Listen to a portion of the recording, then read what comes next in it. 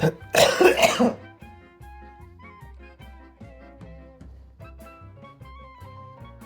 where do I start?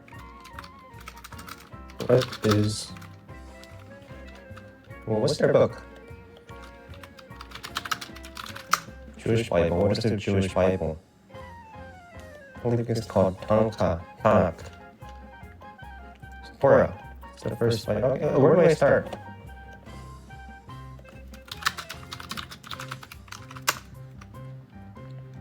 Tanakh is a canonical collection of Jewish scriptures, roughly equivalent to the Old Testament. So is it the Old Testament? It's 5 books of Moses, Nehemiah, prophets. So it's these 3, right? It's a collection of these 3 books. 3 main sections. So is this the one with Genesis? Or Genesis?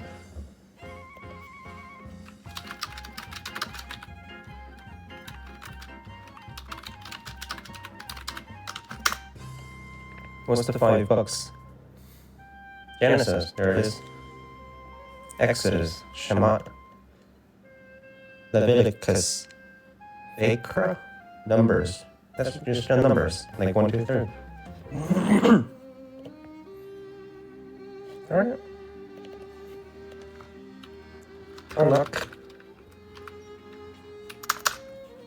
And Book of Torah. And we get Genesis. And then we get the Torah.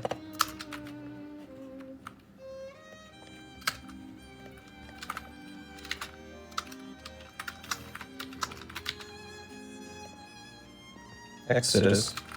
These should be in the Bible as well. I've never read the Bible, actually. I've only heard stories of it. Deuteronomy. Yeah. And then, what's next?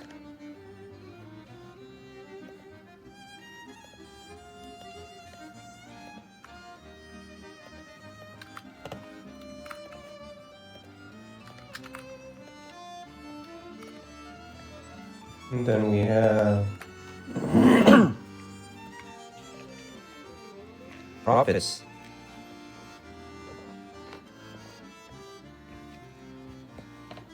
Historical narratives, prophet writings, Nevi'im.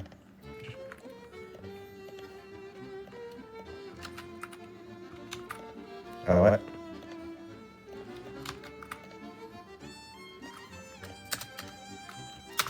Nevi'im.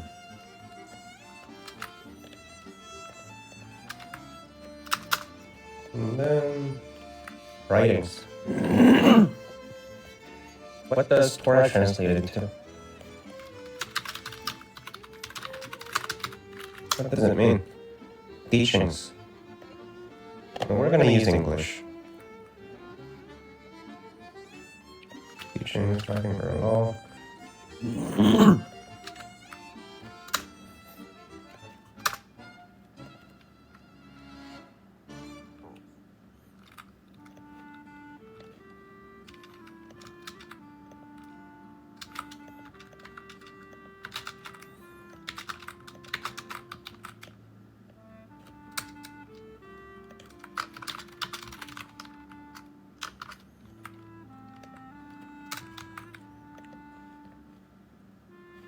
And then Ketuvim.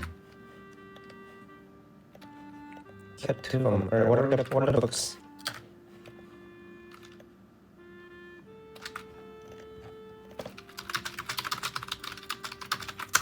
What are the books of Nevi'im? The second section of the Tanakh is Joshua, Yehoshua. I just want to call it Joshua.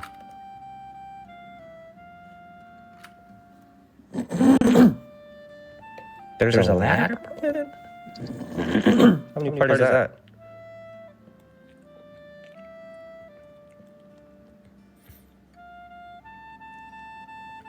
Someone summarize this for me. What does this mean?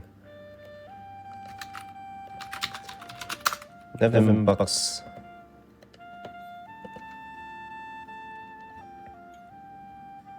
Someone break it down. There's minor profits. What's the major profits?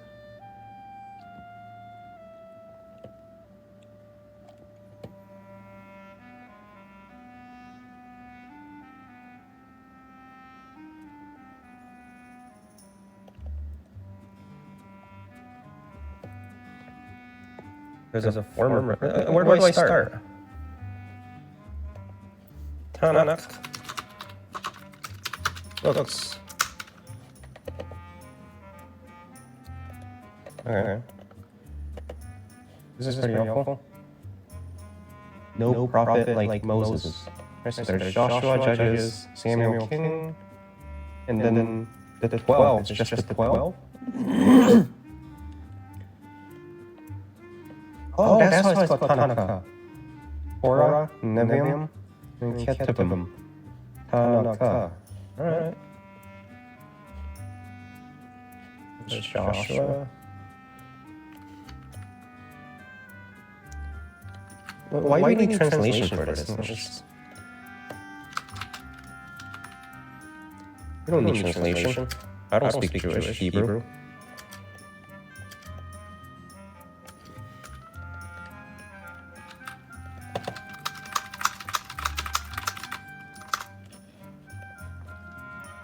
Judges, Samuel, Kings, and then there's a latter prophet, Isaiah, Jeremiah, Ezekiel. I'm familiar with these people. And then the 12.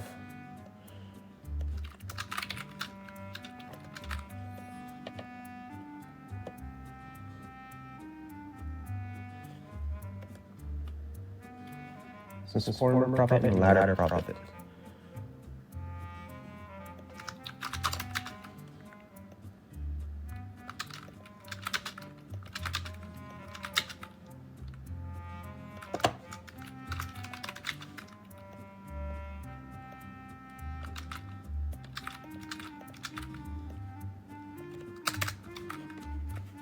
And then Ketuvim. Items. The Psalms.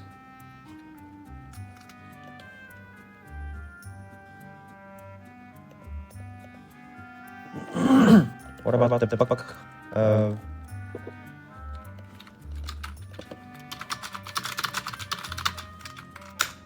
writings?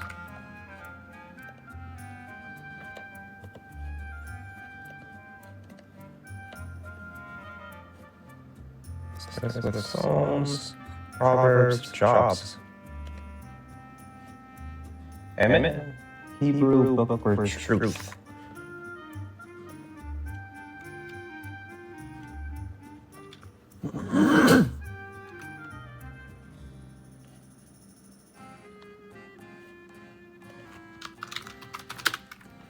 Writings, truth. I don't know.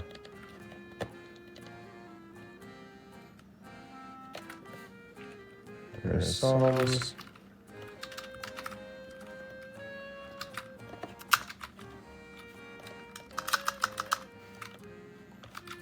How many verses is it? 1, 2, 3, 4, 5, 6, 7, 8, 9, 10, 11. Damn. 11 books. 1, 2, 3, 4, 5, 6, 7, 8, 9, 10, 11. Psalms, Proverbs, Jobs, Eov, 5 million scrolls, Songs of Songs, Root, Lamentations, Exolicisis. What does that mean? How do you Esther. Is this where Easter comes from? Daniel.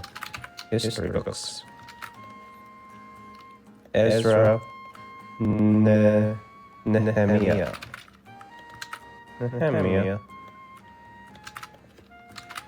And Chronicles, retelling of Israel's story, focusing on King David and the temple. And then this is where the cliffhanger leaves off.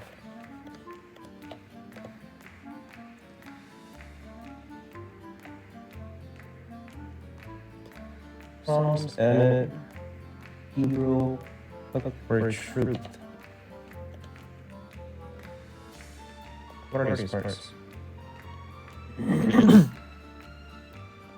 5 scrolls, Emmett. Poetic wisdom literature. A collection of 150 songs and prayers expressing a wide range of emotions from praise to lament. Right, so summarize the Tanakh.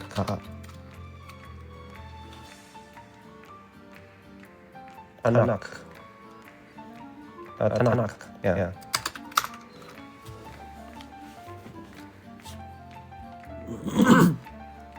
The Torah teachings are law, foundational texts of Judaism, including creation of the world, patriarchs, Exodus from Egypt,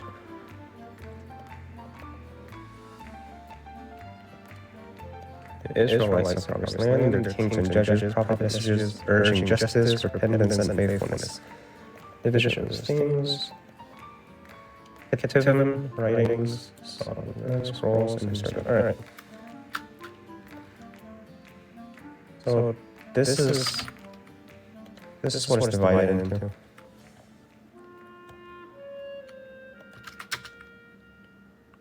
Poetic wisdom writings.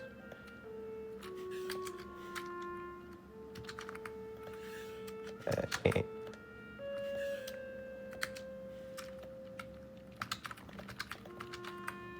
Truth of songs.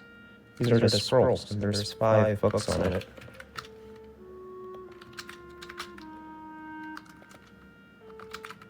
Two, 3, 4, 5. And then what is this writing? Things? No, historical.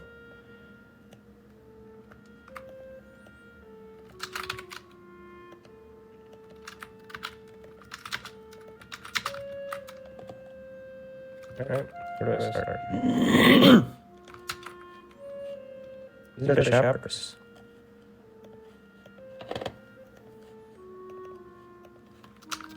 We're just gonna read it.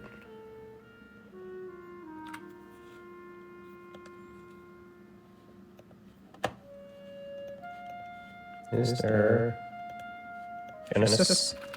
Picture book. What? Genshin. Alma, Genesis. Hanukkah, picture book. Give me some pictures.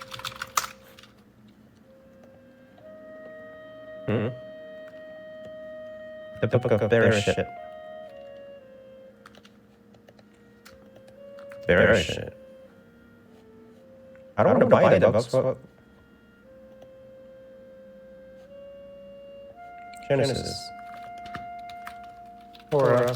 Genesis. With pictures. Give me some pictures. Chapter 1.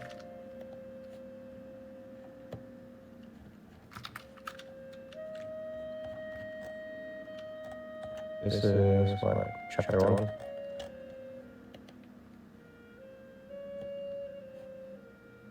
Just give me English. Rash's commentary? Yeah, we're not reading that shit.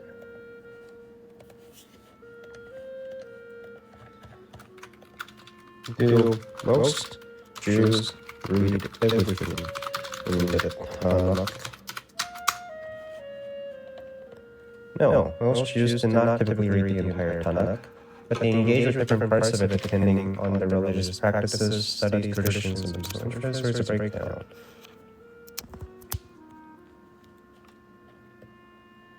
Regular Torah study reading is read in synagogues synagogue use on a weekly basis following an annual cycle called Parashat HaShavua. Over a year, the entire Torah is read out loud. Many Jews focus heavily on studying Torah, its commentary, and related interpretations. Study of the practice ensure process of prophets are regularly encountered, but not the entirety of Nevi'im.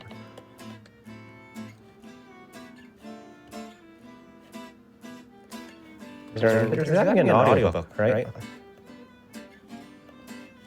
Genesis with Rashi commentary.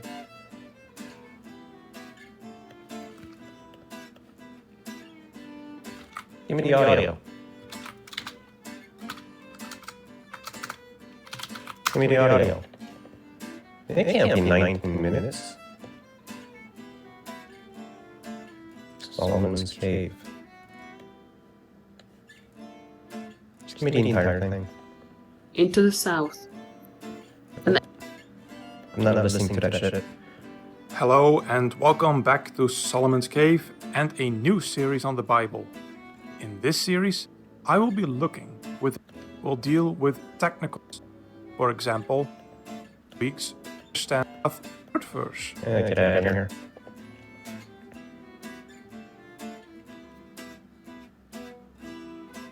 Can someone just read it to me? What are you reading?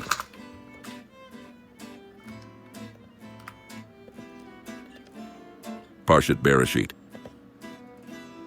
Genesis 1. In the beginning of Elohim's creation of the heavens and the earth. Now the earth was astonished. Who? Elohim. Does that mean God?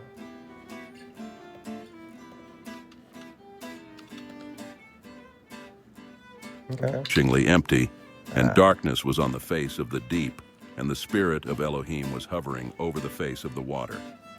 And Elohim said, "Let there be light." Stop using Elohim.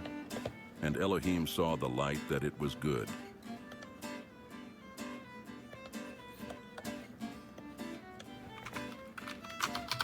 Genesis. Pictures.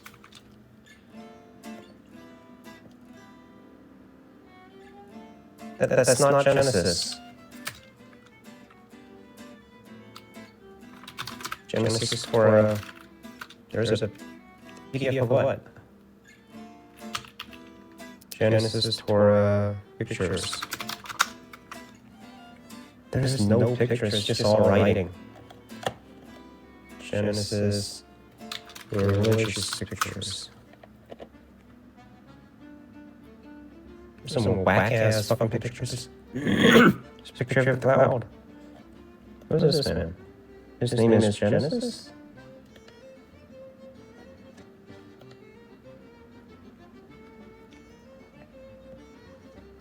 So I have to imagine it. I just have to imagine that there's a space and nothingness and someone created heavens and earth. And Elohim separated between the light and between the darkness. And Elohim called the light day, and the dark. In the beginning, God's creation of heavens and earth. Now the earth was astonishingly empty, and the darkness was in the face of the deep, and the Spirit of God was hovering over the face of water. And God said, "Let there be light." And there was light.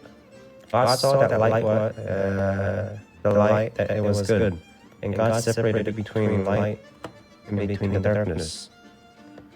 And God called the light day, and the darkness He called night. And it was evening, and it was morning, one day. And God said, "Let there be an expanse in the midst of the water, and let it be a separation between water and water." And God made the expanse, and it separated between the water that was below the expanse and the water that is there. Or Genesis. Modern picture, modern translation. Give me a modern translation. No. That's the same website. What is the most modern translation of the books.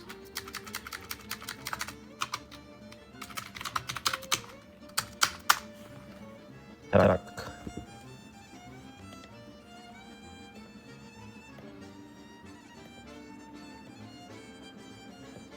The Saint Saul's Tanakh.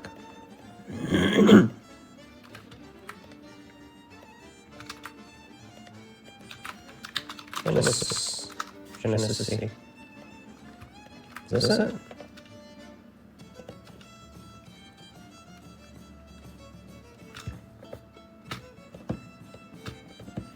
Holy shit. 50 chapters. Versions? It's a Korean version. Chapter 1. When God began to create heaven and earth, the earth, unformed and void, with darkness over the surface of the deep and wind. I'm just going to read this. Just read the commentary. Text display. What is this language? Just English.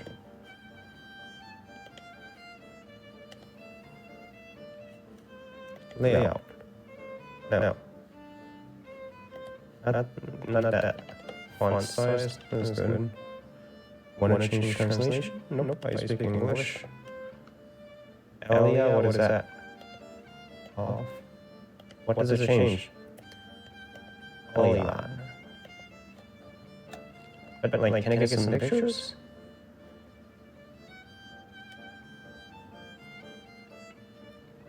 Okay, I don't need the commentary. I might need the commentary.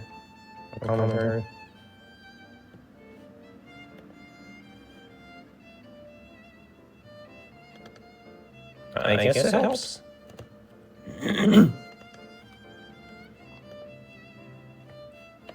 When God began to create heaven and earth, the earth began being unformed and void, with darkness over the surface of the deep, and a wind from God sweeping over water. And God said, "Let there be light," and there was light. God saw that light was good, and God separated light from the darkness. He made the day, and the day made the night, and there was evening, and there was morning, the first day. God said, "Let there be an expanse of midst of water that it may separate water from water." God made the expanse, and it separated the water which was below the expanse from the water which was above the expanse, and it was so. God called the expanse sky, and there was evening, and there was morning, a second day. God said that the light below the sky be gathered in one area, that the dry land may appear, and it was so. God called the dry land earth, and called the gathering of waters seas. And God saw that this was good. God said, "Let the earth sprout vegetation."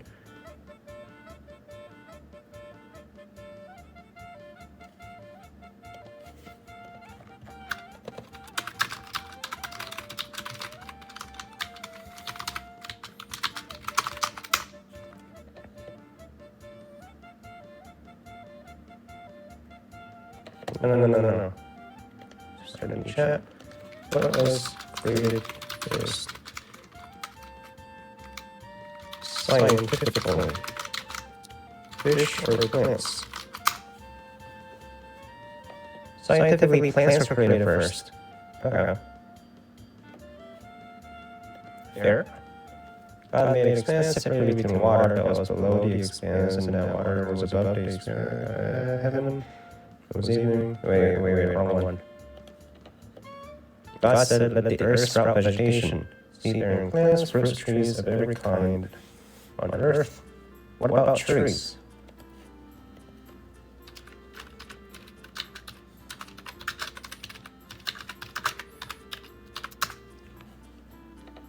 Compare trees and fish.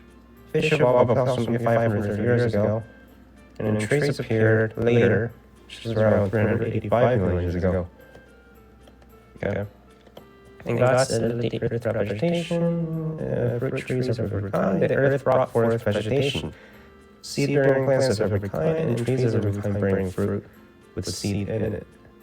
And God saw that this was good. So he's experimenting. There was evening and there was morning, a third day.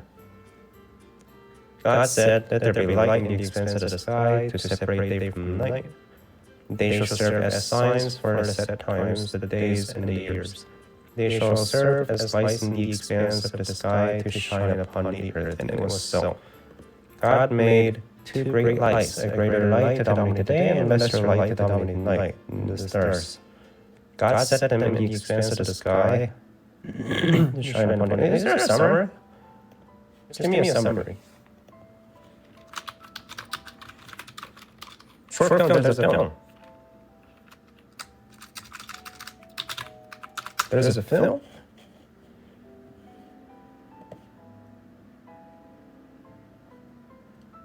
There's a movie.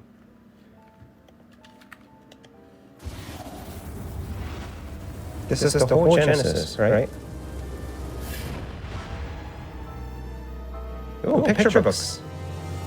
It's pictures. Visualize When too. God created the heavens and Yes, the this is what I wanted. earth, now the earth was formless and empty. Darkness was over the surface of the deep, and the Spirit of God was hovering over the waters. And God said, Let there be light. and there was light. God saw that the light was good, and he separated the light from the darkness.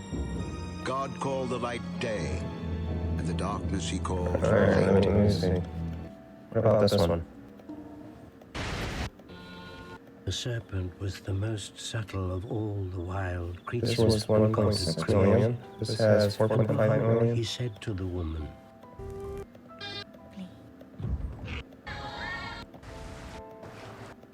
"No, in the past I gave you the green fruits of the field, but there is one No, exception. we're not Christian yet. Right now we're a Jew. And there was evening, and there was morning, the first day. And God said, Let there be an expanse between the waters to separate water from water.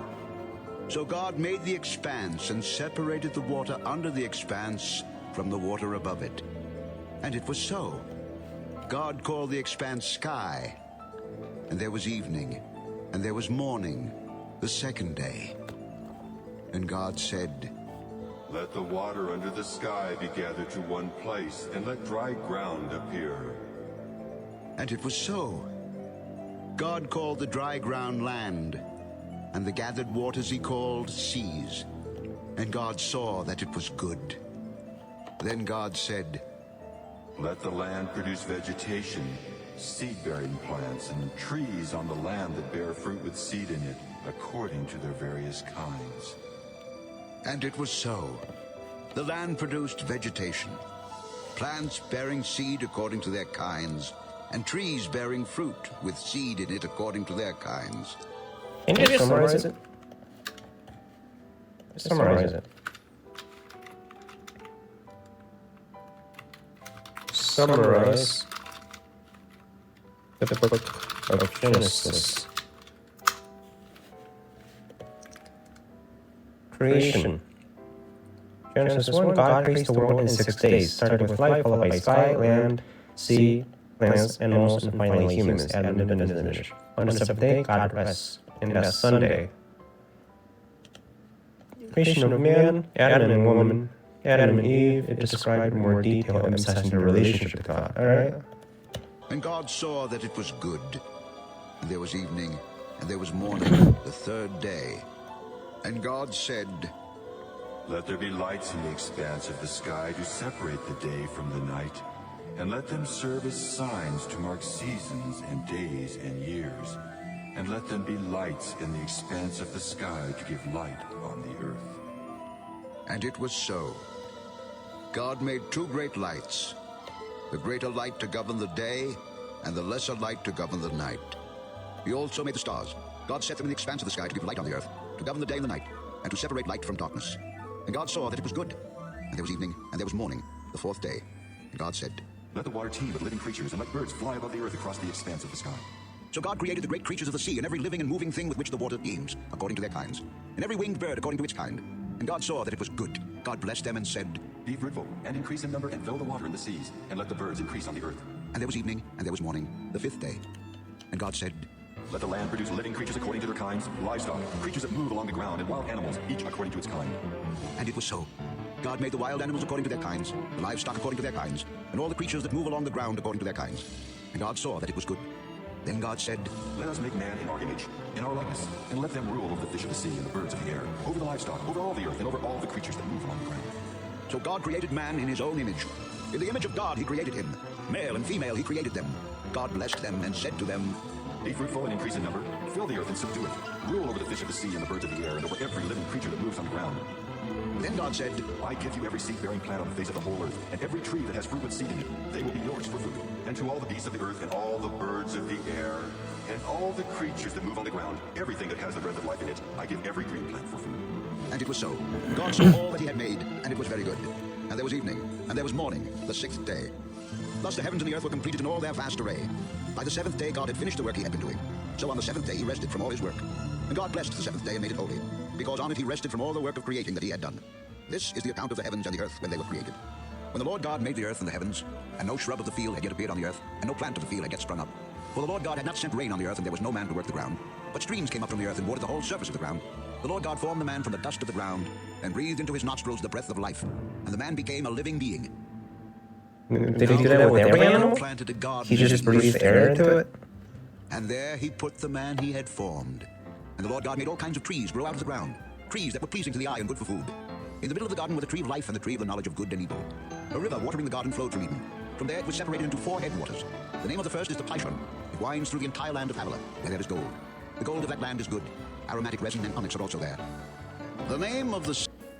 When was... What year was the book of Genesis written? The year 1400. Tradition attributed to Moses. Some modern scholars believe the final version was written post-exilic Israel. 1400 BCE. It's all over the place. Probably to the first book to be written down. It was probably composed around 5th century BC, although arguments have been made for as late as 270 BC. That's still the Roman Empire, right? Not the Empire, the Roman Republic.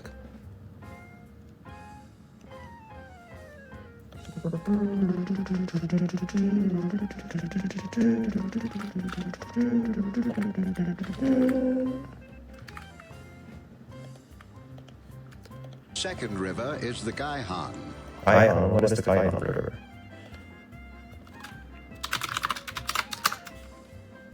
The river in Israel.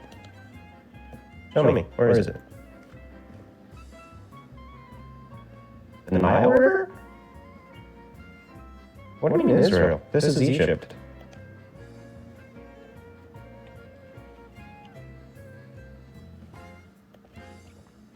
Gihon River, where is this thing? Jerusalem, Gihon, it's next to Israel.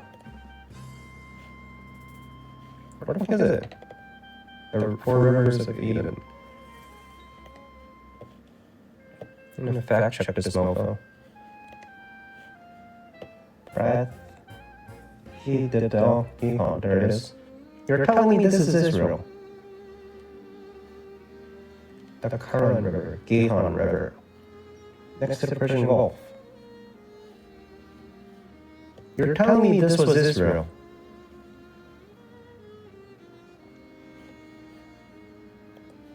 Okay, how did the Middle East map look?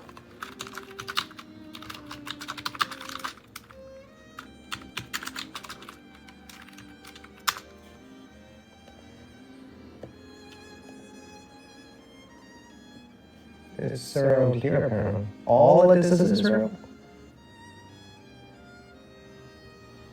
This is the Ottoman Empire. This is the Eastern...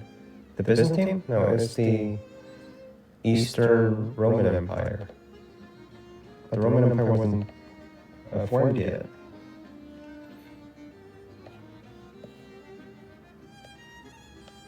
Middle East map in Genesis. So the countries were not really a thing. It's just a bunch of area, right? During the time of Abraham.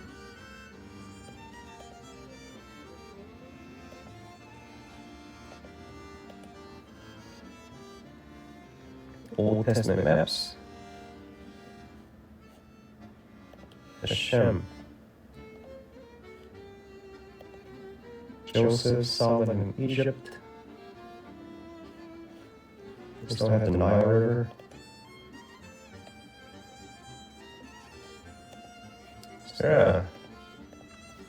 Is there a map of Israel?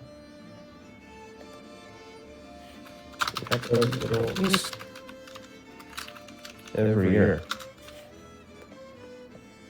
Yes. Yes.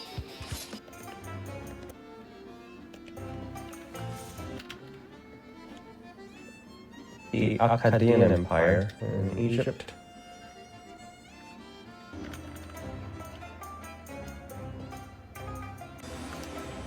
And it starts around here.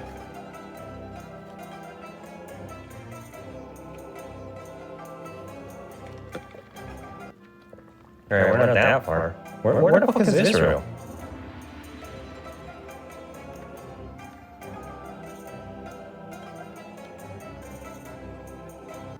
Huh? Where's Israel? It winds through the entire land of Cush. The name of the third river is the Tigris. It runs along the east side of Asher. And the fourth river is the Euphrates. Euphrates River.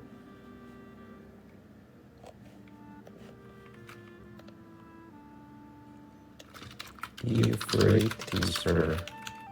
Yep. So that's the main river.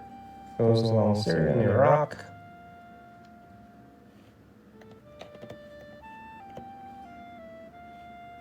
Is that still a thing? Do we still call it the Euphrates River?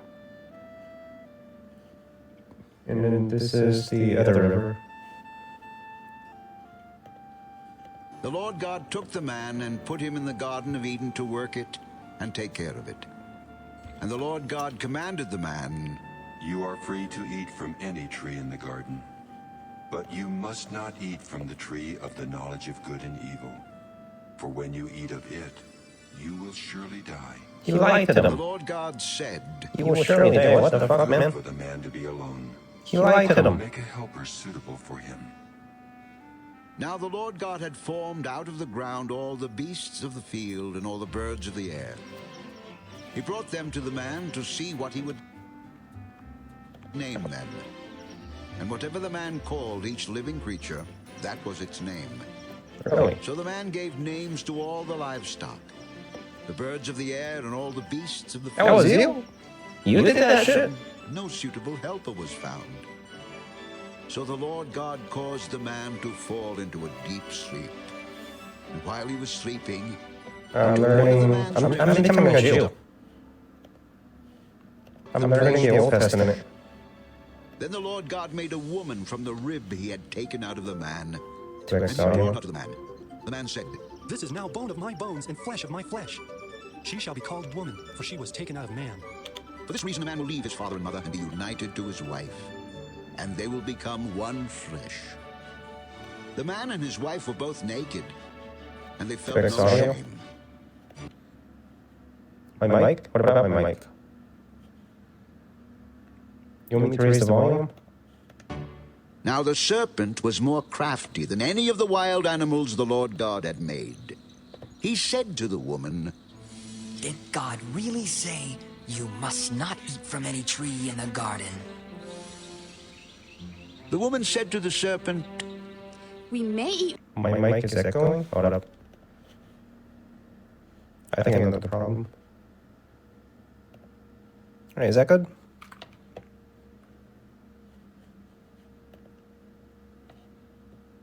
I think I fixed it, right? Alright. Eat fruit from the trees in the garden. But God did say, You must not eat fruit from the tree Oops. that is in the middle of the garden, and you must not touch it, or you will die. You will not surely die, for God knows that when you eat of it, your eyes will be opened, The 1x video? and you Alright. will be like God, knowing good and evil. When the woman saw that the fruit of the tree was good for food and pleasing to the eye, and also desirable for gaining wisdom, she took some and ate it. Alright, I want to know where this takes place. Genesis, apparently here.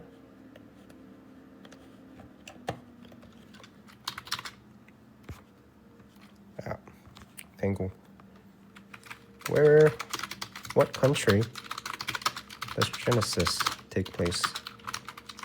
Near what river? Why is wisdom? I don't know. Why is wisdom related to the forbidden fruit? I guess God just made it that way.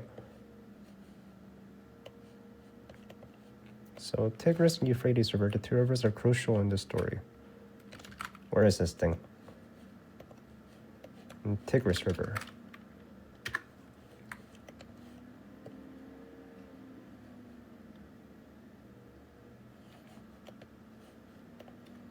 It's next to Iran, Iraq. She was born in Iraq? So all of this happened in Iraq. Right here. The Assyrian Empire.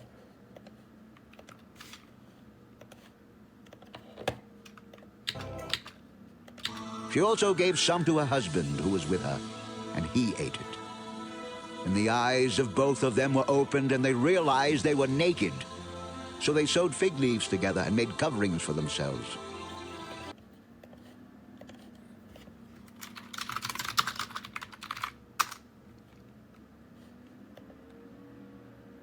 That's bullshit. What year does it take place? When was this written?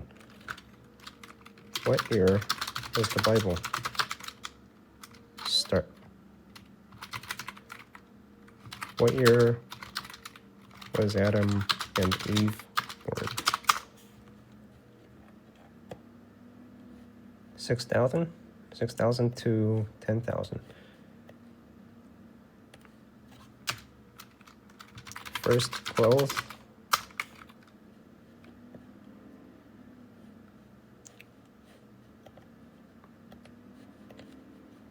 Estimated when humans begin wearing clothes vary from 40,000 to as many as 3 million. So that's bullshit. Then the man and his wife heard the sound of the Lord God as he was walking in the garden in the cool of the day. And they hid from the Lord God among the trees of the garden. But the Lord God called to the man, "Where are you?" I heard you in the garden, and I was afraid because I was naked, so I hid. Who told you that you were naked? I don't think you have to be religious to know this story. I think a lot of people know it. The woman Don't research Bible and science at the same. All right, she fair. gave me some fruit from the tree, and I ate Fair, it. fair point. I also want to know the geography too. So this was written in the Assyrian Empire. So the book was written. When was the Genesis written? 13th to 15th century. So it's around here. It's 1,000. We're here. Yeah, Assyrian Empire. So, during where? Where was it written?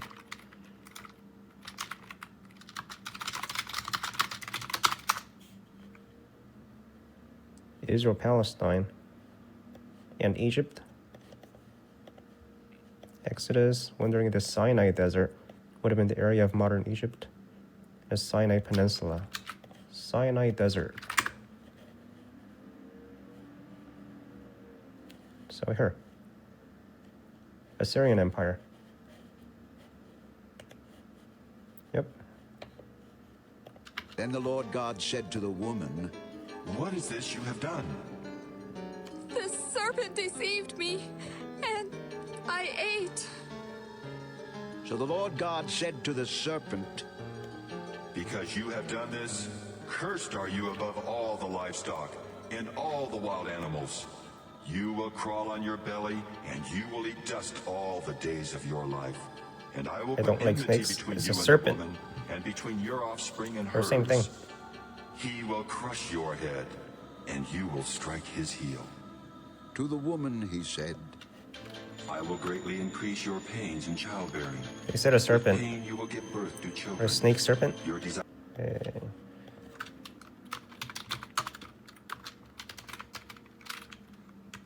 Serpent Desert.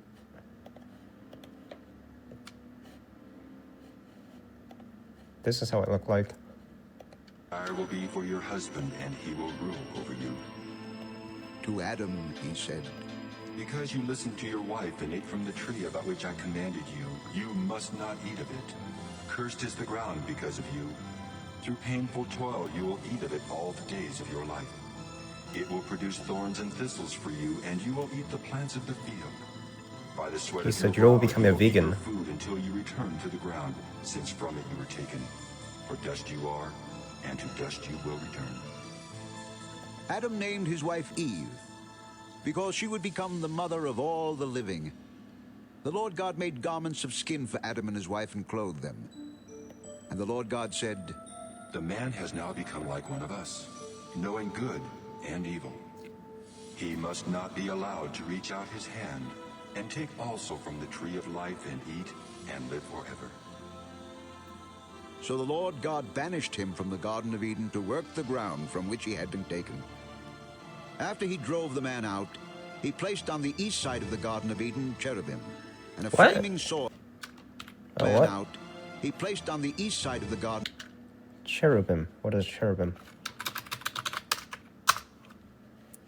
Are celestial beings with wings that appear in Jewish, Christian, and Islamic literature. They're often depicted with a human. I don't know. Garden of Eden cherubim, and a flaming sword flashing back and forth to guard the way to the tree of life. Adam lay with his wife Eve, and she became pregnant and gave birth to Cain. She They said, had sex. With the help of the Lord, I have brought forth a man. 100% speedrun. Later she gave birth to his brother Abel. This is the first book. Now Abel kept flocks. It's 4 hours. Cain worked the soil. Let me see. There's 1, 2, 3, 4, 5 of them in the first part. And there's how many parts is this? 1, 2, 3. There's 8 parts in the next part. It's a long ass fucking book. In the course of time, Cain brought some of the fruits of the soil as an offering to the Lord. But Abel brought fat portions from some of the firstborn of his flock. The Lord looked with favor on Abel and his offering, but on Cain and his offering he did not look with favor. So Cain was very angry, and his face was downcast. Then the Lord said to Cain, Why are you angry? Why is your face downcast? If you do what is right, will you not be accepted? But if you do not do what is right, sin is crouching at your door. It desires to have you, but you must master it. Now Cain said to his brother Abel, Let's go out to the field. And while they were in the field, Cain attacked his brother Abel and killed him. Then the Lord said to Cain, Where is your brother Abel? Why though? While they were in the field, Cain attacked his brother Abel and killed him. He just did that shit? Wait, why? There's gotta be a reason, right?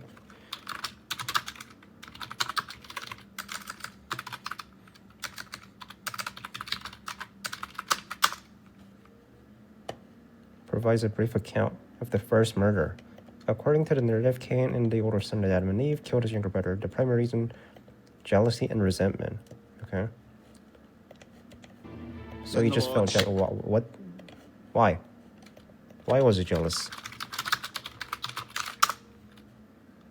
After his offering was rejected by God, while Abel's offering was rejected. Why was it accepted? Said to Cain, Where is your brother Abel? I don't know. Am I my brother's keeper? What have you done? Listen, your brother's blood cries out to me from the ground. Now you are under a curse and driven from the ground, which opened its mouth to receive your brother's blood from your hand. When you work the ground, it will no longer yield its crops for you. You will be a restless wanderer on the earth. Cain said to the He Lord, said, "You're going to be a shitty vegetarian. You're going to be a shitty farmer." Today you are driving me from the land, and I will be hidden from your presence. I will be a restless wanderer on the earth, and whoever finds me will kill me. But the Lord said to him, Not so. If anyone kills Cain, he will suffer vengeance 7 times over. Then the Lord put a mark on Cain, so that no one who found him would kill him. So Cain went out from the Lord's presence and lived in the land of Nod. Wow, east what? of There's other humans. There's other humans. Were there other humans? When Cain was expelled? How is that possible? The Bible does not explicitly mention other any human, but at the time when Cain was expelled from the Garden of Eden after he killed his brother, a few important points. Cain and Abel were the first sons of Adam and Eve. Okay, so who had the other people? How did other people exist? The key question arises when you consider Cain's wife. Genesis 4:17 mentions that Cain knew his wife, and she bore a son named Enoch after his banishment. This raises the question, where did Cain's wife come from if there was no other people?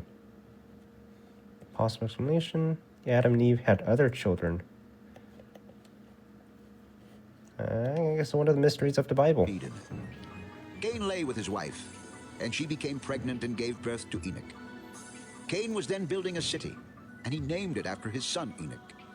To Enoch was born Irad, and Irad was the father of Mehujael, and Mehujael was the father of Methuselah, and Methuselah was the father of Lamech.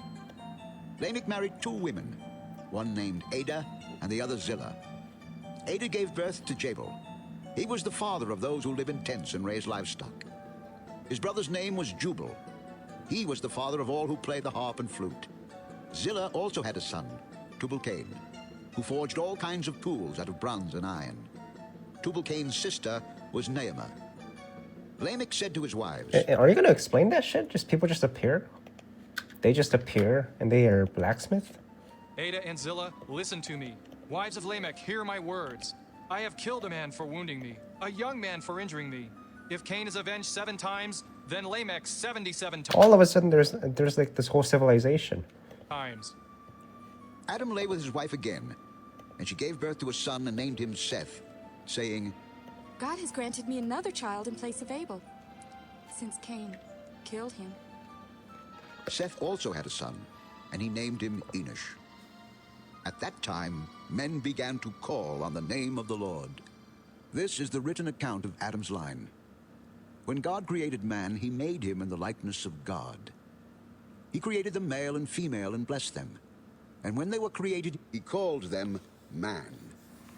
When Adam had lived 130 years, he had a son in his own likeness, in his own image, and he named him Seth. After Seth was born, Adam lived 800 years and had other sons and daughters. Altogether, Adam lived 930 years, and then he died. When Seth had lived 105 years, he became the father of Enosh. And after he became the father of Enosh, Seth lived 807 years and had other sons and daughters. Altogether, Seth lived 912 years, and then he died. When Enosh had lived 90 years... Damn, they're speedrunning this shit. Whoa, man. They're just speedrunning. This is the record of Adam's line. When God created humankind, it was made like the likeness of God, male and female. When Adam and Eve lived 130, they begot a son in his likeness after his image, named him Seth. After the birth of Seth, Adam lived 800 years and begot sons and daughters. All the days that Adam lived to 930 years, and then he died. When Seth lived 105, he begot Enosh. Yeah, they're just speedrunning this shit. This person lived, and then he died. This person had that, and then they died.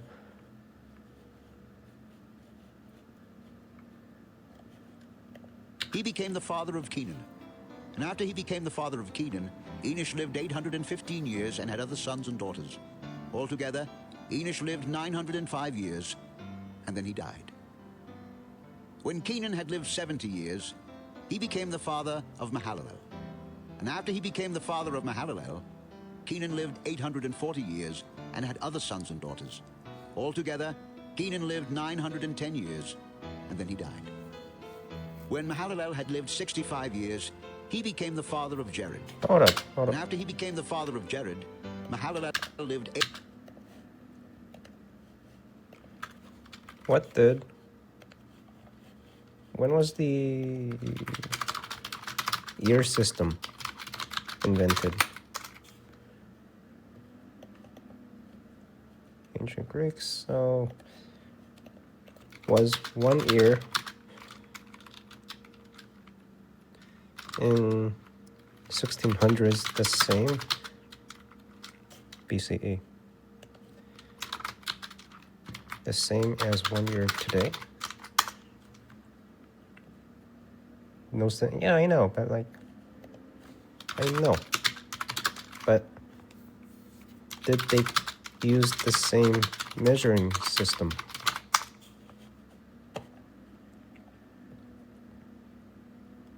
Ancient calendar versus modern calendar. Okay, ancient calendar, lunar calendar. And months, so they go by months. So when they say someone died at 969, that might be in a lunar year, right? So 969 divided by 12, that's 80 years old. And now it starts to make more sense. When Lamech had lived 182 years, he begot a son. And divided by 12, that's 15 years. After the birth of Noah, Lamech lived 559 and begot sons and daughters. That's 50 years old. All the days Lamech came to 70 years, he died. So he's 777 divided by 12. That's 64 years old. And now it makes more sense. Like, they're not 365 years old. He's 30. Jared, 962. He's 80 years old. Things are making more sense. They're using lunar years. 830 years and had other sons and daughters. Altogether, Mahalalel lived 895 years, and then he died. When Jared had lived 162 years, he became the father of Enoch. And after he had lived 162 divided by 12. He's 13? When he was 13. I guess it's the ancient times. 162 years, he became the father of Enoch. And after he became the father of Enoch, Jared lived 800 years and had other sons and daughters. Altogether, Jared lived 962 years, and then he died. When Enoch had lived 65 years, he became the father of Methuselah. And after he became the father of Methuselah, Enoch walked with God 300 years and had other sons and daughters. Altogether, Enoch lived 365 years. Enoch walked with God. Then he was no more, because God took him away. When Methuselah had lived 187 years, he became the father of Lamech. And after he became the father of Lamech, Methuselah lived 782 years and had other sons and daughters. Altogether, Methuselah lived 969 years, and then he died. When Lamech had lived 182 years, he had a son. He named him Noah. Hey, Noah. There's a He Noah. will comfort us in the labor and painful toil of our hands, caused by the ground the Lord has cursed. After Noah was born, Lamech lived 595 years and had other sons and daughters. Altogether, Lamech lived 777 years, and then he died. After Noah was 500 years old, he became the father of Shem, Ham, and Japheth. When men began to increase in number on the earth and daughters were born to them, the sons of God saw that the daughters of men were beautiful, and they married any of them they chose. Then the Lord said, My spirit will not contend with man forever, for he is mortal. His days will be 120 years. The Nephilim were on the earth in those days, and also afterward, when the sons of God went to the daughters of men and had children by them. They were the heroes of old, men of renown. The Lord saw how great man's wickedness on the earth had become, and that every inclination of the thoughts of his heart was only evil all the time. The Lord was grieved that he had made man on the earth, and his heart was filled with pain. So the Lord said, I will wipe mankind, whom I have created, from the face of the earth, men and animals and creatures that move along the ground, and birds of the air. For I am grieved that I have made them. But Noah found favor in the eyes of the Lord. This is the account of Noah. Noah was a righteous man, blameless among the people of his time, and he walked with God. Noah had 3 sons, Shem, Ham, and Japheth. Now the earth was corrupt in God's sight and was full of violence. God saw how corrupt the earth had become, for all the people on earth had corrupted their ways. So God said to Noah, I am going to put an end to all people, for the earth is filled with violence because of them. I am surely going to destroy both them and the earth. So make yourself an ark of cypress wood. Make rooms in it and coat it with pitch inside and out. There's a Noah's Ark. This is how you are to build it. Are there any evidence of Noah's Ark? There is no direct conclusive archaeological evidence to support the existence.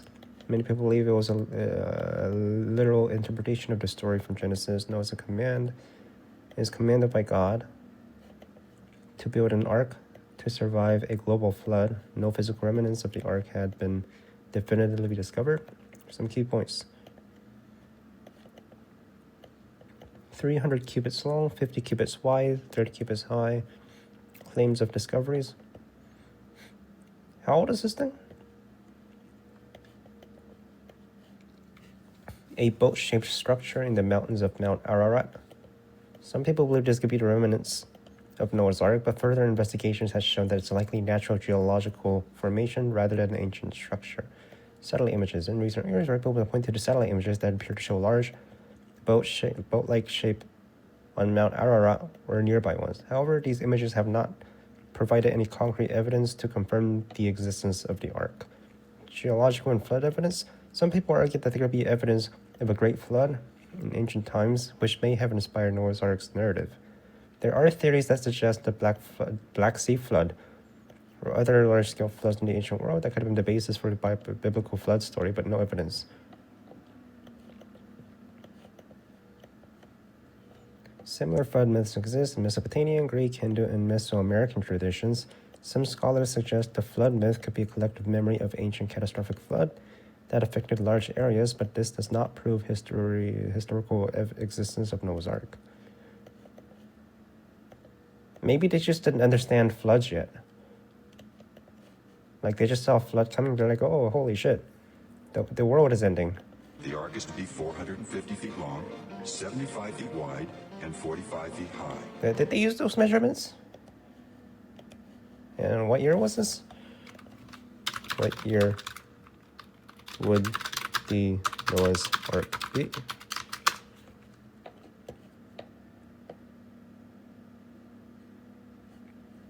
According to his interpretation, the flood occurred 1656 years after the creation of Adam.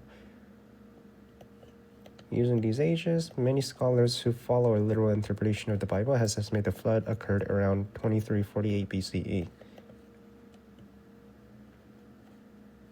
Different chronologies. Usher chronology, Anglican Archbishop James Usher famously calculated the creation of the world took place in 4000, and then the flood would occur in 2348. That's pretty specific. 2348.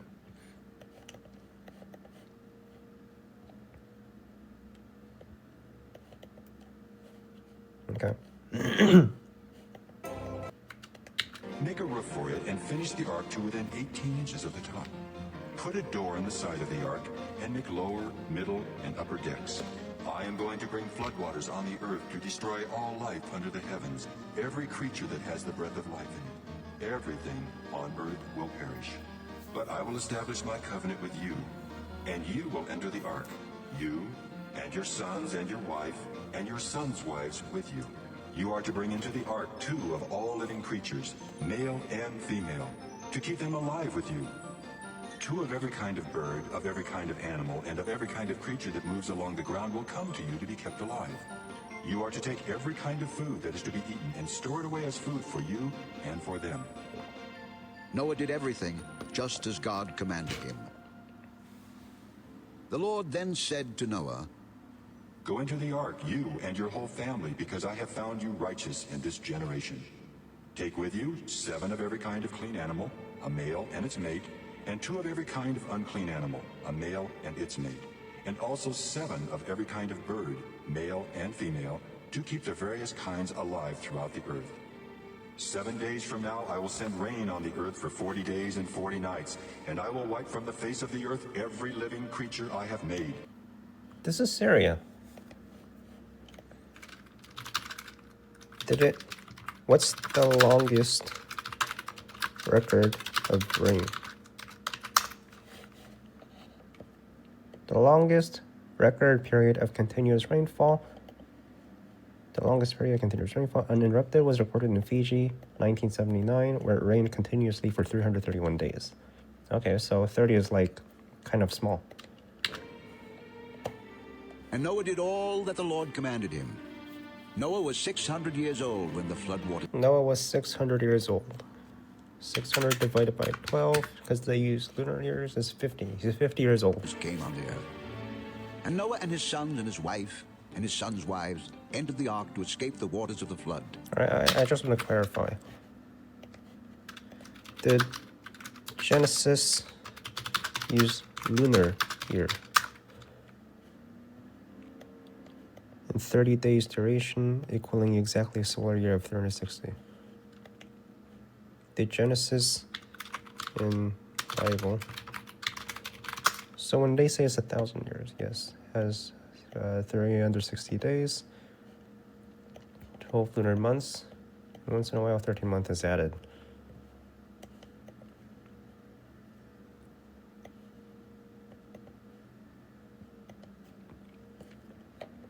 So there's been a hypothesis circulating on the internet recently that modern Bible scholars may actually be mistaken about the age. Adam, this hypothesis is saying long lifespans of the characters is merely a mistake on their part by calling it years, because most ancient people, including the first Jews, kept time based on moon cycles rather than years. When you calculate the age of characters in Adam who lived 900 year system, you come to a more realistic natural human. Yeah, that's what I'm saying.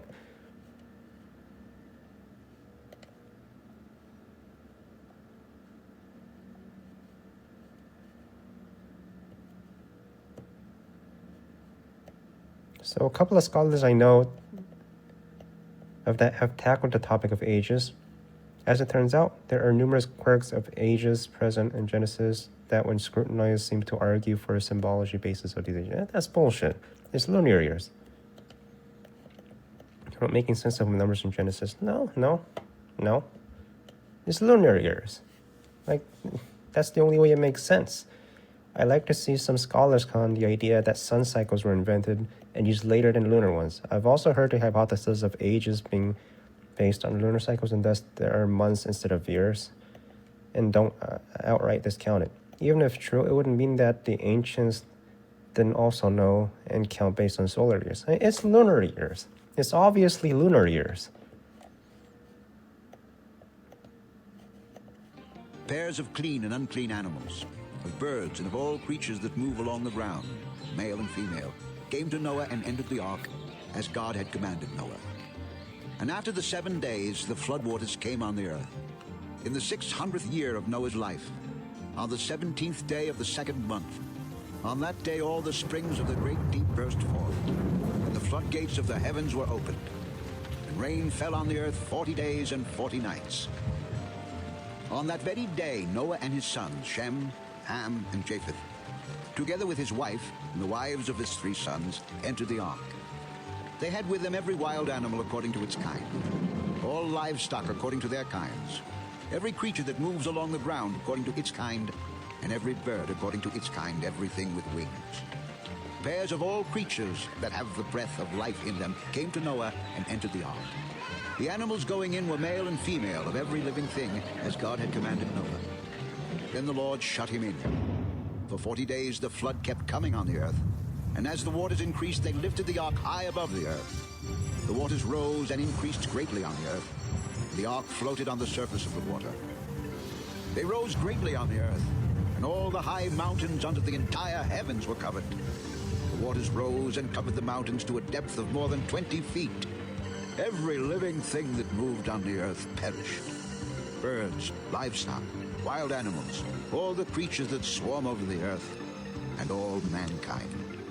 Everything on dry land that had...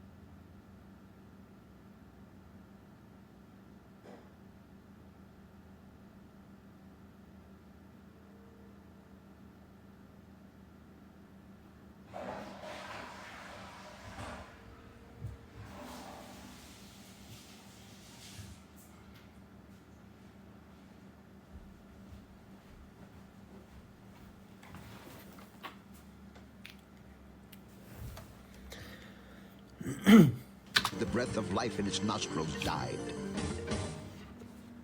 Every living thing on the face of the earth was wiped out. Men and animals and the creatures that move along the ground and the birds of the air were wiped from the earth. Only Noah was left, and those with him in the ark. The waters flooded the earth for 150 days. But God remembered Noah and all the wild animals and the livestock. Wait a minute. How do people know a big flood is coming? People can recognize the potential for a big flood by monitoring a variety of environments and meteorological indicators, relying on both natural signs and advanced technology. Forecasting. Heavy rainfall. The most common cause of flooding is intense rainfall, especially if it occurs over a short period of time or in a region already saturated with water. Meteorologists monitor rainfall patterns, weather systems, and storm movements to predict heavy rain. Forecasting river levels. When a heavy rain falls over an area, rivers can overflow.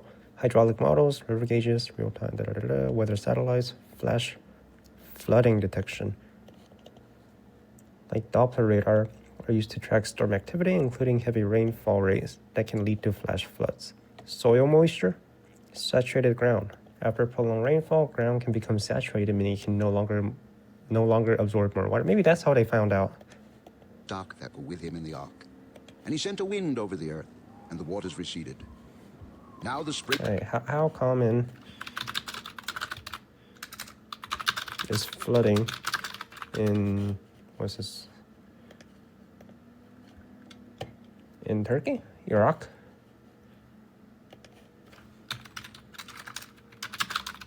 In the Middle East, where Genesis takes place. Is it a common thing?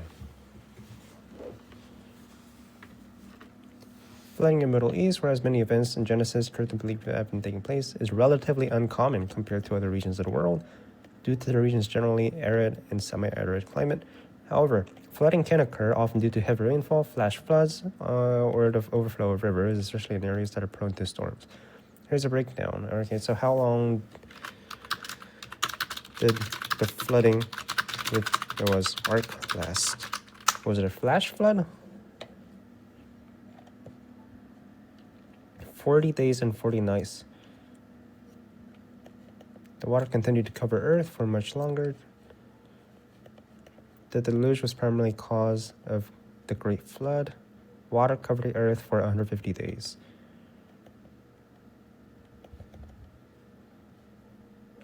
Total duration of the flood, right? Springs of the deep and the floodgates of the heavens had been closed, and the rain had stopped falling from the sky. The water receded steadily from the earth. At the end of the 150 days, the water had gone down, and on the 17th day of the 7th month, the ark came to rest on the mountains of Ararat. The waters continued to recede until the 10th month, and on the first day of the 10th month, the tops of the mountains became visible. After 40 days, Noah opened the window he had made in the ark and sent out a raven, and it kept flying back and forth until the water had dried up from the earth. Then he sent out a dove to see if the water had receded from the surface of the ground. But the dove could find no place to set its feet because there was water over all the surface of the earth. So it returned to Noah in the ark. He reached out his hand and took the dove and brought it back to himself in the ark. He waited 7 more days and again sent out the dove from the ark. When the dove returned to him in the evening, there in its beak was a freshly plucked olive leaf. Then Noah knew that the water had receded from the earth. Olives? What a... Roman Empire. He waited 7 more The days Romans and sent grew the dove out olives. again, but this time it did not return to him. By the first day of the first month of Noah's 601st year, Doves. the water had Are dropped. there doves in the Middle East? Specifically Turkey. Yes, doves are found in the Middle East and are quite common. Alright. Dried up from the earth. Noah then removed the covering from the ark and saw that the surface of the ground was dry. By the 27th day of the second month, the earth was completely dry. Then God said to Noah, Come out of the ark, you and your wife and your sons and their wives. Bring out every kind of living It feels like when God is talking to them, it feels like it's their imagination, right? It's like there's no actual God, but it's like they're imagining a God. The birds, the animals, and all the creatures that move along the ground, so they can multiply on the earth and be fruitful and increase in number upon it. It's like their instincts are talking to So them, Noah came or out, their gut feeling. together with his sons and his wife and his sons' wives. All the animals and all the creatures that move along the ground, and all the birds, everything that moves on the earth came out of the ark, one kind after another. Then Noah built an altar to the Lord, and, taking some of all the clean animals and clean birds, he sacrificed burnt offerings on it. The Lord smelled the pleasing aroma and said in his heart, Never again will I curse the ground because of man, even though every inclination of his heart is evil from childhood. And never again will I destroy all living creatures as I have done. As long as the earth endures, seed time and harvest, cold and heat, summer and winter, day and night will never cease. Then God blessed Noah and his sons, saying to them, Be fruitful and increase in number and fill the earth. The fear and dread of you will fall upon all the beasts of the earth and all the birds of the air, upon every creature that moves along the ground, and upon all the fish of the sea. They are given into your hands. Everything that lives and moves will be food for you. Just as I gave you the green plants, I now give you everything. But you must not eat meat that has its lifeblood still in it. And for your lifeblood, I will surely Still gotta be a vegan. I guess vegetarian was always a thing, right? Like you just feel too bad for killing animals. From every animal. And from each man too I will demand an accounting for the life of his fellow man. Whoever sheds the blood of man, by man shall his blood be shed. For in the image of God has God made man. As for you, be fruitful and increase in number. Multiply on the earth and increase upon it. Then God said to Noah and to his sons with him, I now establish my covenant with you and with your descendants after you, and with every living creature that was with you, the birds, the livestock, and all the wild animals, all those that came out of the ark. Where would this ark be?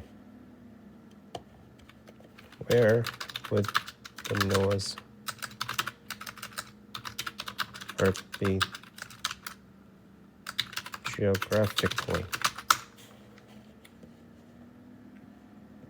Noah's Ark, the subject of much debate, Genesis account, on Mount Ararat, Turkey. So all of this is happening in Turkey right now.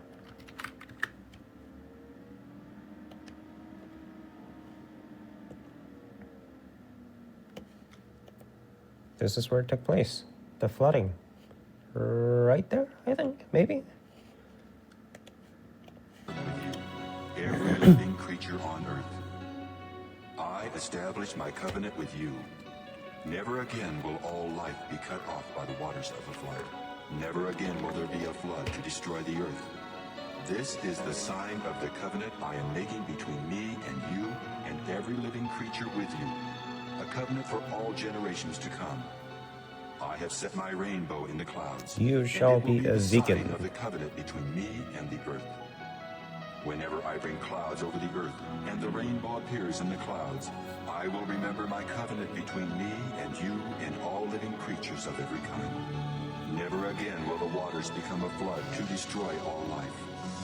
Whenever the rainbow appears in the clouds, I will see it and remember the everlasting covenant between God and all living creatures of every kind on the earth. This is the sign of the covenant I have established between me and all life on the earth. So rainbows are a The promise. sons of Noah who came out of the ark were Shem, Ham, and Japheth. Ham was the father of Canaan. These were the three sons of Noah, and from them came the people who were scattered over the earth. Noah, a man of the soil, proceeded to plant a vineyard. When he drank some of its wine, he became drunk and lay uncovered inside his tent. Ham, the father of Canaan, saw his father's nakedness and told his two brothers outside. But Shem and Japheth took a garment and laid it across their shoulders. Then they walked in backward and covered their father's nakedness. Their faces were turned the other way, so that they would not see their father's nakedness. When Noah awoke from his wine and found out what his youngest son had done to him, he said, "Cursed be Canaan. The lowest of slaves will he be to his brothers. Blessed be the Lord, the God of Shem. I'm gonna turn May you into Canaan a be the fucking slave slave. of Shem. May God extend the territory of Japheth. May Japheth live in the tents of Shem, and may Canaan be his slave."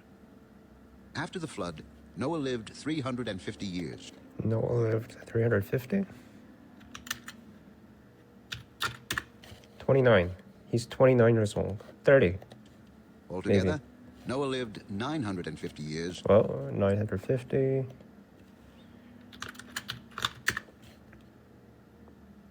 Uh, 950 divided by 12. He's 80. He's 80 years old. And then he died. He died at 80. This is the account of Shem, Ham, and Japheth, Noah's sons, who themselves had sons after the flood. The sons of Japheth: Gomer, Magog, Yep, here we Madai, go again. Javan, Speed running. Tubal, Meshech, and Tyrus. The sons of Gomer: Ashkenaz, Riphath. I'm assuming these are Togarmah. all actual The people. sons of Javan: Like, Elisha, this is actually an autobiography? Or biography? Tarshish, the Kittim, and the Rodanim. From these, the maritime peoples spread. What if the video is AI made? The pictures? Maybe? Let me see. Let me test it out. I think it's reading it. It's just reading the Bible. Oh, it might be AI.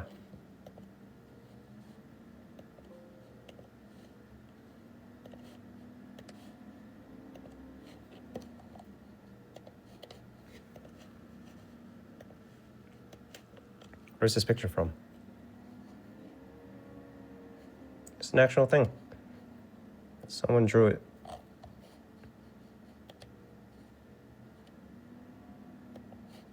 So the pictures aren't AI made, Spread out into their but maybe the audio is. territories by their clans within their nations, each with its own language. The sons of Ham: Cush, Mizraim, Put, and Canaan. The sons of Cush: Seba, Havilah, Sabta, Reumah, and Sabteka. The sons of Reumah: Sheba and Dedan. Genesis 10, Table of Nations.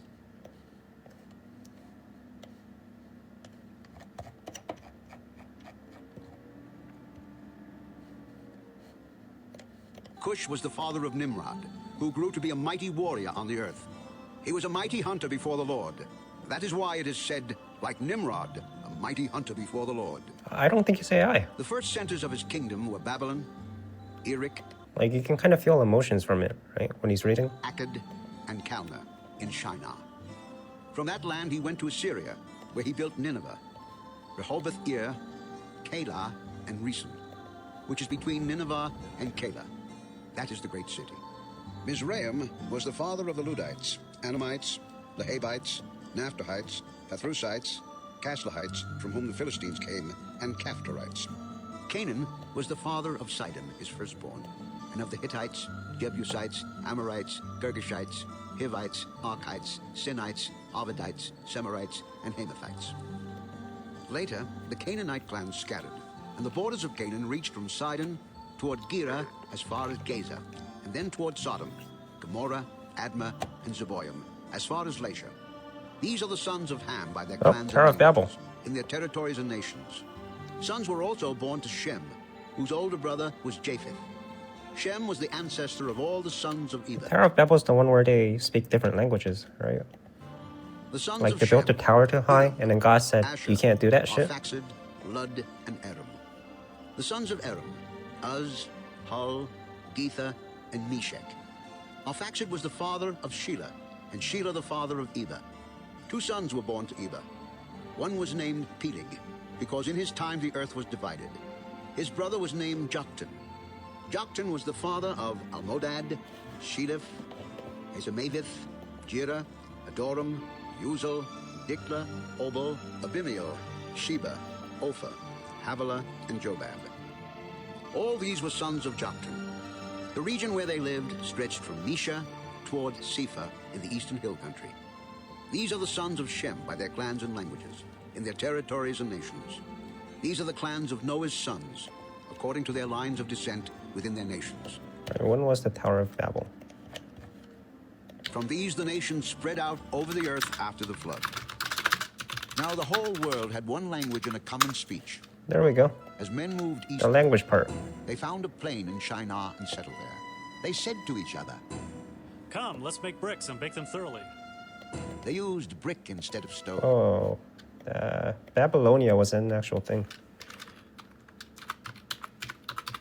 Babylonia Empire.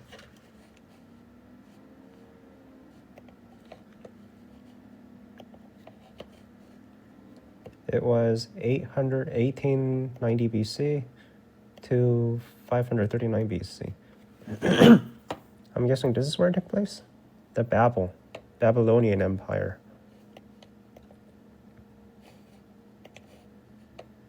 It's not 2200. It's the Babylonian Empire, right? It's in Iraq and Iran. And tar for mortar. Then they said, Come, let us build ourselves a city with a tower that reaches to the heavens. Oh, this is where they built the city. So, it's 1890. All right, so we are here.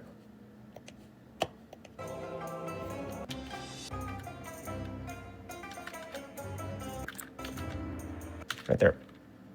Babylonia.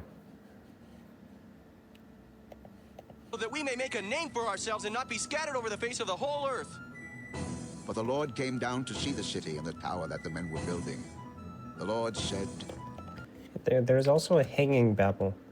Hanging Gardens of Babylon.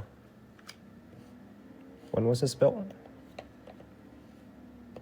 In the 19th century. BCE?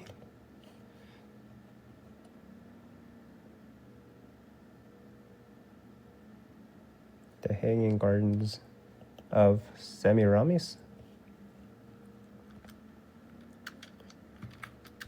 If as one people, speaking the same language, they have begun to do this, then nothing they plan to do will be impossible for them.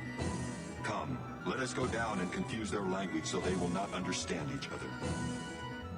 So the Lord Why didn't you do scattered this them with from there over all the earth, Burj Khalifa? and they stopped building the city. That is why it was called Babel, because there the Lord confused the language of the whole world. From there the Lord scattered them over the face of the whole earth. This is the account of Shem. Hold up. What does Babel mean? Babel, like blah blah blah? That kind of Babel? What does Babel mean? Comes from the Hebrew word balal, to confuse, to mix. This is a reference to the confusion of, oh damn. So when you say Babylon, is that where Babylon comes from? Yes, the name Babylon is closer related to Babel, and they share similar linguistic origin.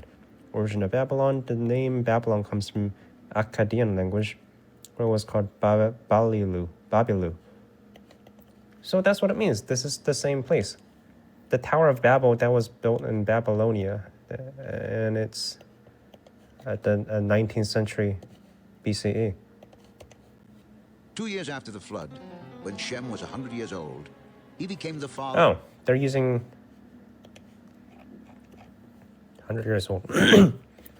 When was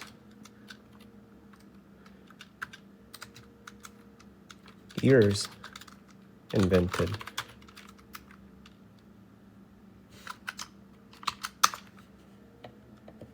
The concept of years, early calendar system, ancient Egypt, Sumerians and Babylon. There we go. That's when the time changed.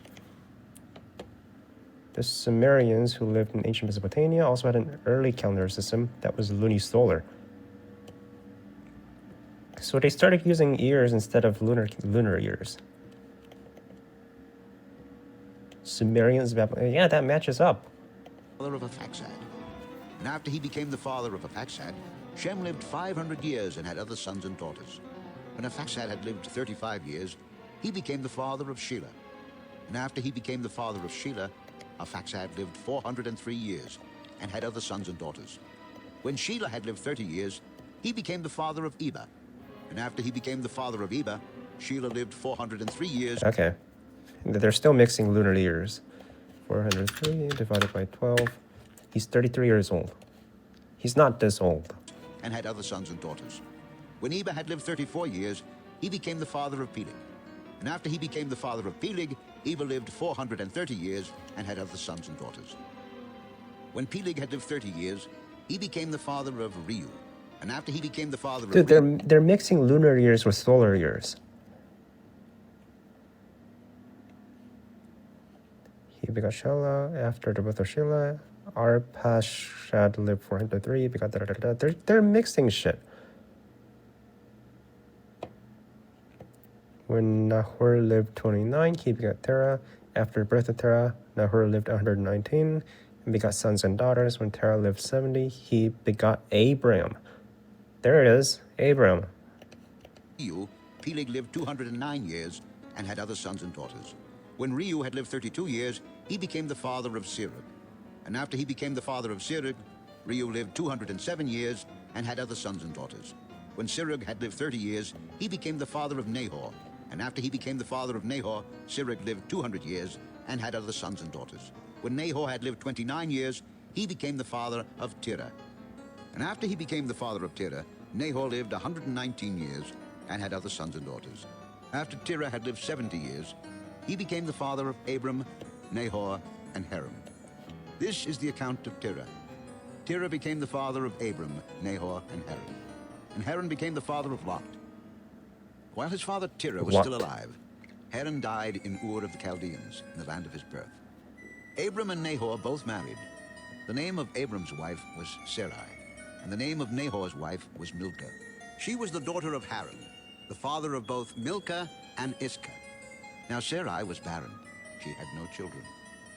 Terah took his son Abram, his grandson Lot, son of Haran, and his daughter-in-law Sarai, the wife of his son Abram, and together they set out from Ur of the Chaldeans to go to Canaan. But when they came to Haran, they settled there. Terah lived 205 years, and he died. 205 years? That's not fucking possible. 205 divided by 12. He's 17. Died in Haran. The Lord had said to Abram, "Leave your country, your people, and your father's household, and go to the land I will show you. I will make you into a great nation, and I will bless you. I will make your name great, and you will be a blessing." And how many years passed? Like 100, right? Oh, right there. I will bless those who bless you. He's saying leave Babylonia. I will curse, and all peoples on earth will be blessed through you. So Abram left as the Lord had told him, and Lot went with him. Abram was 75 years old when he set out from Haran. He took his wife Sarai, his nephew Lot, all the possessions they had accumulated, and the people they had acquired in Haran, and they set out for the land of Canaan, and they arrived there. Where is Canaan? Is there a higher definition version of this? Canaan.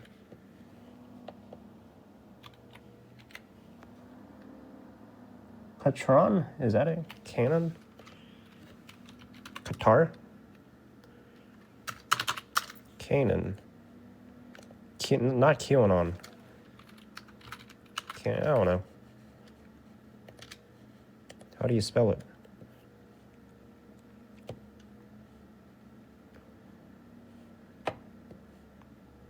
Went forth as, what is this? Yu-Hey Vav-Hey. Yu-Vav. Abram was 75 when he left Haran. Haran. Abram's brother? firstborn. Of Shem. What is this? Terah. Haran, the land of Canaan.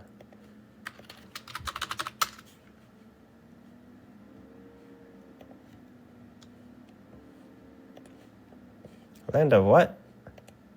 Did I misspell it? Canaan.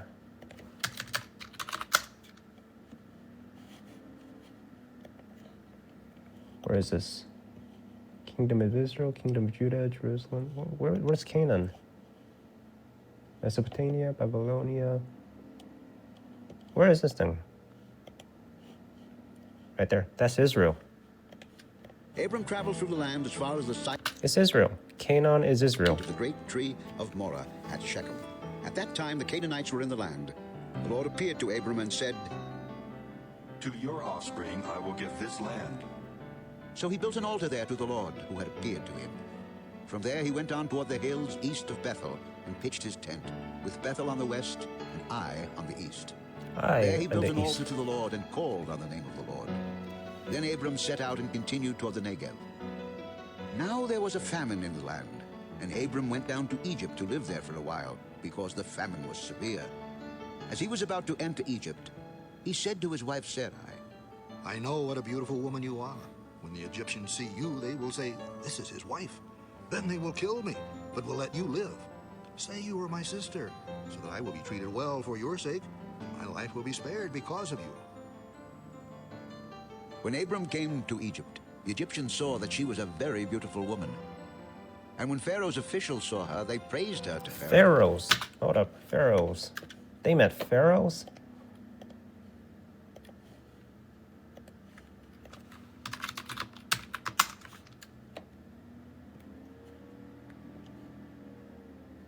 Pharaohs is the vernacular term often used as monarchs of ancient Egypt. So they're in Egypt now. And she was taken into his palace. He treated Abram well for her sake, and Abram acquired sheep and cattle, male and female donkeys, men servants and maid servants and camels. But the Lord inflicted serious diseases on Pharaoh and his household because of Abram's wife Sarai. So Pharaoh summoned Abram. What have you done to me? Why didn't you tell me she was your wife? Why did you say, she is my sister, so that I took her to be my wife? Now then, You here fucked is your her? wife. Take her and go. Then Pharaoh gave orders about Abram to his men, and they sent him on his way with his wife and everything he had. He got AIDS? So Abram went up from Egypt to the Negev with his wife and everything he had, and Lot went with Wait, so the Pharaoh fucked his sister? Like, his intention was to fuck his sister. Abram had become very wealthy in livestock and in silver and gold. From the Negev he went from place to place until he came to Bethel, to the place between Bethel and Ai, where his tent had been earlier and where he had first built an altar. There Abram called on the name of the Lord. Now Lot, who was moving about with Abram, also had flocks and herds and tents. But the land could not support them while they stayed together, for their possessions were so great that they were not able to stay together. And quarreling arose between Abram's herdsmen and the herdsmen of Lot. The Canaanites and Perizzites were also living in the land at that time. So Abram said to Lot, Let's not have any quarreling between you and me, or between your herdsmen and mine. So, what year was Abram?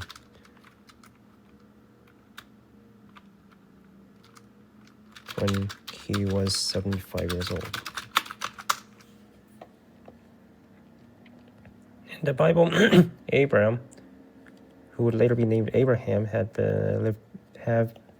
is said to have been 75 when he received God's call to leave Haran and go to the land. However, the Bible does not provide us with... Okay, just estimate it. Estimate it around 1900 to 200 BCE. These are approximate dates. It's at least here. The Kerma Kingdom. And then there's Egypt.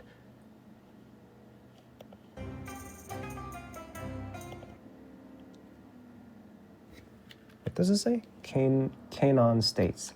Yeah, this is the year. 1400. It's not. Yeah, it's not 1900.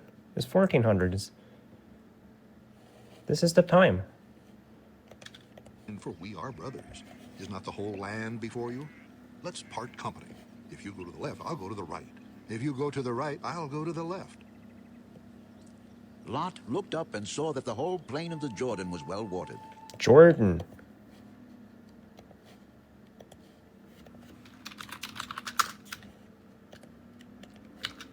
No, not their shoes. Jordan. Is this how it looked like back then? So this is Canaan. Yeah. Like the garden of the Lord, like the land of Egypt, toward Zoar. This was before the Lord destroyed Sodom and Gomorrah. So Lot chose for himself the whole plain of the Jordan and set out toward the east. The two men parted company. Wait a minute. This map looks familiar. The whole plain of the Jordan and set out toward...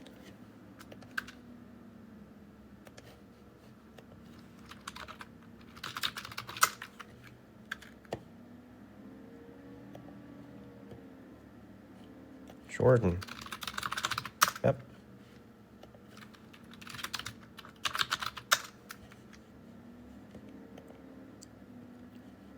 Does that look familiar? It's this place, right? Is that what it's from? Of the east. The two men parted company. Oddly familiar. Abram lived in the land of Canaan, while Lot lived among the cities of the plain and pitched his tents near Sodom. Now the men of Sodom were wicked and were sinning greatly against the Lord. The Lord said to Abram after Lot had parted from him, Lift up your eyes from where you are and look north and south, east and west. All the land that... Where's Sodom? Sodom and Gomorrah? What? It's the Dead Sea.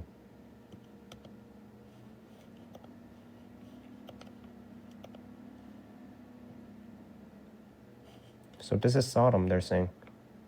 The Siddim Valley? you see I will give to you and your offspring forever. I will make your offspring like the dust of the earth, so that if anyone could count the dust, then your offspring could be counted.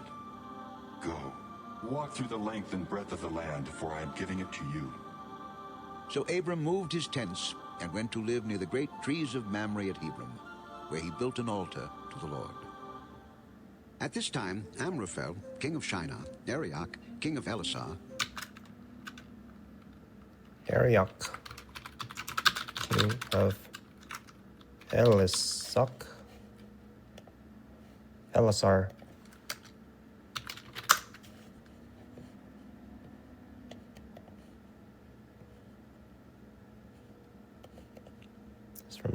Is that the only account of him? I guess. Kedorlaomer, king of Elam, and Tidal, king of Goyim, went to war against Bera, king of Sodom, Bisha, king of Gomorrah, Shinab, king of Admah, Shemeba, king of Zeboim, and the king of Bela, that is Zoar. All these latter kings joined forces in the valley of Siddim, the Salt Sea. Valley of Siddim. That would be here. Except it's dried up back then. 12 years they had been subject to Kedorlaomer, but in the 13th year they rebelled. In the 14th year, Kedorlaomer and the kings allied with him went out and defeated the Rephaites in Ashtaroth Karnaim, the Zuzites in Ham, the Emites in Sheva Kiriathaim, and the Horites in the hill country of Seir, as far as El Paran near the desert. Then they turned back and went to En Mishpat, that is, Kadesh, and they conquered the whole territory of the Amalekites, as well as the Amorites who were living in Hazazon Tamar. Then the king of Sodom, the king of Gomorrah, the king of Admah, the king of Zeboim, and the king of Bela, that is Zoar, marched out and drew up their battle lines in the valley of Siddim against Kedorlaomer, king of Elam, Tidal, king of Goyim, Amraphel, king of Shinar. That's a lot of and kings, Arioch, man. king of Elasar, 4 kings against 5. Now the valley of Siddim was full of tar pits, and when the kings of Sodom and Gomorrah fled, some of the men fell into them, and the rest fled to the hills. The 4 kings seized all the goods of Sodom and Gomorrah, and all their food. Then they went away. They also carried off Abram's nephew Lot and his possessions, since he was living in Sodom. One who had escaped came and reported this to Abram the Hebrew. Now Abram was living near the great trees of Mamre the Amorite. a brother of Eshcol, and Aner, all of whom were allied with Abram. When Abram heard that his relative had been taken captive, he called out the 318 trained men born in his household and went in pursuit as far as Dan. During the night, Abram divided his men to attack them, and he routed them, pursuing them as far as Hobah, north of Damascus. He recovered all the goods and brought back his relative Lot and his possessions, together with the women and the other people. After Abram returned from defeating Kedorlaomer and the kings allied with him, the king of Sodom came out to meet him in the valley of Sheba. Where is God in all of the this? King's Valley. Then Is it not so?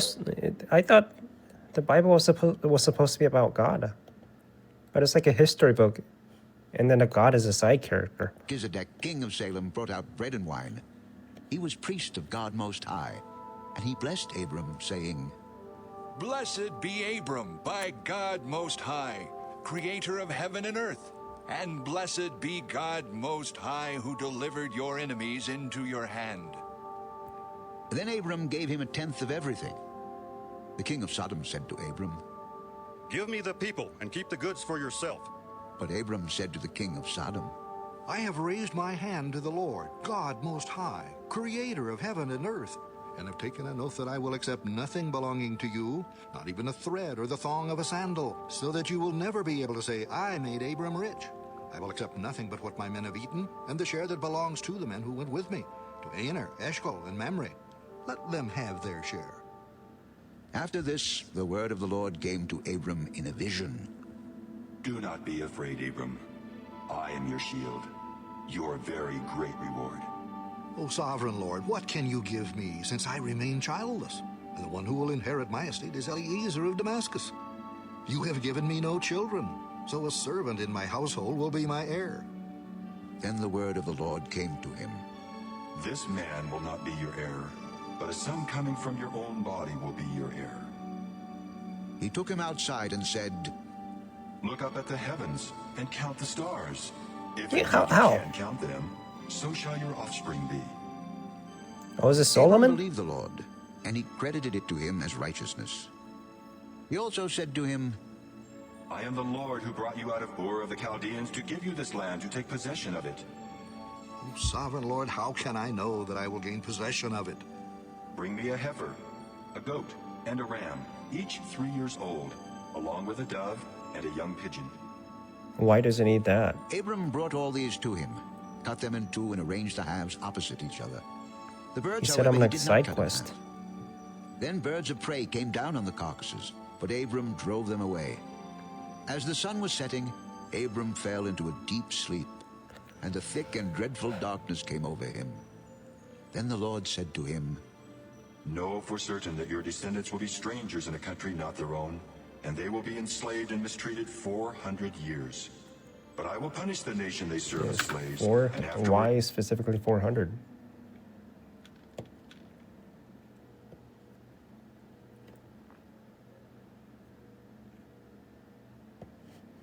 they will come out with great possessions. You, however, will go to your fathers in peace and be buried at a good old age. In the 4th generation, your descendants will come back here, for the sin of the Amorites has not yet reached its full measure.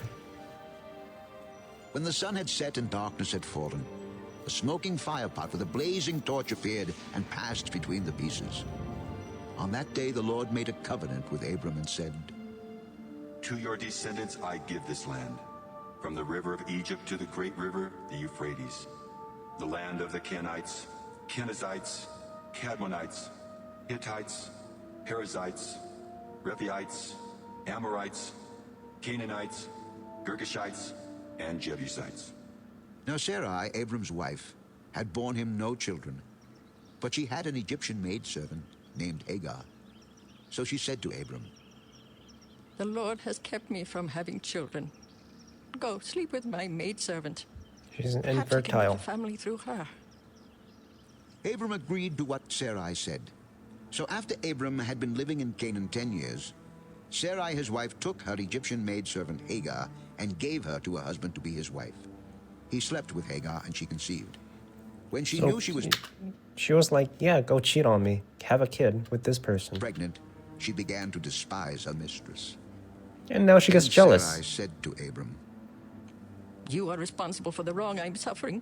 I What? put my servant How? in your arms, and now that she knows she is pregnant, she despises me. Wait, didn't you give him permission? You are responsible for... She conceived. When she knew she was pregnant, Sarai, his wife, took her Egyptian maidservant Hagar and gave her to her husband to be his wife. He slept with Hagar, and she conceived. When she knew she was pregnant, she began to despise her mistress. Then Sarai said to Abram, I feel like this is a true story. You are responsible Like for the just wrong this I'm part. suffering. I put my servant in your arms, and now that she knows she is pregnant, she despises me. May the Lord judge between you and me. Your servant is in your hands. Do with her whatever you think best. Then Sarai mistreated Hagar, so she fled from her. The angel of the Lord found Hagar near a spring in the desert. It was the spring that is beside the road to Shur. And he said, Hagar, servant of Sarai, where have you come from and where are you going?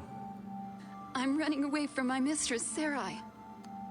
Then the angel of the Lord told her, Go back to your mistress and submit to her. I will so increase your descendants that they will be too numerous to count. You are now with child, and you will have a son. You shall name him Ishmael, for the Lord has heard of your misery. He will be a wild donkey of a man. His hand will be against everyone, and everyone's hand against him. And he will live in hostility toward all his brothers. She gave this name to the Lord who spoke to her. You are the God who sees me. I have now seen the one who sees me.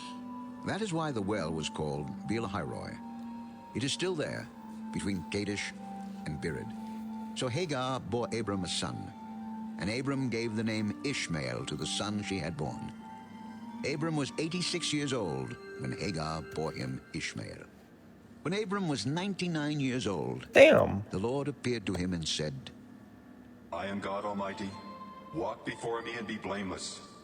I will confirm my covenant between me and you, and will greatly increase your numbers. Abram fell face down, and God said to him, As for me, this is my covenant with you. You will be the father of many nations. No longer will you be called Abram.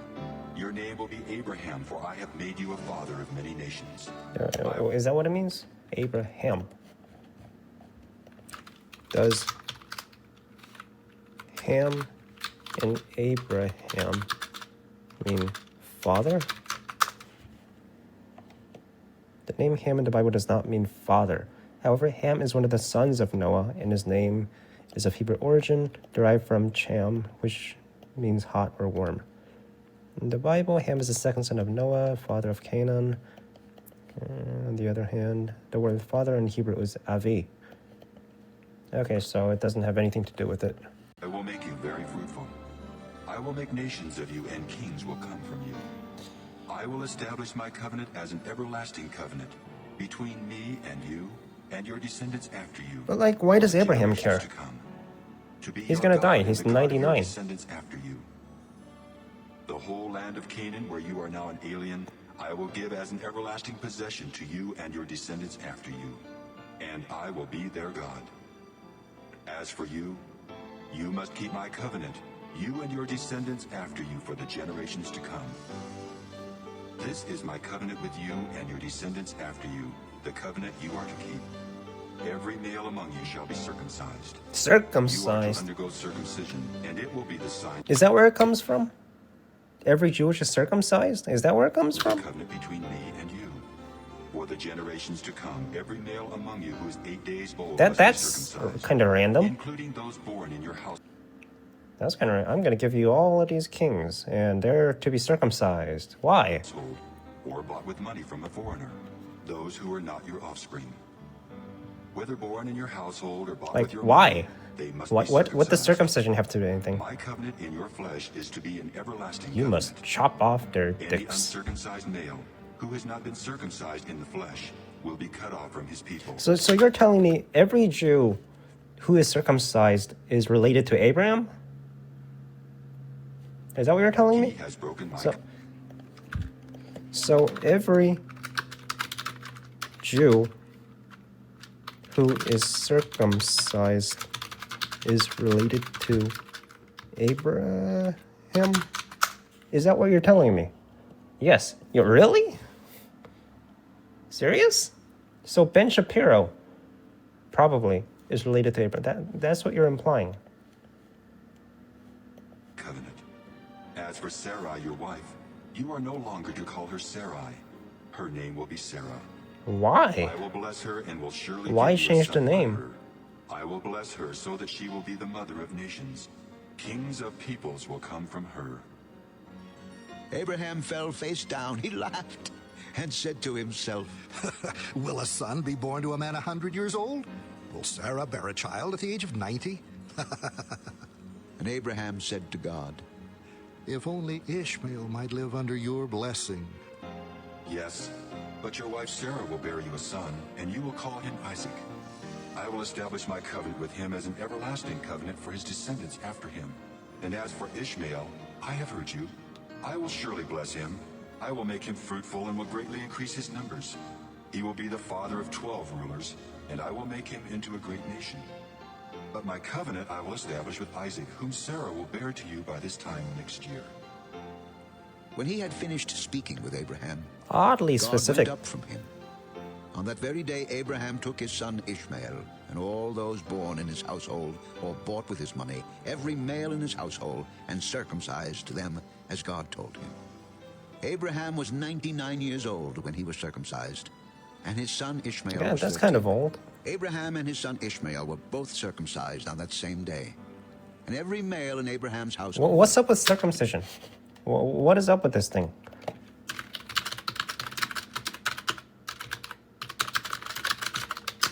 Huh? In spiritual terms, wait, in the Christian tradition, New Testament, Apostle, What is up with it? The Bible occurs in Genesis 17 when God makes a covenant with Abraham. Is my covenant? Okay, wait.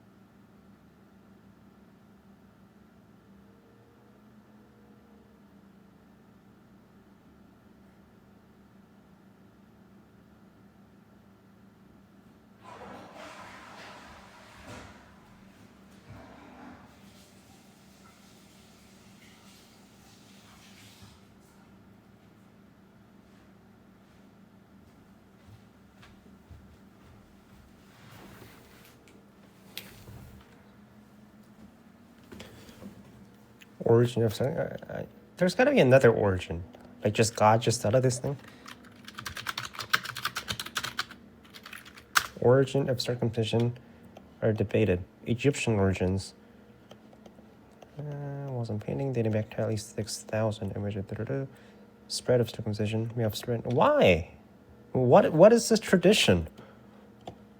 Performed for religious culture. Yeah, but before religious spread from Egypt, does it just look better? It dates back to 2500.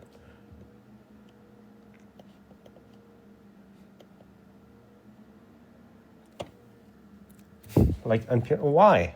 I want to know why. Purpose. Removing forcing can prevent or treat medical condition. But people didn't know this shit. People didn't know phimosis. Back when they had the first circumcision, they cut it off. Why? It suggested that the custom of circumcision had gave advantages to tribes that practiced it and led to its spread.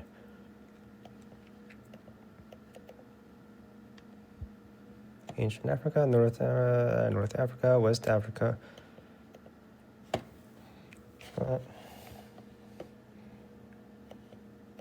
Age of puberty did not involve the amputation of an annual release. Does it just mean that they're grown up now, or what? Modern Jewish rite of Brit Milah. Instead, it would have involved excising triangular section, alternatively just creating a longitudinal incision.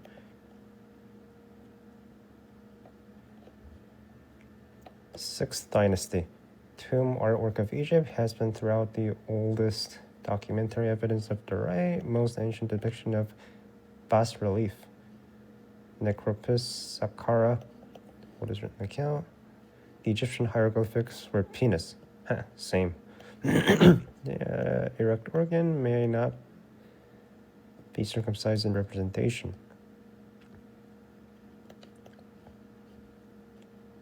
David Gollaher claimed the right in ancient Egypt to be mark of passage from childhood to adulthood. He mentions the alterations of the body and ritual were supposed to give access to ancient mysteries reserved solely for the initiated. The content of those mysteries are unclear but are likely to be myths, prayers. Okay. Semitic people.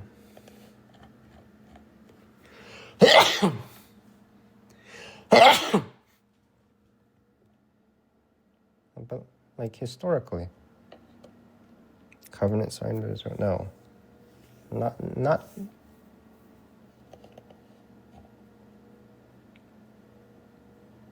What about in history? Where did it begin? Why did it spread?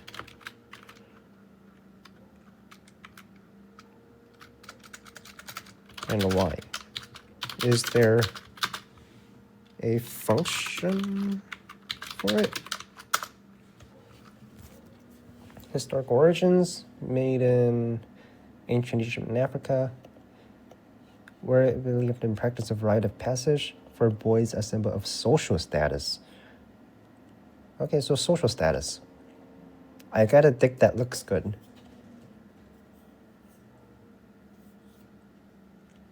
Practiced by various groups, Semitic people, ancestor Babylonians, Assyrians, and Philistines, are known to have practiced circumcision through various practices, influenced the early press. So it's like piercings. Including those born in his household or They just do it. It's like piercings, right? a foreigner were circumcised with him. The Lord appeared to Abraham near the great trees of Mamre while he was sitting at the entrance to his tent in the heat of the day. Abraham looked up and saw 3 men standing nearby. When he saw them, he hurried from the entrance of his tent to meet them and bowed low to the ground. He said, If I have found favor in your eyes, my lord, do not pass your servant by. Let a little water be brought, and then you may all wash your feet and rest under this tree. Let me get you something to eat, so you can be refreshed and then go on your way, now that you have come to your servant. Very well. Do as you say. So Abraham hurried into the tent to Sarah. Quick, get 3 seahs of fine flour, and knead it, and bake some bread. Then he ran to the herd and selected a choice tender calf and gave it to a servant who hurried to prepare it. He then brought some curds and milk and the calf that had been prepared and set these before them. While they ate, he stood near them under a tree. Where is your wife, Sarah? There, How'd you in know? the tent. Then the Lord said, I will surely return to you about this time next year, and Sarah, your wife, will have a son. Now Sarah was listening at the entrance to the tent, which was behind him. She's fucking old, Abraham man. and Sarah were already old and well advanced in years, and Sarah was past the age of childbearing. So Sarah laughed to herself as she thought, After I am worn out and my master is old, will I now have this pleasure? Then the Lord said to Abraham, Why did Sarah laugh and say, Will I really have a child now that I am old? Is anything too hard for the Lord? I will return to you at the appointed time next year, and Sarah will have a son. Sarah was afraid, so she lied and said, I did not laugh. Yes, you did laugh. When the men got up to leave, they looked down toward Sodom, and Abraham walked along with them to see them on their way. Then the Lord said, Shall I hide from Abraham what I am about to do? Abraham will surely become a great and powerful nation, and all nations on earth will be blessed through him. For I have chosen him, so that he will direct his children and his household after him, to keep the way of the Lord by doing what is right and just, so that the Lord will bring about for Abraham what he has promised him.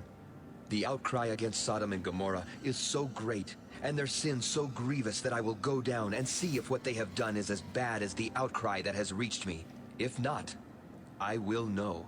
The men turned away and went toward Sodom, but Abraham remained standing before the Lord. Then Abraham approached him and said, Will you sweep away the righteous with the wicked? What if there are 50 righteous people in the city? Will you really sweep it away and not spare the place for the sake of the 50 righteous people in it? Far be it from you to do such a thing, to kill the righteous with the wicked, treating the righteous and the wicked alike. Far be it from you. Will not the judge of all the earth do right? If I find 50 righteous people in the city of Sodom, I will spare the whole place for their sake. Now that I have been so bold as to speak to the Lord, though I am nothing but dust and ashes, what if the number of the righteous is 5 less than 50? Will you What does destroy that the whole mean? city because of 5 people? If I find 45 there, I will not destroy it. What if only 40 are found there? For the sake of 40, I will not do it. May the Lord not be angry, but let me speak. What if only 30 can be found there? I will not do it if I find 30 there. Now that I have been so bold as to speak to the Lord, what if only 20 can be found there? He's very For the indecisive. sake of 20, I will not destroy it. May the Lord not be angry, but let me speak just once more. What if only 10 can be found there? For the sake of 10, I will not destroy it. When the Lord had finished speaking with Abraham, he left, and Abraham returned home. The 2 angels arrived at Sodom in the evening, and Lot was sitting in the gateway of the city. When he saw them, he got up to meet them and bowed down with his face to the ground. My lords, please turn aside to your servant's house. You can wash your feet and spend the night, and then go on your way early in the morning. No, we will spend the night in the square. But he insisted so strongly that they did go with him and entered his house. He prepared a meal for them, baking bread without yeast, and they ate. Before they had gone to bed, all the men from every part of the city of Sodom, both young and old, surrounded the house. They called to Lot. Where are the men who came to you tonight? Bring them out to us so that we can have sex with them. Lot went outside to meet them and shut the door behind him and said, No, my friends, don't do this wicked thing. Look, I have 2 daughters who have never slept with a man. Let me bring them out to you, and you can do what you like with them. Whoa, But you're just don't gonna do sell anything them to out? These men, for they have come under the protection of my roof. Get out of our way. This fellow came here as an alien, and now he wants to play the judge. We'll treat you worse than them. They kept bringing pressure on Lot and moved forward to break down the door. But the men inside reached out and pulled Lot back into the house and shut the door. Then they struck the men who were at the door of the house, young and old, with blindness, so that they could not find the door. The 2 men said to Lot, Do you have anyone else here? Sons-in-law, sons or daughters, or anyone else in the city who belongs to you? Get them out of here, because we are going to destroy this place. The outcry to the Lord against its people is so great that he has sent us to destroy it. So Lot went out and spoke to his sons-in-law, who were pledged to marry his daughters. He said, Hurry and get out of this place, because the Lord is about to destroy the city. But his sons-in-law thought he was joking. With the coming of dawn, the angels urged Lot, saying, Hurry, take your wife and your 2 daughters who are here, or you will be swept away when the city is punished. When he hesitated, the men grasped his hand and the hands of his wife and of his 2 daughters and led them safely out of the city, for the Lord was merciful to them. As soon as they had brought them out, one of them said, Flee for your lives, don't look back, and don't stop anywhere in the plain. Flee to the mountains or you will be swept away. No, my lords, please. Your servant has found favor in your eyes, and you have shown great kindness to me in sparing my life. But I can't flee to the mountains. This disaster will overtake me, and I'll die. Look, here is a town near enough to run to, and it is small. Let me flee to it. It is very small, isn't it? Then my Is that a life will be beanie? spared. Yo, Abram. I will grant this request too. I will not overthrow the town you speak He has a of, beanie. but flee there quickly, because I cannot do anything until you reach it. That is why the town was called Zoar. By the time Lot reached Zoar, the sun had risen over the land. Then the Lord rained down burning sulfur on Sodom and Gomorrah from the Lord out of the heavens. Thus he overthrew those cities and the entire plain, including all those living in the cities, and also the vegetation in the land. But Lot's wife looked back, and she became a pillar of salt. Early the next morning, Abraham got up and returned to the place where he had stood before the Lord. He looked down toward Sodom and Gomorrah, toward all the land of the plain, and he saw dense smoke rising from the land, like smoke from a furnace. So when God destroyed the cities of the plain, he remembered Abraham, and he brought Lot out of the catastrophe that overthrew the cities where Lot had lived. Lot and his 2 daughters left Zoar and settled in the mountains, for he was afraid to stay in Zoar. He and his 2 daughters lived in a cave.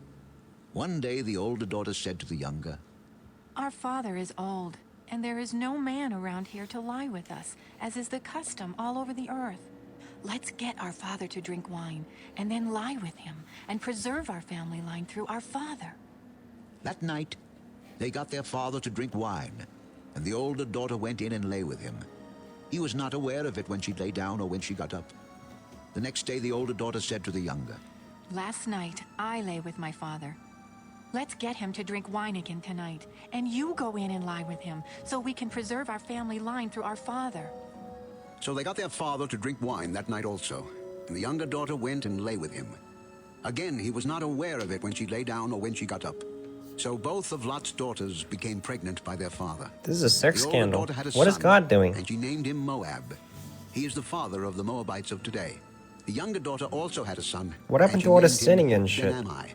Like, He you're is not the allowed father to of the sin? Ammonites of today. Have shame? Like, what happened to Now, that? Abraham moved on from there into the region of the Negev and lived between Kadesh and Shur. God's just So while he watching stayed over in Gerar, all the shit there happening. Abraham said of his wife Sarah, "She is my sister." Then Abimelech, king of Gerar, sent for Sarah and took her. But God came to Abimelech in a dream one night and said to him, You are as good as dead because of the woman you have taken. She is there a he married is. woman. Now Abimelech had not gone near her, so he said, "Lord, will you destroy an innocent nation? Did he not say to me, 'She is my sister'? And didn't she also say, 'He is my brother'? I have done this with a clear conscience and clean hands." Then God said to him in the dream, Yes, I know you did this with a clear conscience, and so I have kept you from sinning against me. That is why I did not let you touch her. Now return the man's wife, for he is a prophet, and he will pray for you and you will live. But if you do not return her, you may be sure that you and all yours will die. Early the next morning, Abimelech summoned all his officials, and when he told them all that had happened, they were very much afraid. Then Abimelech called Abraham in and said, "What have you done to us? How have I wronged you, that you have brought such great guilt upon me and my kingdom? You have done things to me that should not be done. What was your reason for doing this?" I said to myself, "There is surely no fear of God in this place, and they will kill me because of my wife. Besides, she really is my sister, the daughter of my father, though not of my mother, and she became my wife. And when God had me wander from my father's household, I said to her, 'This is how you can show your love to me. Everywhere we go, say of me, he is my brother.'" Then Abimelech brought sheep and cattle and male and female slaves and gave them to Abraham. And he returned Sarah his wife to him. And Abimelech said, "My land is before you. Live wherever you like." To Sarah he said, "I am giving your brother 1,000 shekels of silver. This is the Shekels of silver. What is that?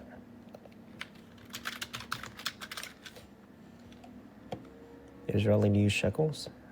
Is that 1,000? $270. Cover the offense against you before all who are with you. You are completely vindicated." Then Abraham prayed to God, and God healed Abimelech, his wife and his slave girls, so they could have children again. Alright, let me see what year this is. What is shekels of silver, and when were they used? Shekels as unit of weight. Shekel in the Bible, in Genesis, Abraham, 400 shekels of silver. 400. It's about $100.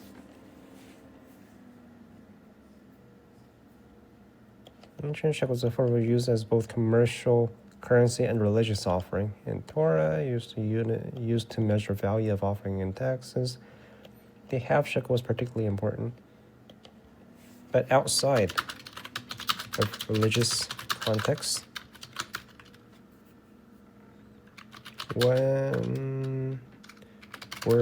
what years were shekels of silvers used?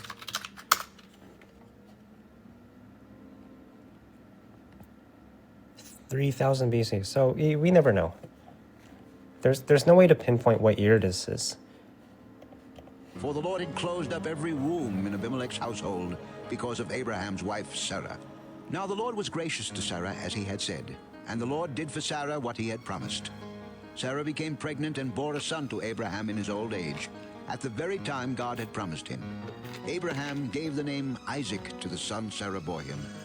When his son Isaac was 8 days old, Abraham circumcised him, as God commanded him. Abraham still was don't get 100 it, years but- old when his son Isaac was born to him. Sarah said, God has brought me laughter, and everyone who hears about this will Are you laugh sure with it's me. yours? Who would have said to Abraham that Sarah would nurse children? Are you sure you didn't Yet I take have the baby borne from him a another son woman? in his old age. The child grew and was weaned, and on the day Isaac was weaned, Abraham held a great feast. But Sarah saw that the son whom Hagar, the Egyptian, had borne to Abraham was mocking. And she said to Abraham, Get rid of that slave woman and her son, for that slave woman's son will never share in the inheritance with my son, Isaac. The matter distressed Abraham greatly, because it concerned his son. But God said to him, Do not be so distressed about the boy and your maidservant. Listen to whatever Sarah tells you, because it is through Isaac that your offspring will be reckoned. I will make the son of the maidservant into a nation also, because he is your offspring. Early the next morning, Abraham took some food and a skin of water and gave them to Hagar. He set them on her shoulders and then sent her off with the boy. She went on her way and wandered in the desert of Beersheba. When the water Desert in the of skin, Beersheba. she went on her way and wandered in the desert of Beersheba. Beersheba. City of Israel. Where is this?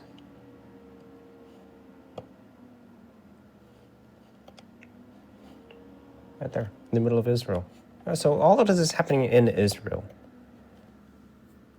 Where? When was the city of Beersheba created?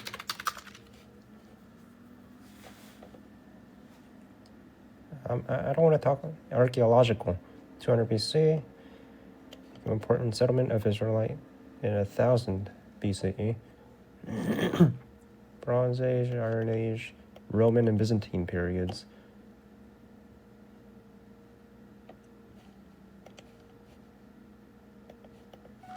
When the water in the skin was gone, she put the boy under one of the bushes.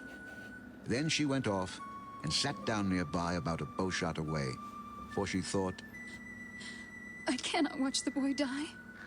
and as she sat there nearby, she began to sob. God heard the boy crying, and the angel of God called to Hagar from heaven and said to her, What is the matter, Hagar? Do not be afraid. God has heard the boy crying as he lies there. Lift the boy up and take him by the hand, for I will make him into a great nation. Then God opened her eyes, and she saw a well of water. So she went and filled the skin with water and gave the boy a drink. God was with the boy as he grew up. He lived in the desert and became an archer. While he was living in the desert of Paran, his mother got a wife for him from Egypt. At that time, Abimelech and Phicol, the commander of his forces, said to Abraham, God is with you in everything you do. Now swear to me, here before God, that you will not deal falsely with me or my children or my descendants. Show to me and the country where you are living as an alien the same kindness I have shown to you. I swear it. Then Abraham complained to Abimelech about a well of water that Abimelech's servants had seized. But This Abimelech is said, 600 BCE. I don't know who has done Or this. 1600 BCE. You did not tell me. This is a I heard long about it fucking only time today. ago. So Abraham brought sheep and And cattle this and is the gave them things to they Abimelech. think about. And the two men made a treaty.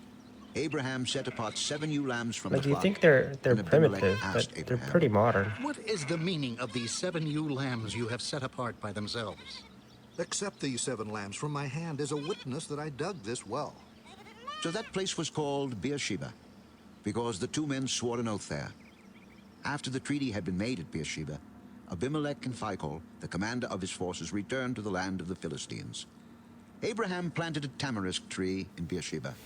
There he called upon the name of the Lord, the eternal God. And Abraham stayed in the land of the Philistines for a long time. Sometime later, God tested Abraham. He said to him, Abraham, here I am. take your son, your only son Isaac, whom you love, and go to the region of Moriah. Sacrifice him there as a burnt offering on one of the mountains I will tell you about. Early the next morning, Abraham got up and saddled his donkey. He took with him 2 of his servants and his son Isaac. When he had cut enough wood for the burnt offering, he set out for the place God had told him about. On the 3rd day, Abraham looked up and saw the place in the distance. Hey, what's up? He said to his servants, Stay here with the donkey while I and the boy go over there. We will worship, and we will come back to you. Abraham took the wood for the burnt offering and placed it on his son Isaac, and he himself carried the fire and the knife. As the 2 of them went on together, Isaac spoke up and said to his father Abraham, Father, Yes, my son. fire and wood are here, but where's the lamb for the burnt offering? God himself will provide the Doing lamb pretty for good. the burnt offering, my son. And the 2 of them went on together. When they reached the place God had told him about, Abraham built an altar there and arranged the wood on it. He bound his son Isaac and laid him on the altar on top of the wood. This is where God stops Then him, he reached right? out his hand and took the knife to slay his son. But the angel of the Lord called out to him from heaven, Abraham, Abraham, Here I am. do not lay a hand on the boy. Do not do anything to him. Now I know that you fear God, because you have not withheld from me your son, your only son. Well, that's kind of fucked up. And there in a thicket he saw a ram God told him caught to by its kill him. horns. He went over and took And then the he said, ram never mind. sacrificed it as a burnt Becoming offering Jewish. instead of his son. Yeah, well, So yeah, Abraham called just that for the place, stream. The Lord will provide. And to this And then I'm day gonna it is do turning into a Christian, and then maybe Muslim. The angel of the Lord called to Abraham from heaven a second time and said, I swear by myself, declares the Lord, that because you have done this and have not withheld your son, your only son, I will surely bless you and make your descendants as numerous as the stars in the sky and as the sand on the seashore. Are you religious? Your Not really. descendants will take possession of the I'm just trying to cities get of into your it. enemies, and through your offspring, all nations on earth will be blessed, because you have obeyed me. It feels like a history book. Then Abraham returned to his servants, and they set off together for Beersheba. And Abraham stayed in Beersheba. Sometime later, Abraham was told, Milcah is It's a also long alive. fucking book. She has borne sons to your brother Nahor. Uz, the firstborn. Buz, his brother. Kimuel, the father of Aram. Kesed, Hazel, Pildash, Jidlaph, and Bethuel.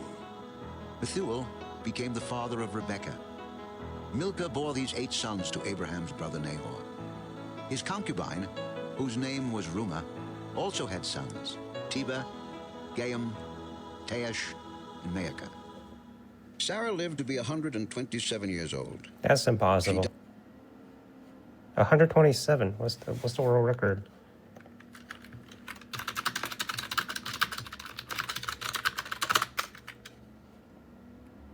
Really? 127? Died at Are you Kiriath sure? Arba, that is Hebron, in the land of Canaan. And Abraham went to mourn for Sarah and to weep over her. Then Abraham rose from beside his dead wife and spoke to the Hittites. He said, I am an alien and a stranger among you. Alien. What? What do you mean alien? Did it say alien? Chapter 23.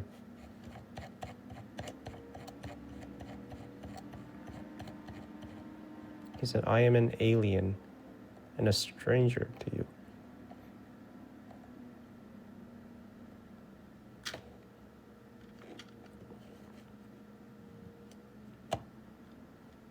Sarah is Abraham's wife, right?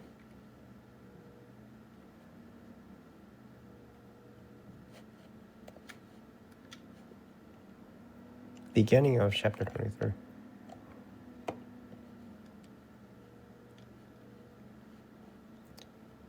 I am a resident alien among you.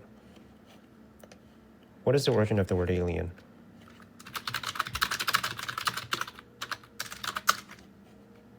Ancient Greece and Rome.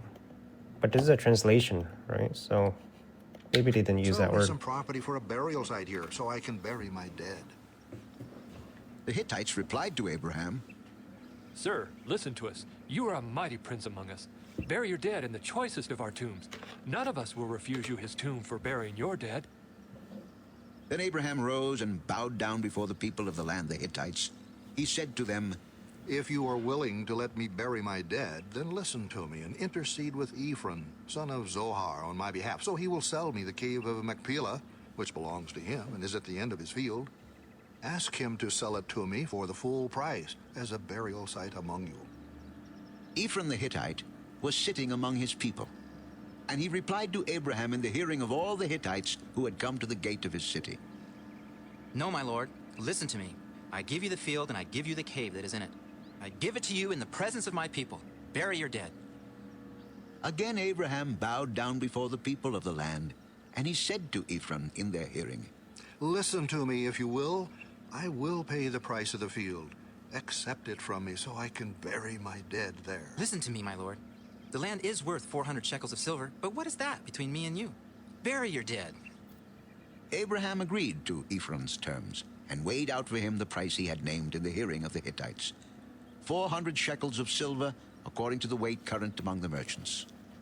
So Ephron's That's about field $100. in Machpelah near Mamre, both the field and the cave in it, and all the trees within the borders of the field, was deeded to Abraham as his property in the presence of all the Hittites who had come to the gate of the city.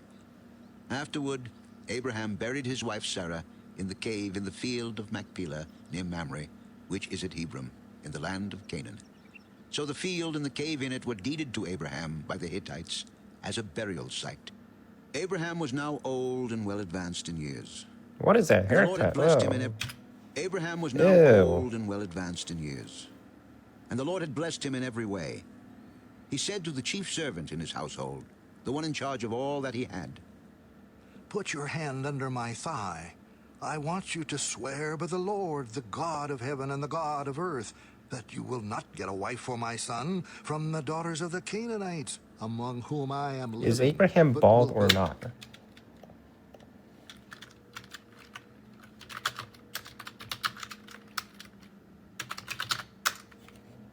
How does he actually look like? Is there a painting of him? I guess I don't know. Go to my country and my own relatives and get a wife for my son Isaac. The servant asked him, What if the woman is unwilling to come back with me to this land? Shall I then take your son back to the country you came from? Make sure that you do not take my son back there. The Lord, the God of heaven, who brought me out of my father's household and my native land, and who spoke to me and promised me on oath, saying, To your offspring I will give this land. He will send his angel before you, so that you can get a wife for my son from there. If the woman is unwilling to come back with you, then you will be released from this oath of mine. Only do not take my son back there. So the servant put his hand under the thigh of his master Abraham, and swore an oath to him concerning this matter. Then the servant took 10 of his master's camels and left, taking with him all kinds of good things from his master. He set out for Aram Naharaim, and made his way to the town of Nahor. Town of Nahor. Town. A town region in Abram Naharaim that was named after Terra, Nahor, Virginia Incorporated.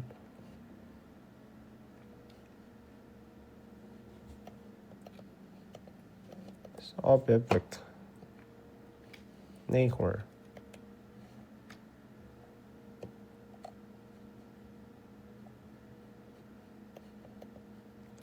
The Just biblical. He had the camels kneel down near the well outside the town. It was toward evening, the time the women go out to draw water. Then he prayed.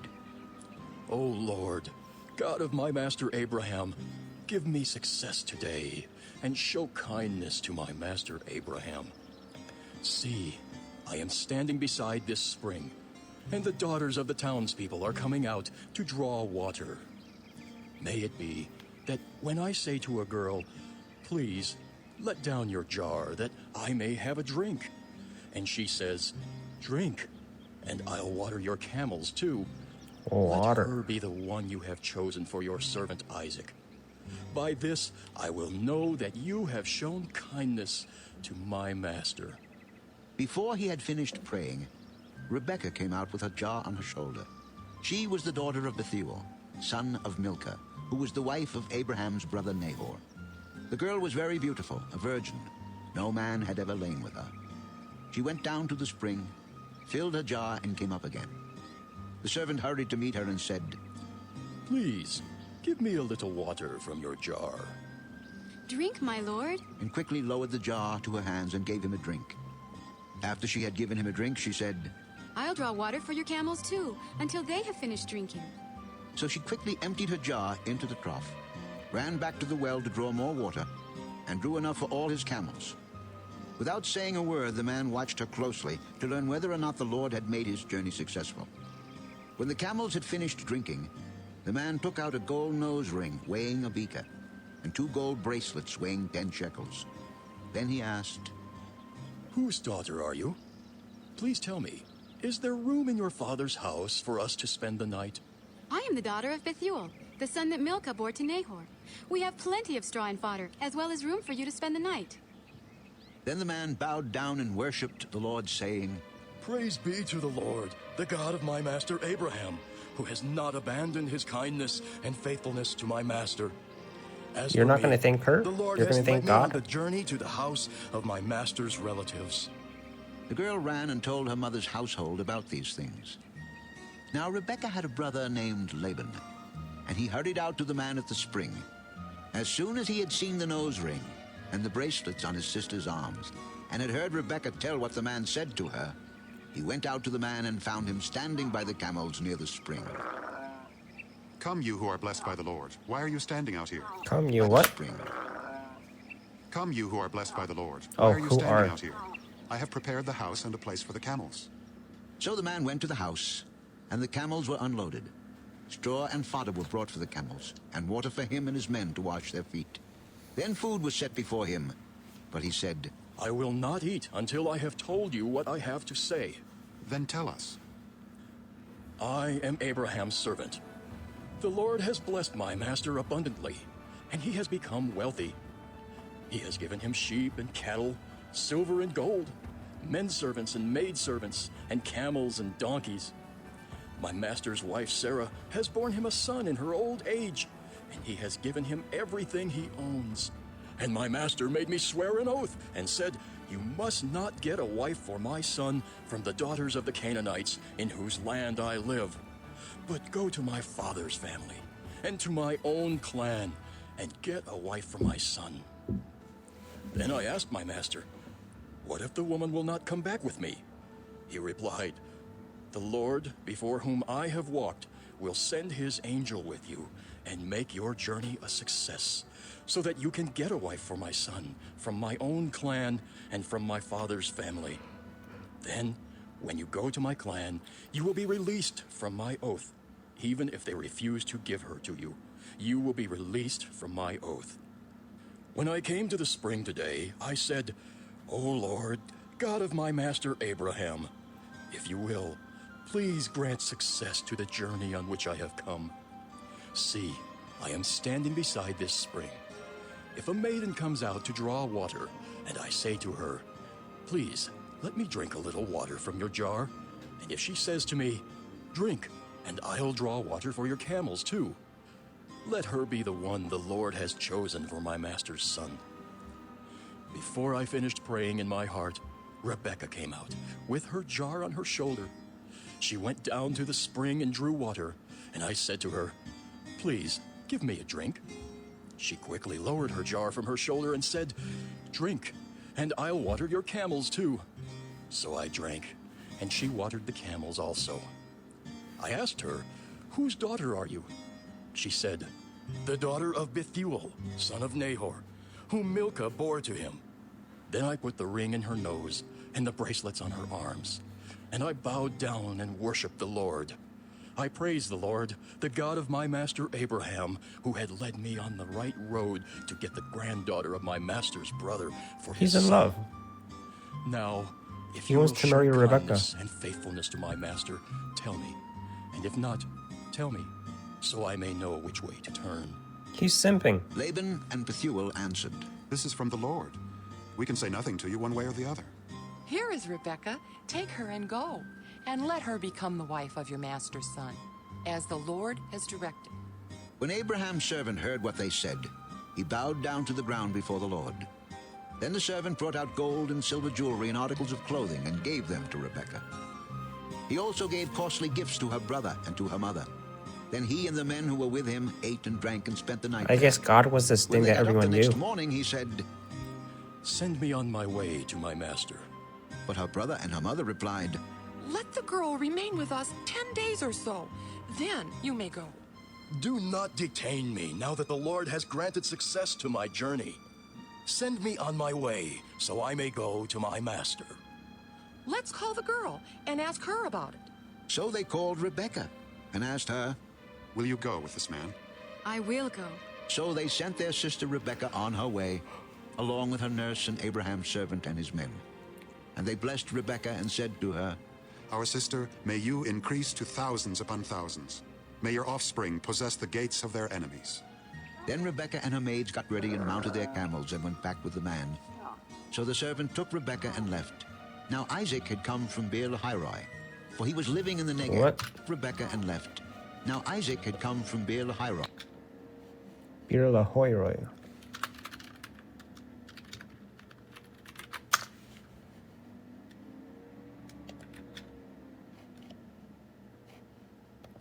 Beer-lahai.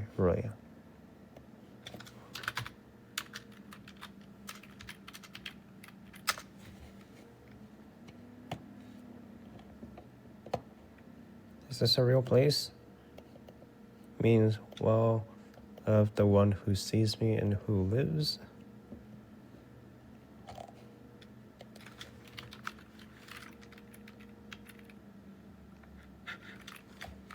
I don't know.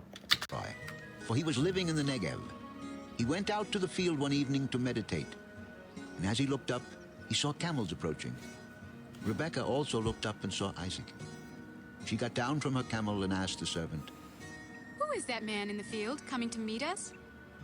"He is my master." So she took her veil and covered herself. Then the servant told Isaac all he had done. Isaac brought her into the tent of his mother Sarah, and he married Rebekah. So she became his wife, and he loved her. And Isaac was comforted after his mother's death. Abraham took another wife, whose name was Keturah. She bore him Zimran, Jokshan, Medan, Midian, Ishbak, and Shua. Jokshan was the father of Sheba and Dedan. The descendants of Dedan were the Asherites, the Letushites, and the Laamites. The sons Hold up, what is were it? the Asherites. Asherites. Like Assyria? Asherites.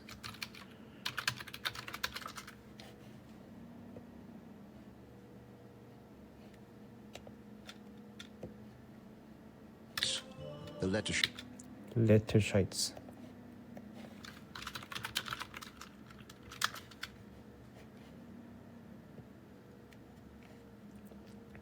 A Danite tribe from North Arabia.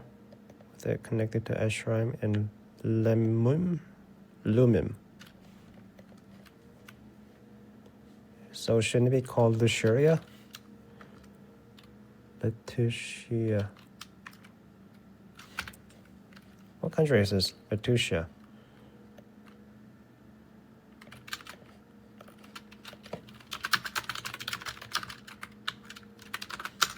Latushia. What country are they from?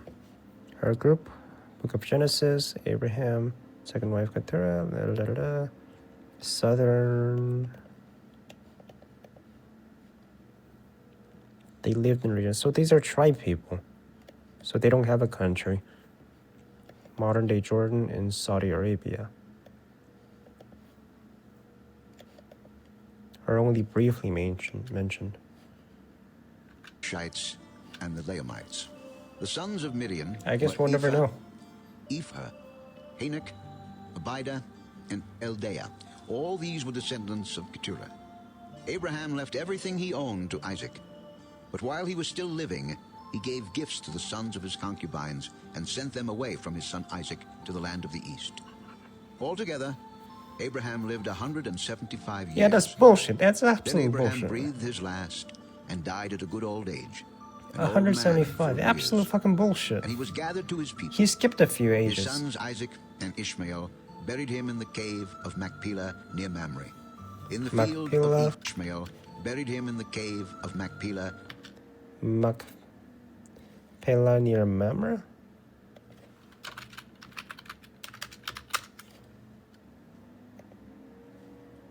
Religious destination is the Abraham Mosque.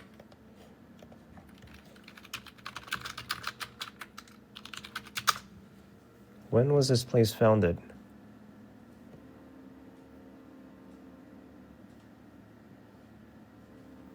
Around 2000 BC to 1800 BCE. It was established as burial place. Archaeological history, Bronze Age. Okay. Near Mamre, in the field of Ephron, son of Zoah the Hittite. The field Abraham had bought from the Hittites. There Abraham was buried with his wife Sarah. Alright, is there actual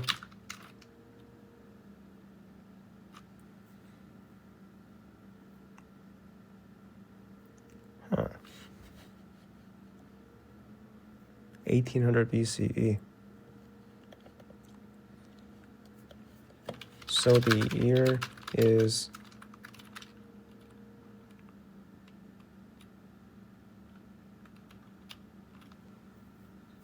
guessed based on the Bible.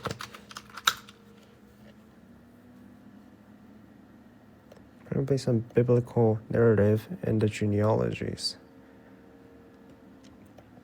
However, date is an estimate derived from chronological of biblical events. It's important to note that the timeline is not directly confirmed by external historical. Okay, so I don't believe this shit.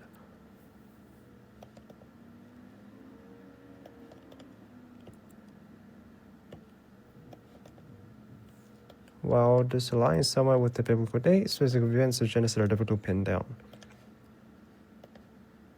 I think it's actually 1400s. With Babylonia. Or at least 1800s.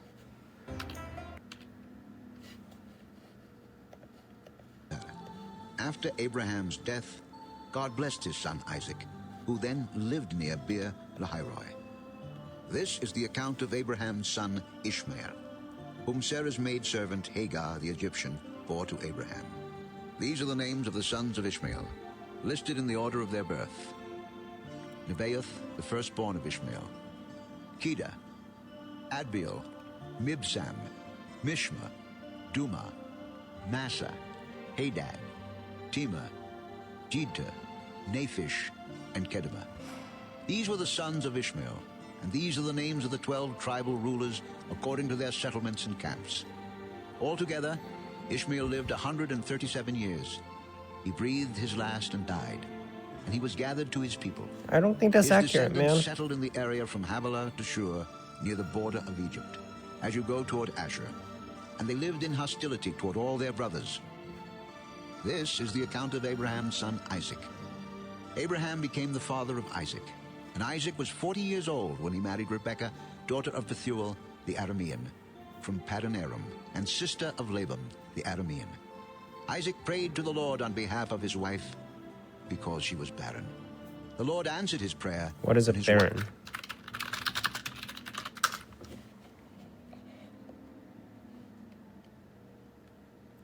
Land too poor to produce much of any vegetation. Wife Rebekah became pregnant. What do you mean babies barren? jostled each other within her, And she said, Why is this happening to me?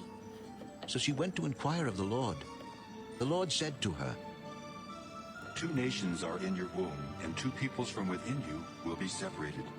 One people will be stronger than the other, and the older will serve the younger. When the time came for her to give birth, there were twin boys in her womb. The first to come out was red, and his whole body was like a hairy garment. So they named him Esau.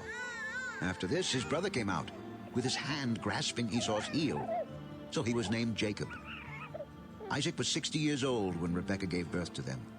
The boys grew up, and Esau became a skillful hunter, a man of the open country, while Jacob was a quiet man, staying among the tents. Isaac, who had a taste for wild game, loved Esau, but Rebekah loved Jacob. Once when Jacob was cooking some stew, Esau came in from the open country, famished. He said to Jacob, Quick! Let me have some of that red stew. I'm famished. That is why he was also called Edom. Jacob replied, First, sell me your birthright. Look, I am about to die. What good is the birthright to me? Swear to me first. So he swore an oath to him, selling his birthright to Jacob. What the fuck is a Then Jacob birthright? gave Esau some bread and some lentil stew. He ate and drank and then got up and left. So Esau despised his birthright. Now there was a famine in the land, besides the earlier famine of Abraham's time. And Isaac went to Abimelech, king of the Philistines, in Gerar. The Lord appeared to Isaac and said, Do not go down to Egypt. Live in the land where I tell you to live. Stay in this land for a while, and I will be with you and will bless you. For to you and your descendants I will give all I swear to this God, land, this is and Abraham. will confirm the oath I swore to your father Abraham. I will make your descendants as numerous as the stars They use in the same sky, picture. and will give them all these lands, and through your offspring all nations on earth will be blessed.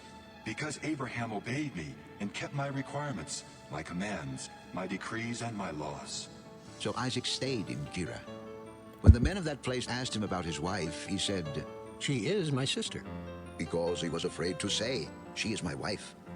The men of this place might kill me on account of Rebekah, because she is beautiful. When Isaac had been there a long time, Is that all there Abimelech, is king to of the her? That Philistines, she's looked beautiful? down from a window and saw Isaac caressing his wife Rebekah. So Abimelech summoned Isaac and said, She is really your wife. Why did you say she is my sister? Because I thought I might lose my life on account of her. What is this you have done to us? One of the men might well have slept with your wife, and you would have brought guilt upon us. So Abimelech gave orders to all the people. Well, doesn't that sound familiar? Anyone who molests this man or his wife shall surely be put to death. Isaac I planted swear to God, crops the in same that thing land, happened and with the same year Abraham. reaped 100-fold. Because Like the Lord father, like blessed him. son. The man became rich, and his wealth continued to grow until he became very wealthy. He had so many Are they flocks merchants and herds or and what? servants that the Philistines envied him. It's like every end goal is So all to the be wells rich. that his father's servants had dug in the time of his father Abraham, the Philistines stopped up, filling them with earth. Then Abimelech said to Isaac, Move away from us. You have become too powerful for us. So Isaac moved away from there and encamped in the valley of Gerar and settled there. Isaac reopened the wells that had been dug in the time of his father Abraham, which the Philistines had stopped up after Abraham died. And he gave them the same names his father had given them. Isaac's servants dug in the valley and discovered a well of fresh water there. But the herdsmen of Gerar quarreled with Isaac's herdmen and said, The water is ours. So he named the well Esek, because they disputed with him. Then they dug another well, but they quarreled over that one also. So he named it Sitnah. He moved on from there and dug another well, and no one quarreled over it. He named it Rehoboth, saying, Now the Lord has given us room, and we will flourish in the land. From there he went up to Beersheba. That night the Lord appeared to him and said, I am the God of your father, Abraham. Do not Eh, be afraid. well, what do you mean God of your father? So like everyone has their own gods? And they just inherit the gods that their father had? For How I does am this with work? you. I will bless you and will increase the number of your descendants for the sake of my servant Abraham. Isaac built an altar there and called on the name of the Lord. There he pitched his tent, and there his servants dug a well. Meanwhile, Abimelech had come to him from Gerar. So with the gods Hushai, just his get passed personal down from advisor, one person to and the other. Phicol, the commander of his forces. Isaac asked them, Why have you come to me? since you were hostile to me and sent me away. We saw clearly that the Lord was with you. So we said, there ought to be a sworn agreement between us and you. Let us make a treaty with you that you will do us no harm, just as we did not molest you, but always treated you well and sent you away in peace. And now you are blessed by the Lord. Isaac then made a feast for them, and they ate and drank. Early the next morning, the men swore an oath to each other. Then Isaac sent them on their way, and they left him in peace. That day, Isaac's servants came and told him about the well they had dug. They said, "We found water." He called it Sheba, and to this day the name of the town has been Beersheba. Beersheba. When Esau was 4, and to this day the name of the town has been Beersheba. Is that why it's called Beersheba?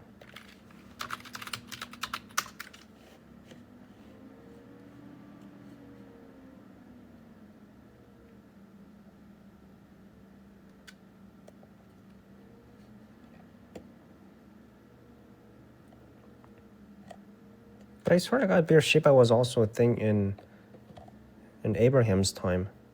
And you just made it? I feel like the times don't line up.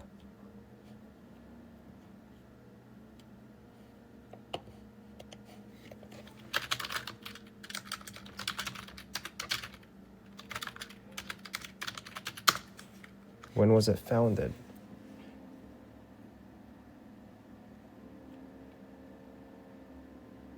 Archaeological evidence.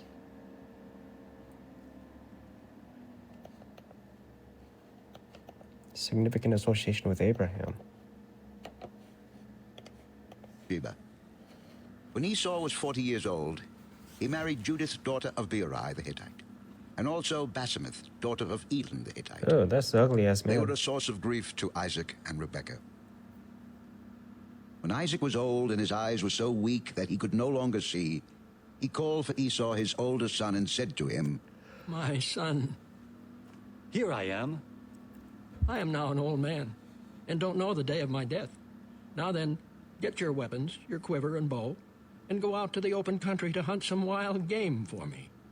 Prepare me the kind of tasty food I like, and bring it to me to eat, so that I may give you my blessing before I die.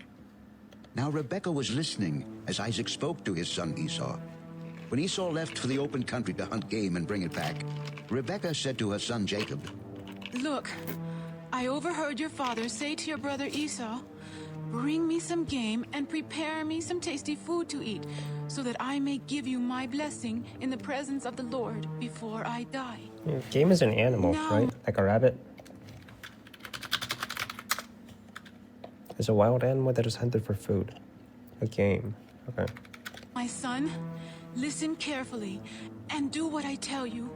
Go out to the flock and bring me 2 choice young goats, so I can prepare some tasty food for your father, just the way he likes it.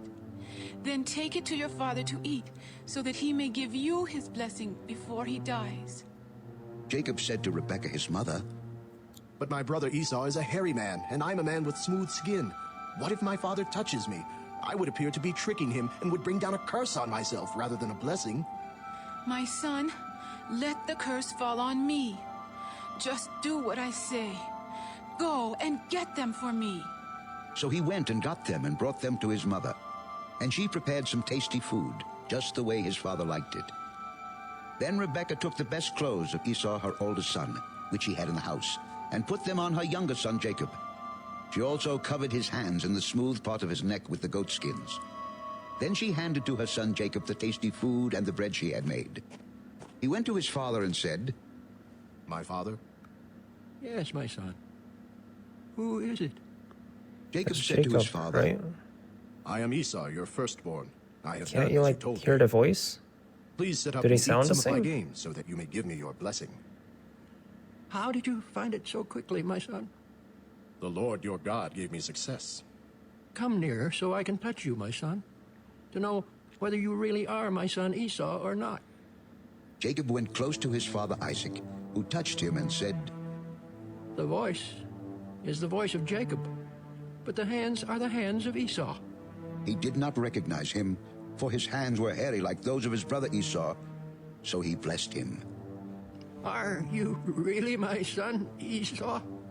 I am.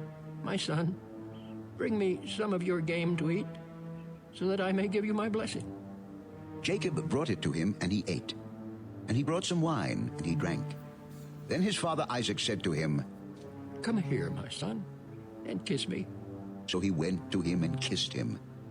When Isaac caught the smell of his clothes, he blessed him and said, Ah, the smell of my son is like the smell of a field that the Lord has blessed. May God give you of heaven's dew, and of earth's richness, an abundance of grain and new wine. May nations serve you, and peoples bow down to you. Be Lord over your brothers, and may the sons of your mother bow down to you. May those who curse you be cursed, and those who bless you be blessed. After Isaac finished blessing him, and Jacob had scarcely left his father's presence, his brother Esau came in from hunting. He too prepared some tasty food and brought it to his father. Then he said to him, My father, sit up and eat some of my game, so that you may give me your blessing. Who are you? I am your son, your firstborn, Esau. Isaac trembled violently and said, Who was it then that hunted game and brought it to me? I That's ate it Jacob. just before you came, and I blessed him, and indeed, he will be blessed. When Esau heard his father's words, he burst out with a loud and bitter cry and said to his father, Oh, bless me! Me too, my father! Your brother came deceitfully and took your blessing. Isn't he rightly For named some Jacob? blessing? He has deceived me these 2 times. He took my birthright, and now he's taken my blessing. What is a birthright? How do you take a birthright? What is a birthright? To take a birthright Israel trip. What is taking a birthright? Taglit Birthright Israel, also known as Birthright is a free 10-day heritage. Well, what is a birthright? It's a privilege one has from birth, especially as an eldest child. A natural or moral right possessed by everyone. So his younger brother took his birthright from him? What does it mean?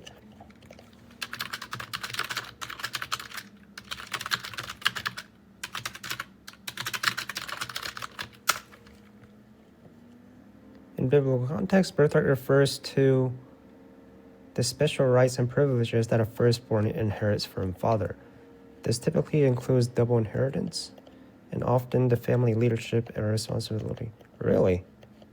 And so someone has unlawfully or deceitfully claimed the rights that traditionally belong to another, often the firstborn son. Okay. So inheritance, basically. Haven't you reserved any blessing for me? Well, what about blessing? What's up with blessing? What about taking a blessing? The first declaration, favor, prosperity, divine approval, an approval given by father to his children. In many cases, blessings are associated with promises of inheritance, success, spiritual leadership, God's favor. Taking a blessing, Jacob and Estelle in the book of Genesis. Is it that big of a deal? I have made him lord over you, and have made all his relatives his servants, and I have sustained him with grain and new wine. So what can I possibly do for you, my son? Do you only have one blessing, my father? Bless me too, my father! Then Esau wept aloud. His Over father a Isaac blessing? answered him, Your dwelling will be away from the earth's richness, away from the dew of heaven above. You will live by the sword, and you will serve your brother. But when you grow restless, you will throw his yoke from off your neck. Esau held a grudge against Jacob because of the blessing his father had given him. He said to himself, The days of mourning for my father are near. Then I will kill my brother Jacob. God damn. When Rebekah This was is in the told what her Bible. oldest son Esau had said, Or Genesis. she sent for her younger son Jacob and said to him, Your brother Esau is consoling himself with the thought of killing you. Now then, my son, do what I say. Flee at once to my brother Laban in Haran. Stay with him for a while, until your brother's fury subsides. When your brother is no longer angry with you, and forgets what you did to him, I'll send word for you to come back from there. Why should I lose both of you in one day? Then Rebekah said to Isaac, I'm disgusted with living because of these Hittite women. If Jacob takes a wife from among the women of this land, from Hittite women like these, my life will not be worth living. So Isaac called for Jacob and blessed him and commanded him, Do not marry a Canaanite woman. Go at once to Paddan Aram, to the house of your mother's father, Bethuel. Take a wife for yourself there from among the daughters of Laban, your mother's brother. May God Almighty bless you and make you fruitful and increase your numbers until you become a community of peoples. May he give you and your descendants the blessing given to Abraham, so that you may take possession of the land where you now live as an alien, the land God gave to Abraham. Then Isaac sent Jacob on his way, and he went to Paddan Aram, to Laban, son of Bethuel, the Aramean, the brother of Rebekah, who was the mother of Jacob and Esau. Now Esau learned that Isaac had blessed Jacob and had sent him to Paddan Aram to take a wife from there, and that when he blessed him, he commanded him, Do not marry a Canaanite woman. And that Jacob had obeyed his father and mother and had gone to Paddan Aram. Esau then realized how displeasing the Canaanite women were to his father Isaac. So he went to Ishmael and married Mahalath, the sister of Nebaioth and daughter of Ishmael, son of Abraham, in addition to the wives he already had. Jacob left Beersheba and set out for Haran. When he reached a certain place, he stopped for the night because the sun had set. Taking one of the stones there, he put it under his head and lay down to sleep. He had a dream in which he saw a stairway resting on the earth, with its top reaching to heaven, and the angels of God were ascending and descending on it. There above it stood the Lord, and he said, I am the Lord, the God of your father Abraham and the God of Isaac. I will give you and your descendants the land on which you are lying. Your descendants will be like the dust of the earth, and you will spread out to the west and to the east, to the north and to the south. All peoples on earth will be blessed through you and your offspring. I am with you and will watch over you wherever you go, and I will bring you back to this land. I will not leave you until I have done what I have promised you. When Jacob awoke from his sleep, he thought, Surely the Lord is in this place, and I was not aware of it. Jacob. How awesome is this place? This is none other than the house of God. This is the gate of heaven. Jacob the deceiver? Early the next morning, Jacob took the stone he had placed under his head and set it up as a pillar and poured oil on top of it. He called that place Bethel, though the city used to be called Luz. Then Jacob made a vow, saying, Luz.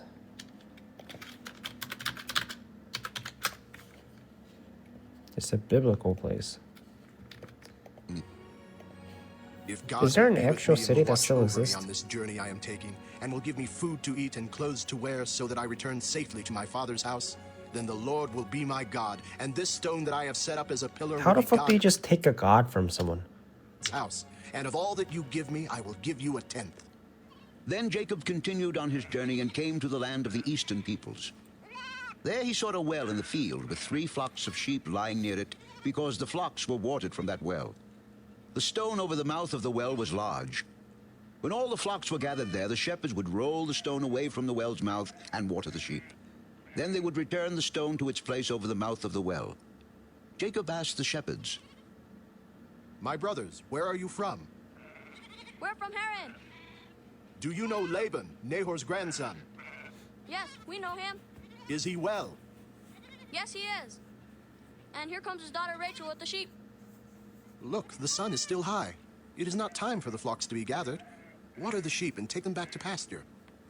We can't until all the flocks are gathered and the stone has been rolled away from the mouth of the well. Then we will water the sheep. While he was still talking with them, Rachel This came feels with like her a father's history sheep, of just one for she was a lineage. shepherdess. When Jacob saw Rachel, daughter of Laban, his mother's brother, and Laban's sheep, he went over and rolled the stone away from the mouth of the well and watered his uncle's sheep. Then Jacob kissed Rachel and began to weep aloud. He had told Rachel that he was a relative of her father and a son of Rebekah. So she ran and told her father. As soon as Laban heard the news about Jacob, his sister's son, he hurried to meet him. He embraced him and kissed him and brought him to his home. And there Jacob told him all these things. Then Laban said to him, You are my own flesh and blood. After Jacob had stayed with him for a whole month, Laban said to him, Just because you are a relative of mine, should you work for me for nothing? Tell me what your wages should be. Now Laban had 2 daughters. The name of the older was Leah, and the name of the younger was Rachel. Jacob Leah better had have a weak redemption eyes, story. But Rachel was lovely in form and beautiful. Jacob was in love with Rachel and said, I'll work for you 7 years in return for your younger daughter, Rachel. It's better that I give her to you than to some other man. Stay here with me. So Jacob served 7 years to get Rachel, but they seemed like only a few days to him because of his love for her.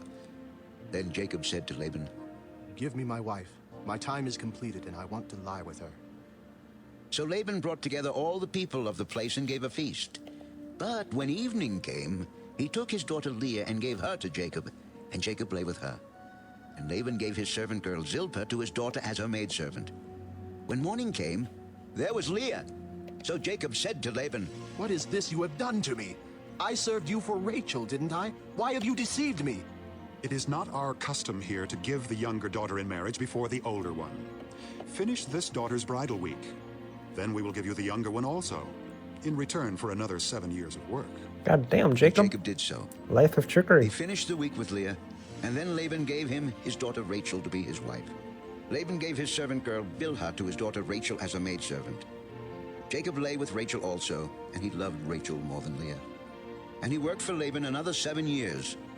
When the Lord saw that Leah was not loved, Tabasco? he opened her womb, but Rachel was barren. Leah became pregnant and gave Are birth you to eating a son. tacos or something? She named him Reuben, for she said, It is because the Lord has seen my misery. Surely my husband will love me now. She conceived again, and when she gave birth to a son, she said, Because the Lord heard that I am not loved, he gave me this one too. So she named Sandwich. him Simeon. Again she conceived, and when she gave birth to a son, she said, Now at last my husband will become attached to me, because I have borne him 3 sons. So You're he was insane. named Levi. She conceived again. Don't you usually put mayonnaise and on when she it? gave birth to a son, she said, This time I will praise the Lord. so she named him Judah. Then she stopped having children. When Rachel saw that she was not bearing Jacob any children, she became jealous of her sister. So she said to Jacob, Give me children or I'll die. Jacob became angry with her and said, Am I in the place of God who has kept you from having children? Here's Bilhah, my maidservant. Sleep with her so that she can bear children for me, and that through her I too can build a family. So she gave him her servant Bilhah as a wife. Jacob slept with her, and she became pregnant and bore him a son. Then Rachel said, God has vindicated me. He has listened to my plea and given me a son. Because of this she named him Dan. Rachel's servant Bilhah conceived again and bore Jacob a second son. Then Rachel said, I have had a great struggle with my sister, and I have won. So she named him Naphtali. When Leah saw that she had Naphtali. stopped having children, she took her maidservant Zilpah and gave her to Jacob as a wife. Leah's servant Zilpah bore Jacob a son. Then Leah said, What good fortune. I will name him Gad. That's an ugly ass baby. Leah's servant Zilpah bore Jacob a second son. Then Leah said, How happy I am. The women will call me happy. So she named him Asher. During wheat harvest, Reuben went out into the fields and found some mandrake plants, which he brought to his mother Leah. Rachel said to Leah, Please give me some of your son's mandrakes. Wasn't it enough that you took away my husband? Will you take my son's mandrakes too? What Very the fuck is a well. mandrake? He can.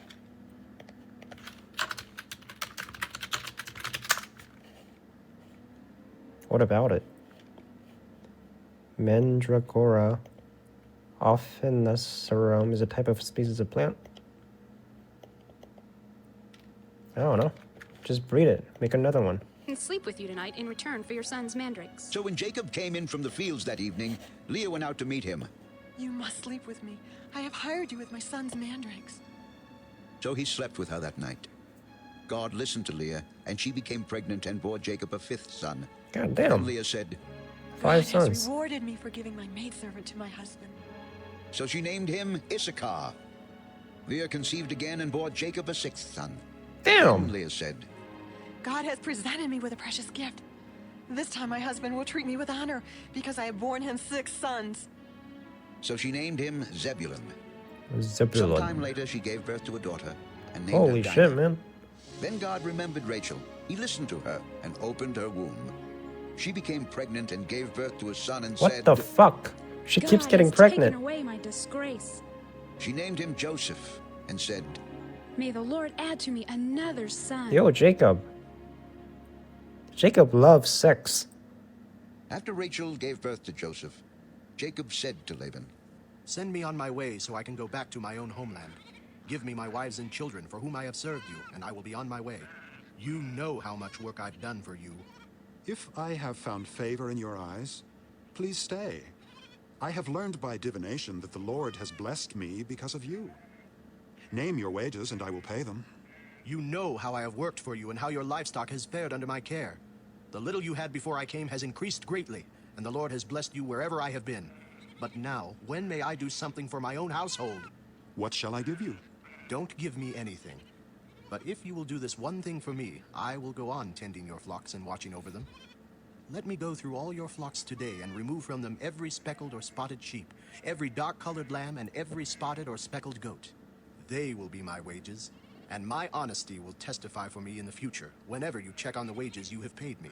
Any goat in my possession that is not speckled or spotted, or any lamb that is not dark-colored, will be considered stolen. Agreed. Let it be as you have said. That same day he removed all the male goats that were streaked or spotted, and all the speckled or spotted female goats. Hey, I guess a family lineage. It starts from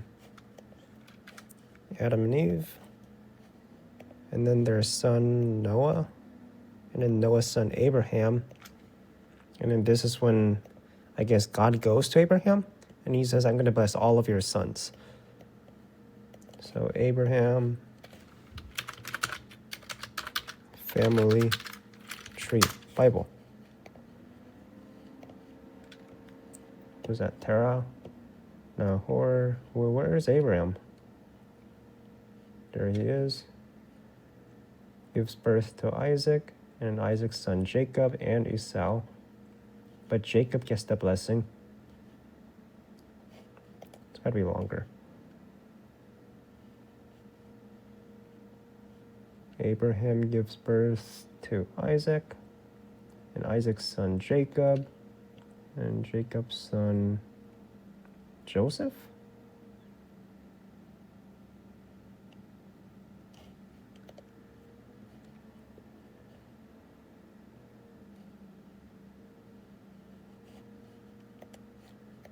All that had white on them, and all the dark-colored lambs, and he placed them in the care of his sons. Then he put a 3-day journey between himself and Jacob, while Jacob continued to tend the rest of Laban's flocks. Jacob, however, took fresh cut branches from poplar, almond, and plane trees, and made white stripes on them by peeling the bark and exposing the white inner wood of the branches. Then he placed the peeled branches in all the watering troughs, so that they would be directly in front of the flocks. He basically stole God's blessing from his brother Esau. They mated in front of the branches, and they bore young that were streaked or speckled or spotted. Jacob set apart the young of the flock like this by whole themselves, Joseph Joestar but made lineage the rest thing. face the streaked and dark-colored animals that belonged to Laban. Thus he made separate flocks for himself, and did not put them with Laban's animals. Whenever the stronger females were in heat, Jacob would place the branches in the troughs in front of the animals, so they would mate near the branches.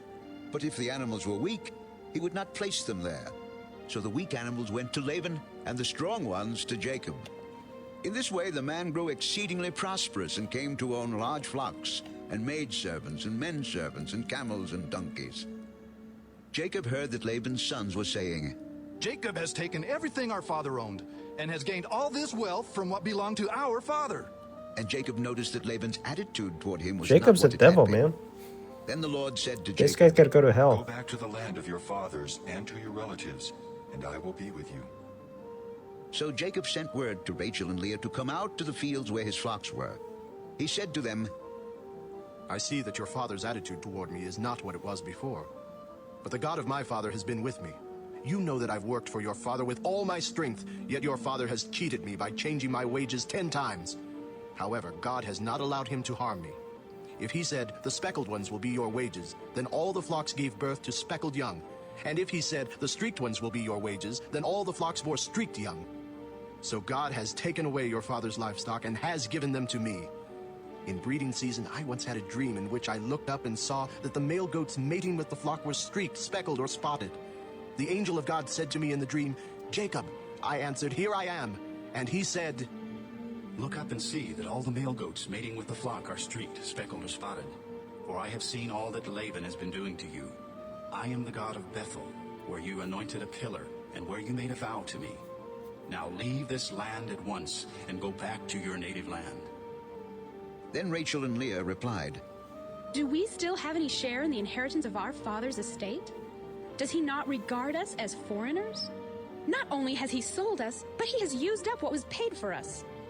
Surely all the wealth that God took away from our father belongs to us and our children. So do whatever God has told you. Then Jacob put his children and his wives on camels, and he drove all his livestock ahead of him, along with all the goods he had accumulated in Paddan Aram, to go to his father Isaac in the land of Canaan. When Laban had gone to shear his sheep, What's the moral of the Rachel story? stole her father's That you can household steal gods. someone's identity? Moreover, Jacob deceived Laban the Aramean by He not basically telling him he was identity running away. theft So from he his fled brother. with all he had, and crossing the river, he headed for the hill country of Gilead. On the third day, Laban was told that Jacob had fled. Taking his relatives with him, he pursued Jacob for 7 days and caught up with him in the hill country of Gilead. Then God came to Laban the Aramean in a dream at night and said to him, Be careful not to say anything to Jacob, either good or bad. Jacob had pitched his tent in the hill country of Gilead when Laban overtook him, and Laban and his relatives camped there too. Then Laban said to Jacob, What have you done? You've deceived me, and you've carried off my daughters like captives in war. Why did you run off secretly and deceive me? Why didn't you tell me so I could send you away with joy and singing to the music of tambourines and harps? You didn't even let me kiss my grandchildren and my daughters goodbye. You have done a foolish thing. I have the power to harm you. But last night the God of your father said to me, Be careful not to say anything to Jacob, either good or bad. Now you have gone off because you long to return to your father's house. But why did you steal my gods? I was afraid because I thought you would take your daughters away from me by force. But if you find anyone who has your gods, he shall not live. In the presence of our relatives, see for yourself whether there is anything of yours here with me, and if so, take it. Now Jacob did not know that Rachel had stolen the gods. How So do you Laban went steal a into god? Jacob's tent and into Leah's tent and into the tent of the 2 maidservants, but he found nothing. After he came out of Leah's tent, he entered Rachel's tent. Now Rachel had taken the household gods and put them inside her camel's saddle and was sitting on them. Laban searched through everything in the tent but found nothing. Rachel said to her father, Don't be angry, my lord, that I cannot stand up in your presence. I'm having my period. So he searched but could not find the household gods. Jacob was angry and took Laban to task. What is my crime? What sin have I committed that you hunt me down? Now that you have searched through all my goods, what have you found that belongs to your household? Put it here in front of your relatives and mine, and let them judge between the 2 of us. I have been with you for 20 years now. Your sheep and goats have not miscarried, nor have I eaten rams from your flocks. I did not bring you animals torn by wild beasts. I bore the loss myself, and you demanded payment from me for whatever was stolen by day or night. This was my situation. The heat consumed me in the daytime and the cold at night, and sleep fled from my eyes.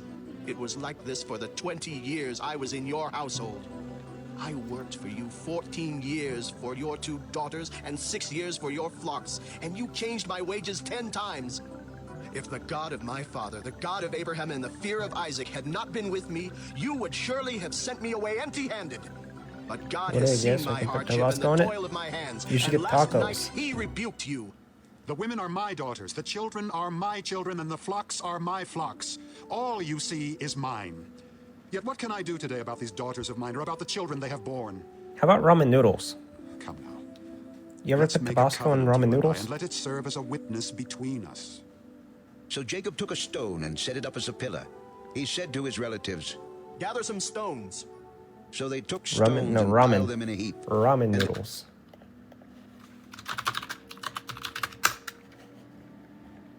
These things.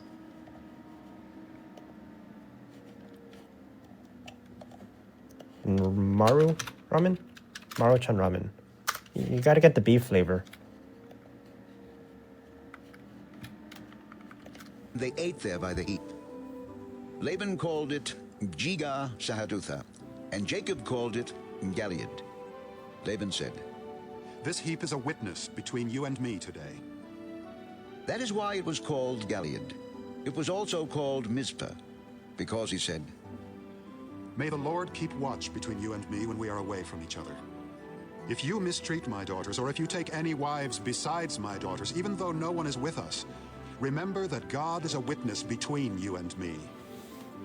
Here is this heap, and here is this pillar I have set up between you and me.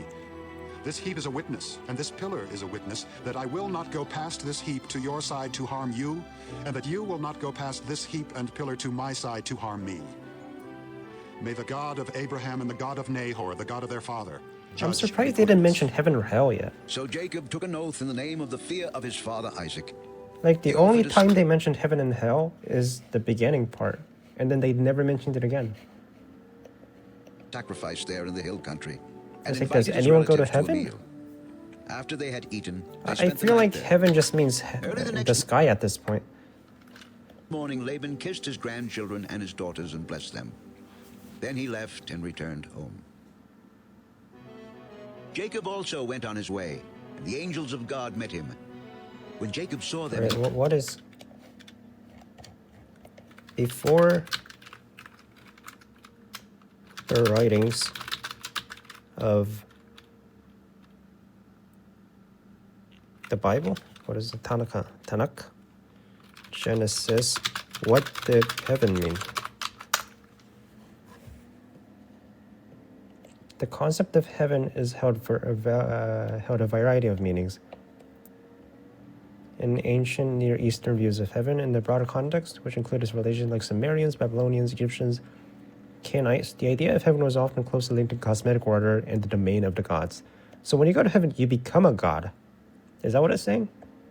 Typically, the sky, often vault of dome, was dwelling place of divine beings or the gods.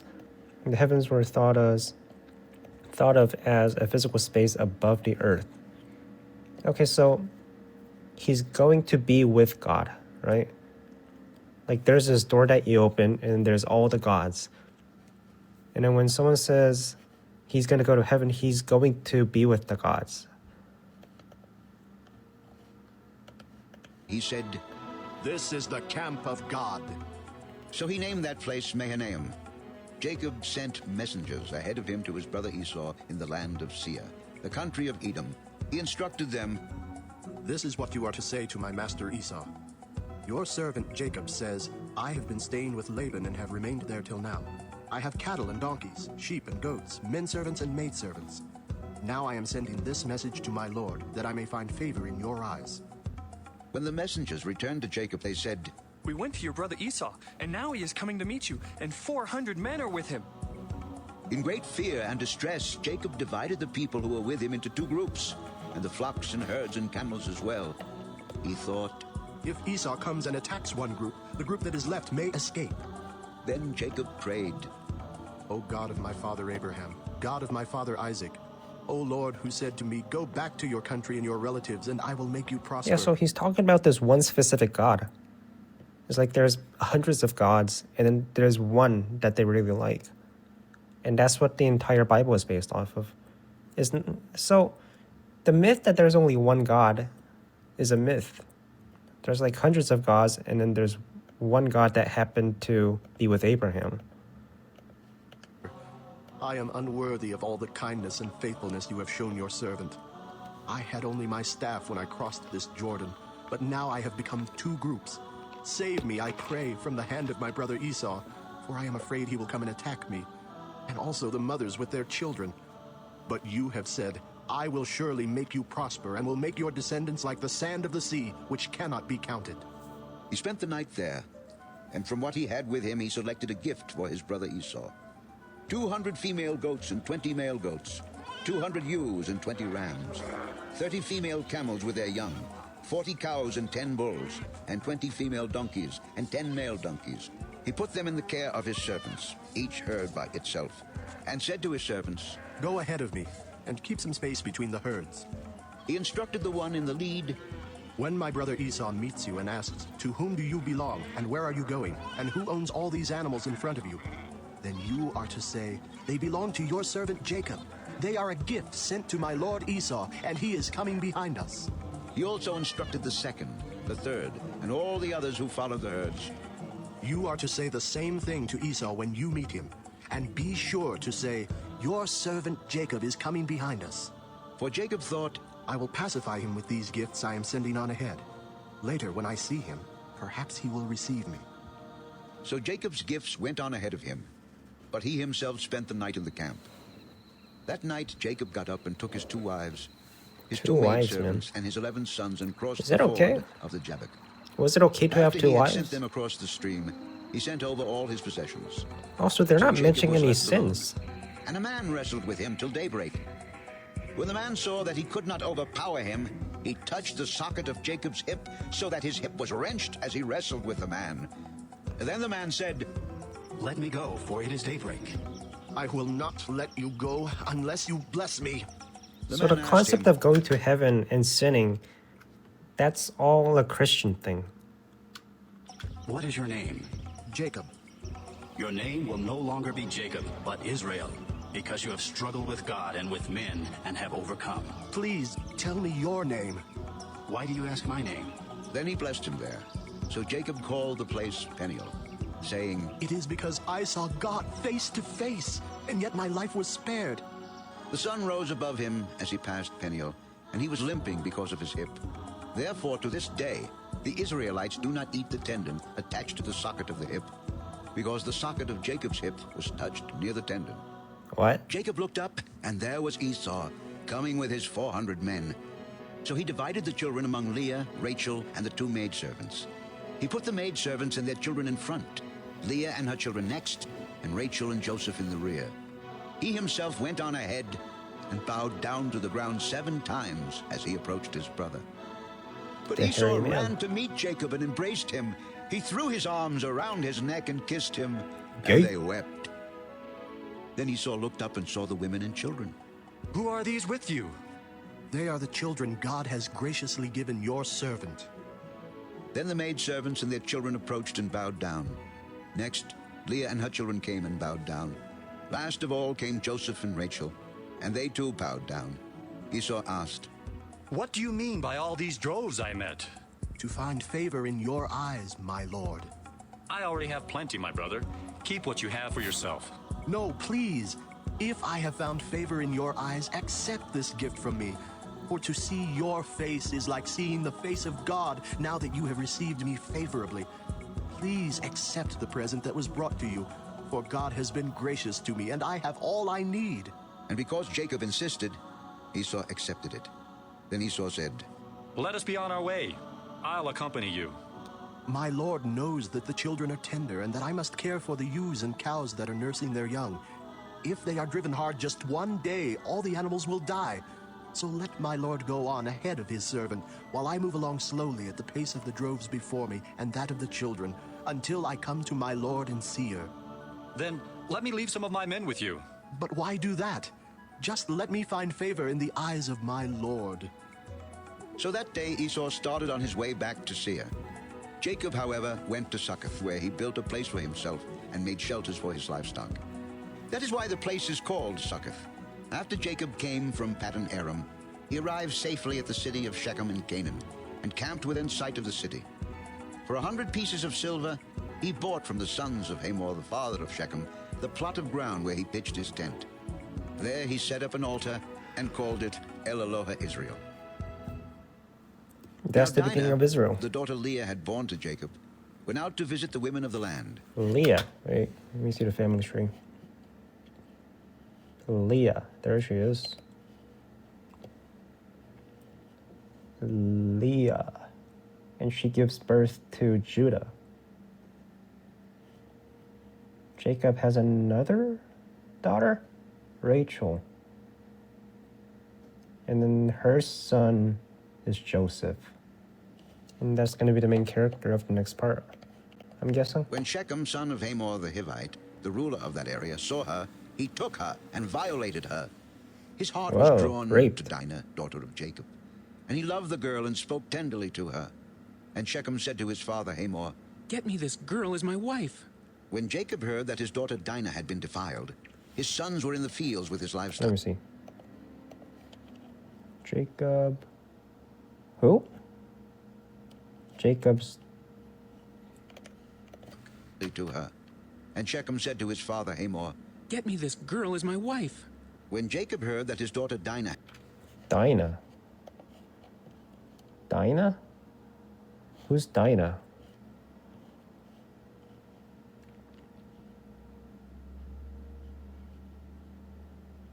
There's Rachel, there's Zilpah, there's Bilhah, and there's Leah. Where's Dinah? Who the fuck is Dinah?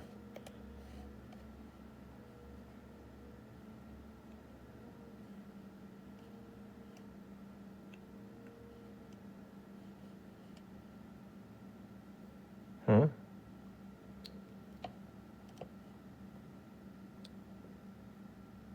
Who the fuck is Dinah?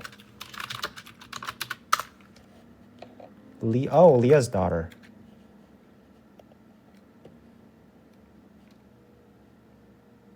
Right. Leah.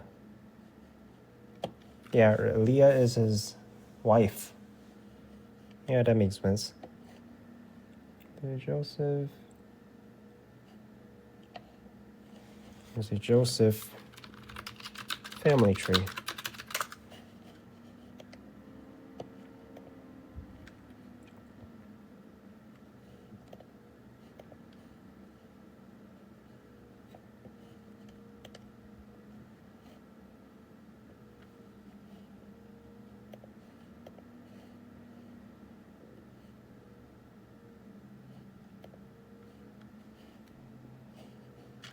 had been defiled, his sons were in the fields with his livestock. So he kept quiet about it until they came home. Then Shechem's father Hamor went out to talk with Jacob. Now Jacob's sons had come in from the fields as soon as they heard what had happened. They were filled with grief and fury, because Shechem had done a disgraceful thing in Israel by lying with Jacob's daughter, a thing that should not be done. But Hamor said to them, My son Shechem has his heart set on your daughter. Please, Shechem, give her to the him as rapist. his wife. Intermarry with us. Give us your daughters, and take our daughters for yourselves.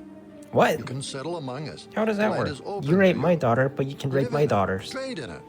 And acquire That's the property trade? in it.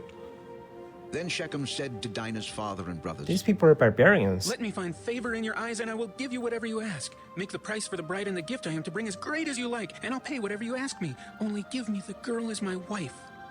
Because their sister Dinah had been defiled, Jacob's sons replied deceitfully as they spoke to Shechem and his father Hamor. They said to them, We can't do such a thing. We can't give our sister to a man who is not circumcised. That would be a disgrace to us. We will Oh, give our right, consent they're all to you on one circumcised. condition only, that you become like us by circumcising all your males. Then we will give you our daughters and take your daughters for ourselves. We'll settle among you and become one people with you. But if you will not agree to be circumcised, we'll take our sister and go. Chop off your Their dicks. proposal seemed good to Hamor and his son Shechem.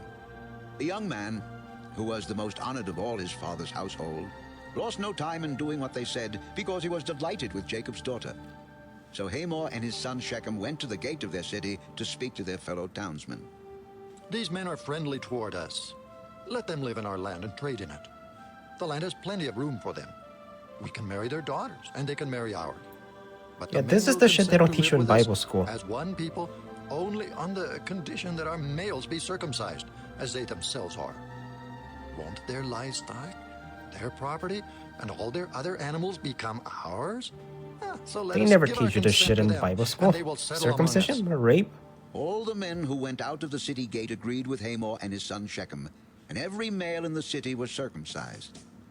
3 days later, while all of them were still in pain, 2 of Jacob's sons, Simeon and Levi, Dinah's brothers, took their swords and attacked the unsuspecting city, killing every male.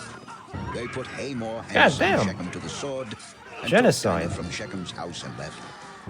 The sons Hey, yo, of Jacob, came upon the dead is this what bodies your and God looted wants? the city where their sister had been defiled. They seized their flocks and herds and donkeys and everything else of theirs in the city and out in the fields. So they started killing everyone when their dicks were hurting. Children, taking as plunder everything in the houses. Yo, Jacob. Then Jacob said to Simeon and Levi, "You have brought trouble on me by making me a stench to the Canaanites and Perizzites, the people living in this land. Perizzites. On me by That's a new country. Perizzites. What year is this? A group of people who lived in Canaan before Israelites arrived. What years?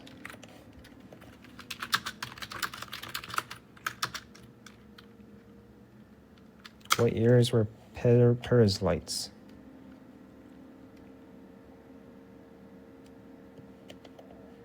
But these are actual people, right? 1200 or 2000 to 1200.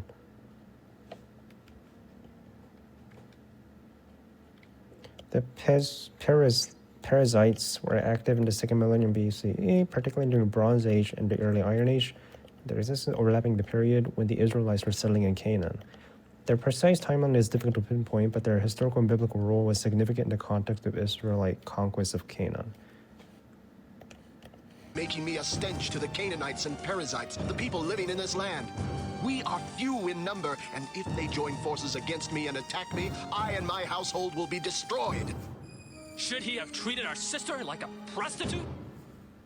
Then God said to Jacob, "Go up to Bethel and settle there, and build an altar there to God, who appeared to you when you were fleeing from your brother Esau." Fleeing from your brother. So Jacob said to his household and to all who were with him, "Get rid of the foreign gods you have with you, and purify yourselves and change your clothes. Then come, let us go up to Bethel, where They're I going will into build hiding. an altar to God, who answered me in the day of my distress, and who has been with me wherever I have gone." So they gave Jacob all the foreign gods they had and the rings in their ears.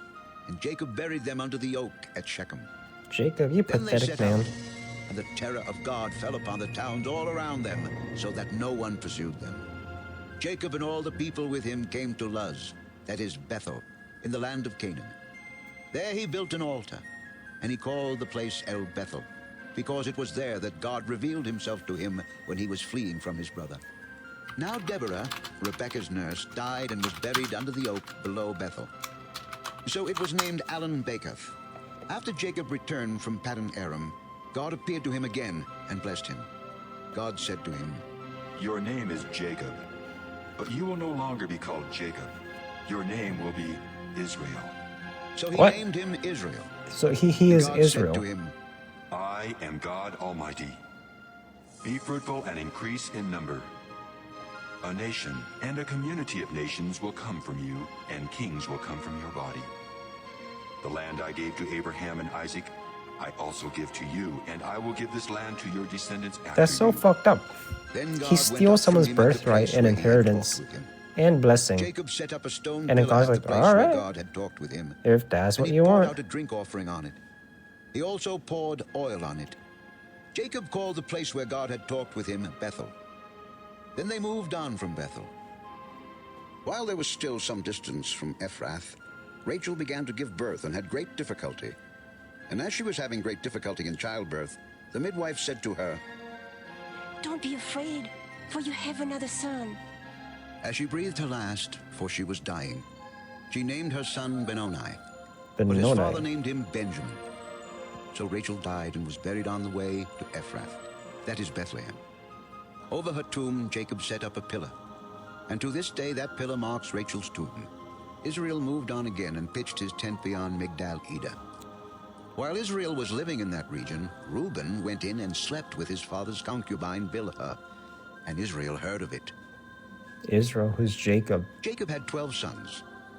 The sons of Leah: Reuben, the firstborn of Jacob, Simeon, Levi, Judah, Issachar, and So Zebulun. since Abraham, how many The is sons this? of How many Rachel: generations? Joseph and Benjamin. The Joseph, sons there of it is. Rachel's maidservant Bilhah: Dan and Naphtali. The sons of Leah's maidservant Zilpah: Gad and Asher. So These were the Genesis sons of is a Jacob, family who were lineage born to story. him in It's Paddan not Aram. about God. Jacob came home to his father Isaac in Mamre, near Kiriath Arba, that is Hebron, where Abraham and Isaac had stayed. Isaac lived 180 years.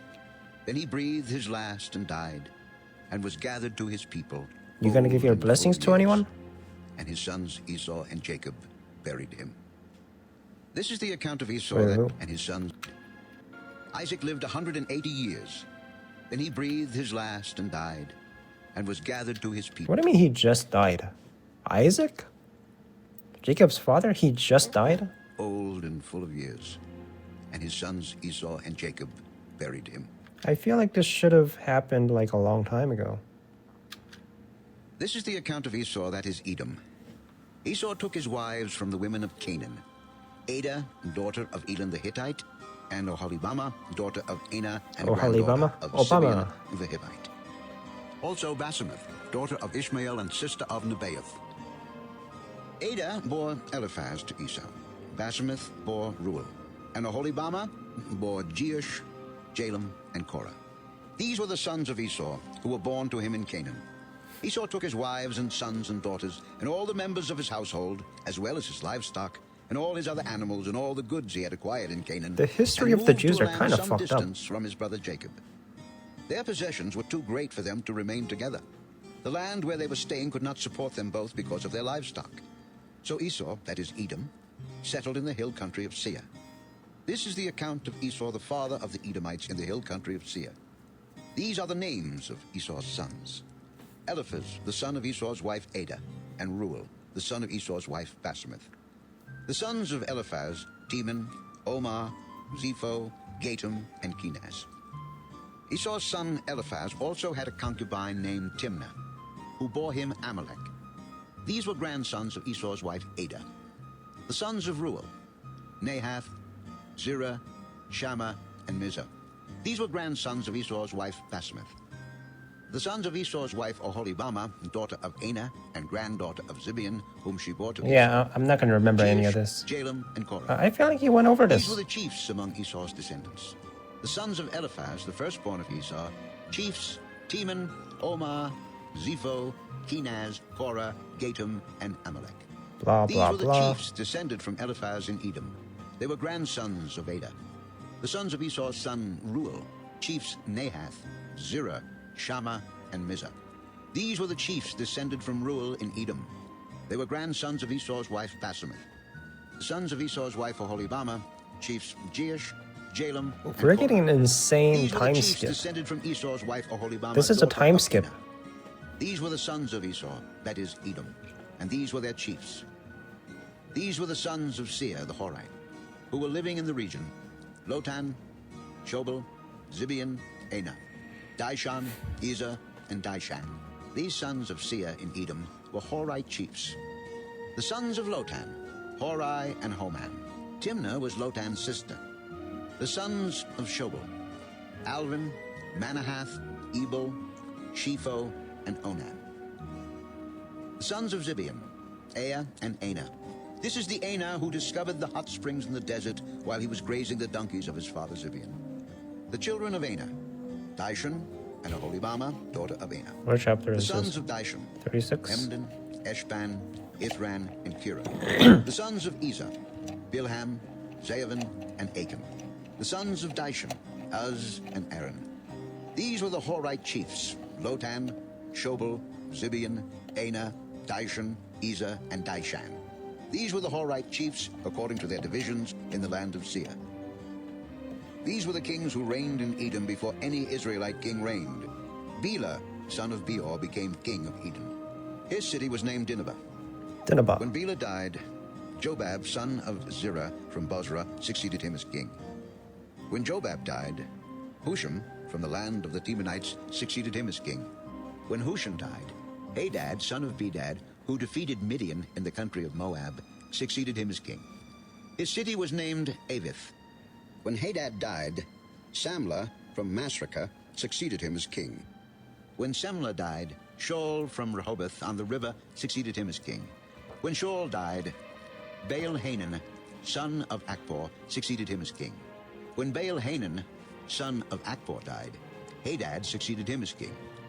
His city was named Pau, and his wife's name was Mehetabel, daughter of Matred, the daughter of Mizahah. These were the chiefs descended from Esau by name, according to their clans and regions. Timnah, Alva, Jetheth, Oholibamah, Elah, Pinan, Kenaz, Teman, Mibzah, Magdiel, and Iram. These were the chiefs of Edom, according to their settlements in the land they occupied. This was Esau, the father of the Edomites. Jacob lived in the land where his father had stayed, the land of Canaan. This is the account of Jacob. Joseph, a young man of 17, was tending the flocks with his brothers, the sons of Bilhah and the sons of Zilpah, his father's wives. And he brought their father a bad report about them. Now Israel loved Joseph more than any of his other sons, because he had been born to him in his old age. And he made a richly ornamented robe for him. When his brothers saw that their father loved him more than any of them, they hated him and could not speak a kind word to him. All right, so now we're on to Jacob. Joseph had a dream, and when he told it to his brothers, they hated him all the more. He said to them, Listen to this dream I had. We were binding sheaves of grain out in the field when suddenly my sheaf rose and stood upright, while your sheaves gathered around mine and bowed down to it. They'd be like, yeah, look at this motherfucker. Do you intend to reign over us? Will you actually rule us? And they hated him all the more because of his dream and what he had said. Then he had another dream, and he told it to his brothers. Listen, I had another dream, and this time the sun and moon and 11 stars were bowing down to me. When he told his father as well as his brothers, his father rebuked him and said, What is this dream you had? Will your mother and I and your brothers actually come and bow down to the ground before you? His brothers were jealous of him, but his father kept the matter in mind. Now his brothers had gone to graze their father's flocks near Shechem, and Israel said to Joseph, As you know, your brothers are grazing He's like, the look flocks how near great I'm Shechem. gonna be. Come, I am going to send you to them. Very well. Go and see if all is well with your brothers and with the flocks, and bring word back to me. Then he sent him off from the valley of Hebron. When Joseph arrived at Shechem, a man found him wandering around in the fields and asked him, What are you looking for? I'm looking for my brothers. Can you tell me where they are grazing their flocks? They have moved on from here. I heard them say, let's go to Dothan. So Joseph went after his brothers and found them near Dothan. But they saw him in the distance, and before he reached them, they plotted to kill him. Here comes that dreamer. Come now, let's kill him and throw him into one of these cisterns and say that a ferocious animal devoured him. Chapter 37.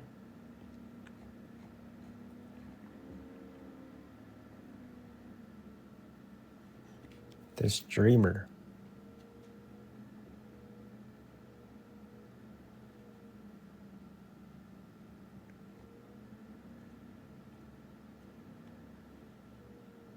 Where does it say a dreamer?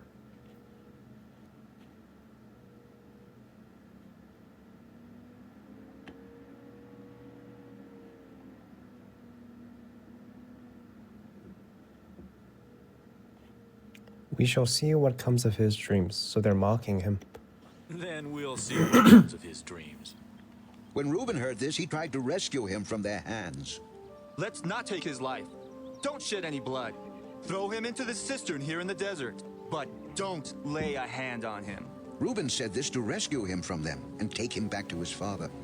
So when Joseph came to his brothers, they stripped him of his robe, the richly ornamented robe he was wearing, and they took him and threw him into the cistern. Now the cistern was empty. There was no water in it. As they sat down to eat their meal, they looked up and saw a caravan of Ishmaelites coming from Gilead. Their camels were loaded with spices, balm, and myrrh, and they were on their way to take them down to Egypt. Judah said to his brothers, What will we gain if we kill our brother and cover up his blood? Come, let's sell him to the Ishmaelites and not lay our hands on him. After all, he is our brother, our own flesh and blood. His brothers agreed. So when the Midianite merchants came by, his brothers pulled Joseph up out of the cistern and sold him for 20 shekels of silver to the Ishmaelites. 20 shekels of silver. How much is that?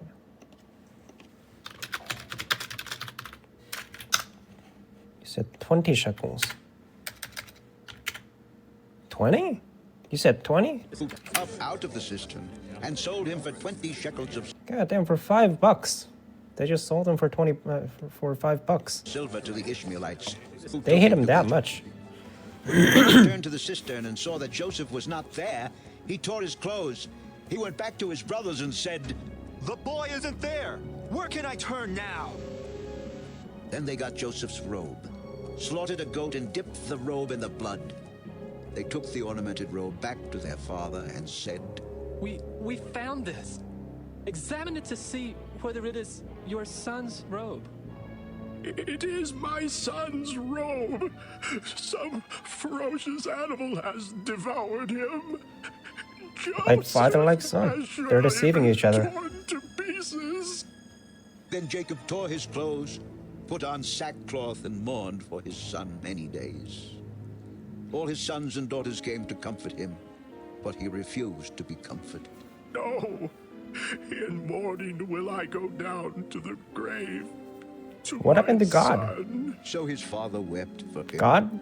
Meanwhile, the Midianites sold Joseph in Egypt to Potiphar, one of Pharaoh's officials, the captain of the guard. At that time, Judah left his brothers and went down to stay with a man of Adullam named Hira. There, Judah met the daughter of a Canaanite man named Shua. He married her and lay with her. She became pregnant and gave birth to a son who was named She conceived again and gave birth to a son and named him Onan. She gave birth to still another son and named him Shelah. It was at Chezib that she gave birth to him. Judah got a wife for his firstborn, and her name was Tamar. But Judah's firstborn, was wicked in the Lord's sight, so the Lord put him to death. Then Judah said to Onan, Lie with your brother's wife and fulfill your duty to her as a brother-in-law to produce offspring for your brother. But Onan knew that the offspring would not be his. So whenever he lay with his brother's wife, he spilled his semen on the ground to keep from producing offspring for his brother. What he did was wicked in the Lord's sight, so he put him to death also. Judah then said to his daughter-in-law Tamar, Live as a widow in your father's house until my son Shelah grows up. For he thought, he may die too, just like his brothers. So Tamar went to live in her father's house. After a long time, Judah's wife, the daughter of Shua, died. When Judah had recovered from his grief, he went up to Timnah, to the man. Who's Judah?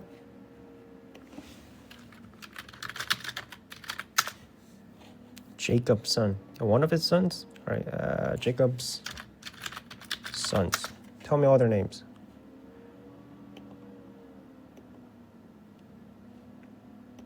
Later given the name Israel as a patriarch regarded as the forefather of Israelites according to Abraham religions such as Judaism, Christianity, and Islam. Right? Where's his sons?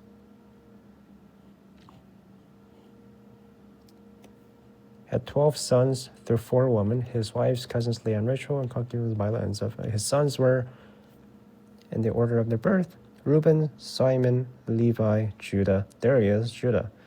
Dan, Naphtali, Gad, Asher, Issachar, Zebulun, Joseph, and Benjamin, all of whom became heads of their own family groups, later known as 12 tribes of Israel. Who was shearing his sheep, and his friend Hira, the Adullamite, went with him. When Tamar was told, Your father-in-law is on his way to Timnah to shear his sheep, she took off her widow's clothes, covered herself with a veil to disguise herself, and then sat down at the entrance to Enaim, which is on the road to Timnah. For she saw that, though Shelah had now grown up, she had not been given to him as his wife. When Judah saw her, he thought she was a prostitute, for she had covered her face. Not realizing that she was his daughter-in-law, he went over to her by the roadside and said, Come now, let me sleep with you. And what will you give me to sleep with you? I'll send you a young goat from my flock. Will you give me something as a pledge until you send it? What pledge should I give you? Your seal in its cord, and the staff in your hand. So he gave them to her and slept with her, and she became pregnant by him. After she left, she took off her veil and put on her widow's clothes again. Meanwhile, Judah sent the young goat by his friend the Adullamite in order to get his pledge back from the woman. But he did not find her. He asked the men who lived there, Where is the shrine prostitute who is beside the road at Enaim? There hasn't been any shrine prostitute here. So he went back to Judah and said, I didn't find her. Besides, the men who live there said, There hasn't been any shrine prostitute here. Let her keep what she has, or we will become a laughingstock. After all, I did send her this young goat, but you didn't find her. About 3 months later, Judah was told, Your daughter-in-law Tamar is guilty of prostitution, and as a result she is now pregnant. Bring her out and have her burned to death. As she was being brought out, she sent a message to her father-in-law. I am pregnant by the man who owns these. See if you recognize whose seal and cord and staff these are.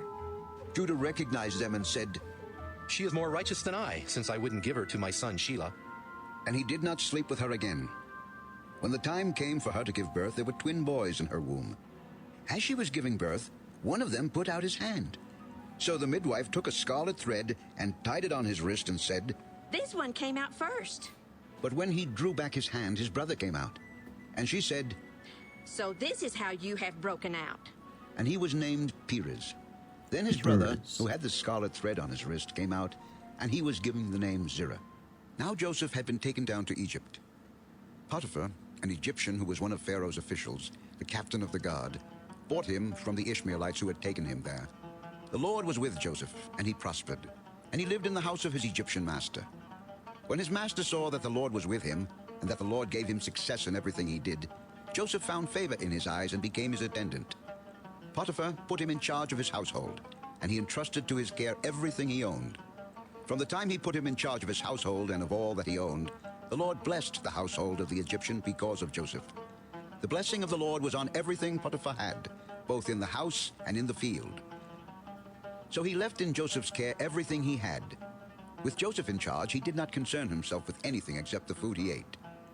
Now Joseph was well built and handsome, and after a while his master's wife took notice of Joseph and said, Come to bed with me. But he refused. With me in charge, my master does not concern himself with anything in the house. Everything he owns he has entrusted to my care. No one is greater in this house than I am. My master has withheld nothing from me except you, because you are his wife. How then could I do such a wicked thing and sin against God? And though she spoke to Joseph day after day, he refused to go to bed with her or even be with her. One day he went into the house to attend to his duties, and none of the household servants was inside. She caught him by his cloak and said, Come to bed with me. But he left his cloak in her hand and ran out of the house. Handsome man. When she saw that he had left his cloak in her hand and had run out of the house, she called her household servants. Look, this Hebrew has been brought to us to make sport of us. He came in here to sleep with me, but I screamed. When he heard me scream for help, he left his cloak beside me and ran out of the house. She kept his cloak beside her until his master came home. Then she told him this story. That Hebrew slave you brought us came to me to make sport of me, but as soon as I screamed for help, he left his cloak beside me and ran out of the house. When You his might master be heard ugly, the man. story his wife told him, saying, This is how your slave treated me. he burned with anger. Joseph's master took him and put him in prison. the All right, place he where got the sold king's as a prisoners slave. were I forgot about that. But while Joseph was there in the prison, the Lord was with him. He showed him kindness and granted him favor in the eyes of the prison warden. So the warden put Joseph in charge of all those held in the prison. What is and that he was made haircut, responsible man? for all that was done there. The warden paid no attention to anything under Joseph's care, because the Lord was with Joseph and gave him success in whatever he did. Sometime later, the cupbearer and the baker of the king of Egypt offended their master, the king of Egypt. By the way, Jacob is still alive, right? He's just really sad. Pharaoh was angry with his two officials, the chief cupbearer and the chief baker, and put them in custody of the house of the captain of the guard, in the same prison where Joseph was confined. Joseph. The captain of the guard assigned them to Joseph. He has haircut.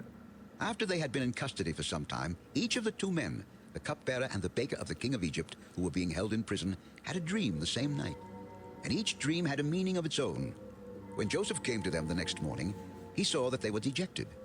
So he asked Pharaoh's officials who were in custody with him in his master's house, Why are your faces so sad today? We both had dreams, but there is no one to interpret them. Do not interpretations belong to God? Tell me your dreams. So the chief cupbearer told In modern day, he would be the guy that called out Bitcoin in 2008. Joseph his dream. Is that grain story, right? I saw a vine in front of me, and on the vine were You 3 harvest for branches. 7 years, and then the As next soon as 7 it years you're budded, gonna have a famine. it blossomed, Yeah, that's and whole its story. clusters ripened into grapes. Pharaoh's cup was in my hand, and I took the grapes, squeezed them into Pharaoh's cup, and put the cup in his hand. This is what it means. The 3 branches are 3 days. Within 3 days, Pharaoh will lift up your head and restore you to your position, and you will put Pharaoh's cup in his hand, just as you used to do when you were his cupbearer. But when all goes well with you, remember me and show me kindness. Mention me to Pharaoh and get me out of this prison. For I was forcibly carried off from the land of the Hebrews, and even here I have done nothing to deserve being put in a dungeon.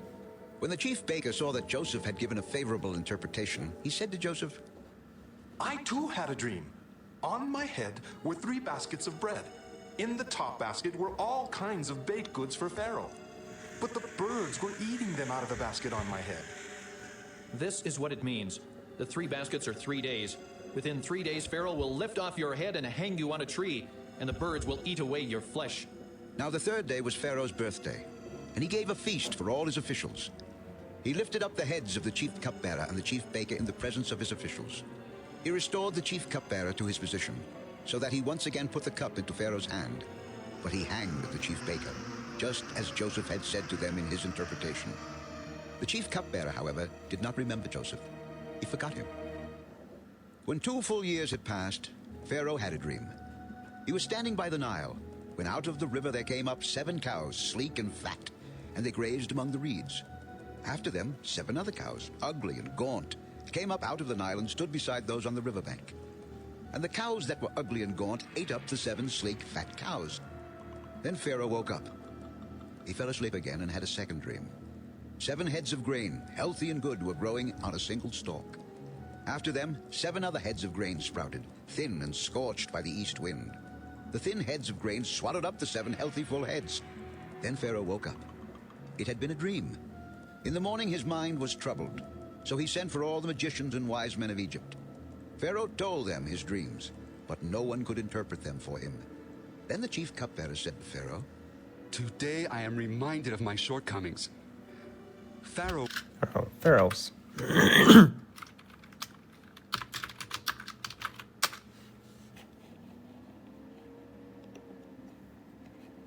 How long does it go back to? Alright, so that's a pretty good record. Who was the Pharaoh? What was the name of the Pharaoh in Joseph's story with the wheat dream?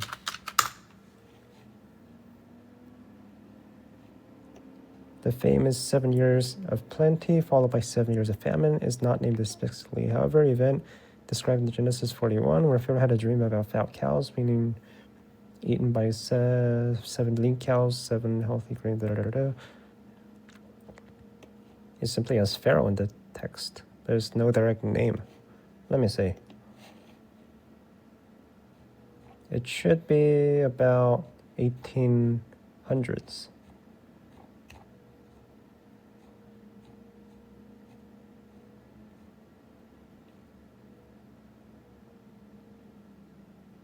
Sobekari, female pharaoh,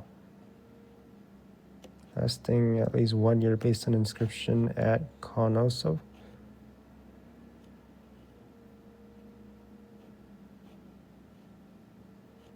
All right, are there speculated that the pharaoh often linking him to Amenhotep II or Senusret II, 2 pharaohs of 12th dynasty of Egypt?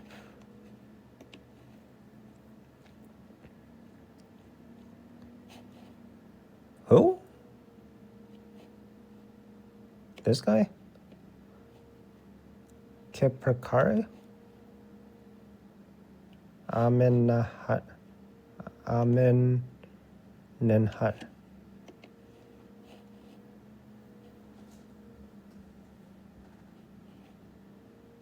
It's one of these two, right?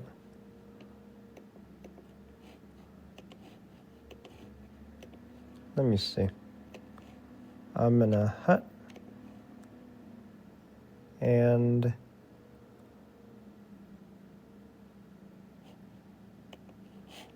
Amenhotep II or Senusret II.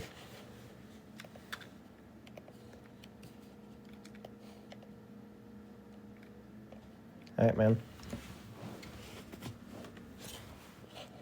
Anything that happened, archaeological findings provide the name of it. The Pharaoh 3 reign, ascension. Account of reign, the most important record of fragments. Court officials, some of the members of Amenhotep courts are unknown. Succession, chart of brief core agency. Tomb. pyramid was constructed at El Lahun. Senseret II took a great deal of interest and fame across. Were there any records of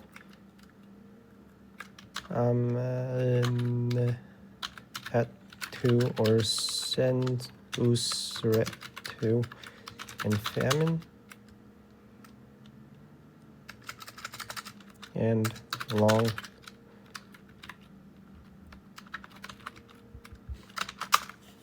any record of famines? There are no direct historical inscriptions.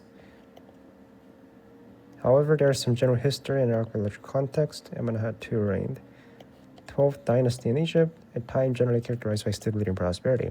There's no direct evidence in his reign. 12th dynasty generally economic prosperity. The period saw construction of irrigation system and trade expeditions. Famine records from period are scarce. There's no explicit mention of a famine like Joseph interprets in the Bible.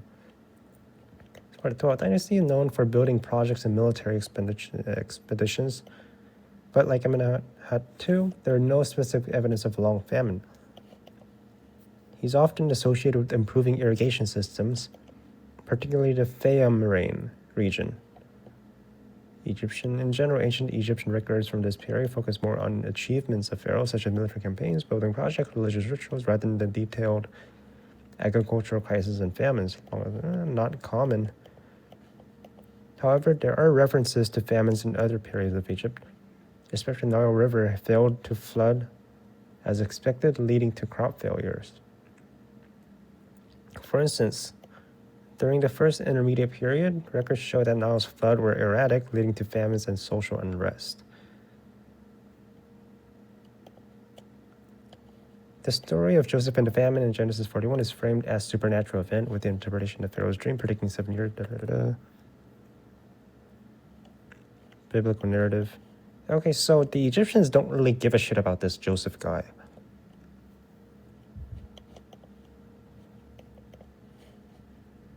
He's kind of a small story when it comes to the pharaohs. Was once angry with his servants, and he imprisoned me and the chief baker in the house of the captain of the guard. Each of us had a dream the same night, and each dream had a meaning of its own. Now a young Hebrew was there with us, a servant of the captain of the guard. We told him our dreams, and he interpreted them for us, giving each man the interpretation of his dream. And things turned out exactly as he interpreted them to us. I was restored to my position, and the other man was hanged. So Pharaoh sent for Joseph, and he was quickly brought from the dungeon. When he had shaved and changed his clothes, he came before Pharaoh. Pharaoh said to Joseph, I had a dream, and no one can interpret it. But I have heard it said of you that when you hear a dream, you can interpret it. I cannot do it, but God will give Pharaoh the answer he desires. In my dream, I was standing on the bank of the Nile, when out of the river there came up 7 cows, fat and sleek, and they grazed among the reeds.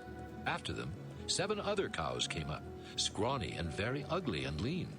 I had never seen such ugly cows in all the land of Egypt. The lean, ugly cows ate up the 7 fat cows that came up first.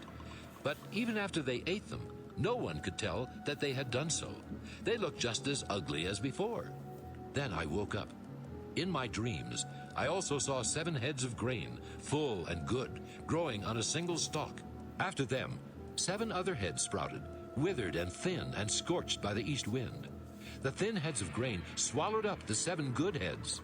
I told this to the magicians, but none could explain it to me. Because they're fucking musicians. The dreams of Pharaoh are They one don't and the interpret same. dreams. God has revealed to Pharaoh what he is about to do.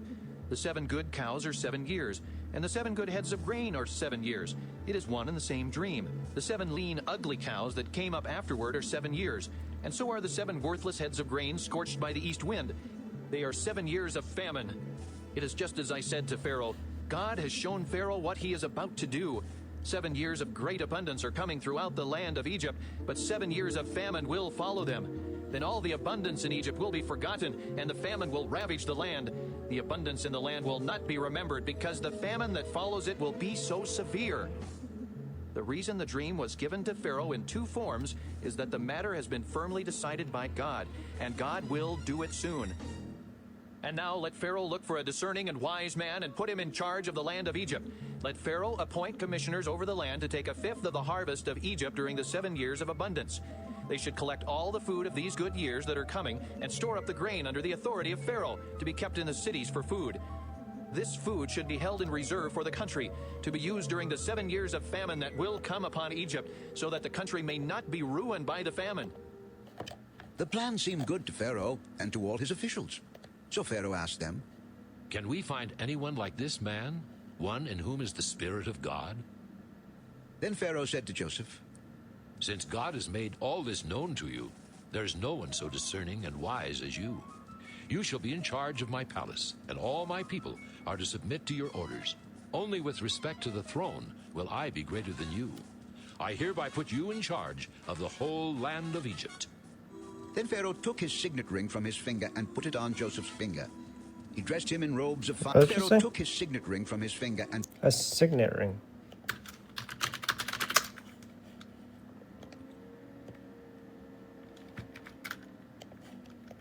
Did either of those pharaohs wear a signet ring? Yes, both of them wore it.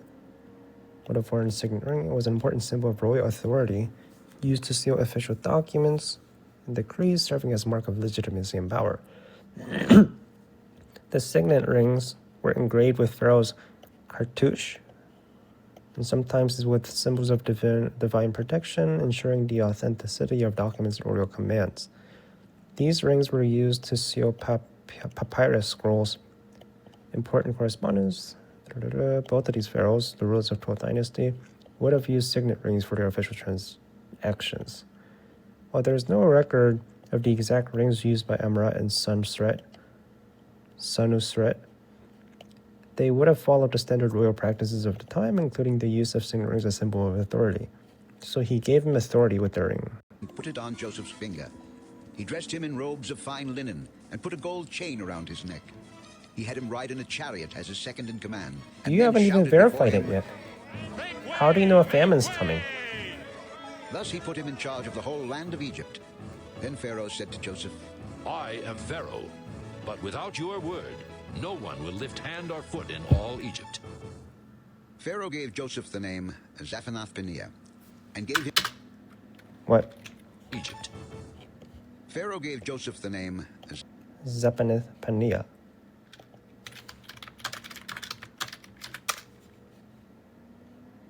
The one who furnishes the sustenance of the land.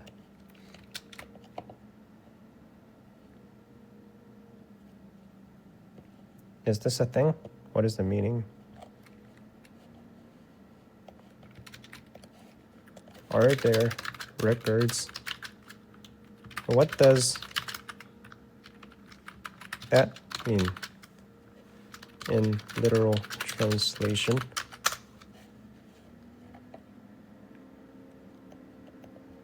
But its literal meaning is not entirely clear. There are, however, interpretations. The name Zaphenath-Paneah is considered an Egyptian name. Scholars suggest it can be broken down as, to be derived from Egyptian ZPN, conceal, Paneah, the living one, as the one who reveals, explains secrets. Okay, so he's saying because you can show us and you're kind of hidden, you're this underdog, we're going to give you this name Paneah. It's unclear. Are there any records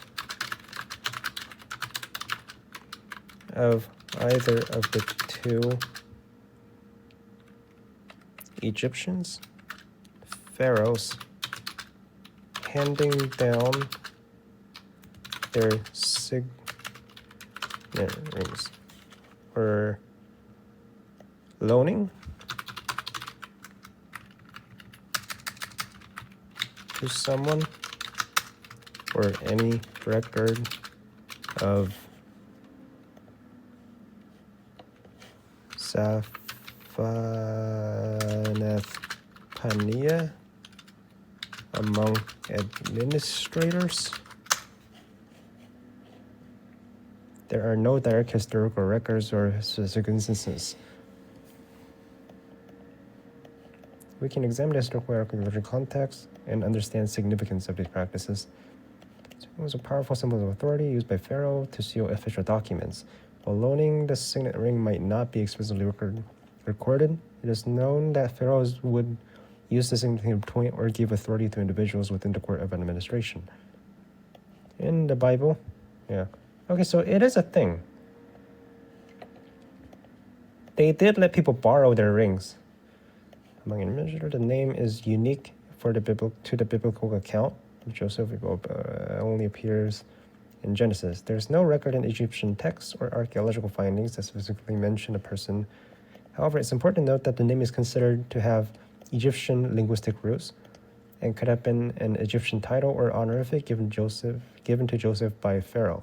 This title, meaning something like revealer of secrets or the one who explains hidden things, aligns with Joseph's role as an interpreter of Pharaoh's dreams in the biblical narrative.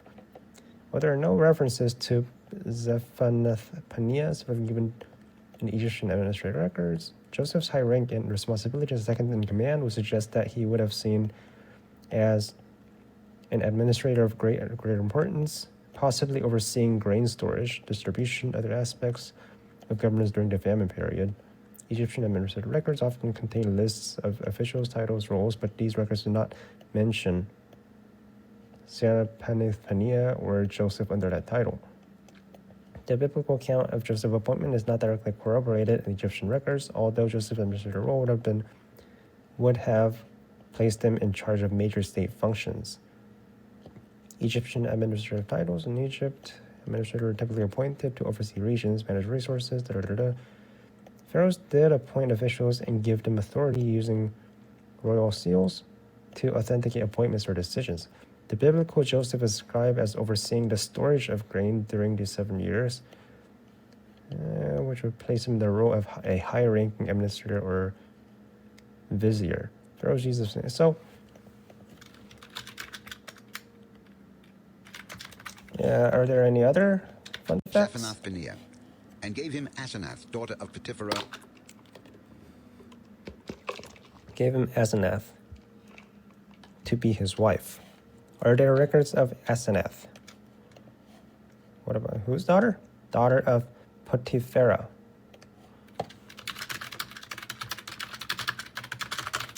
Of a guy named Potipharah.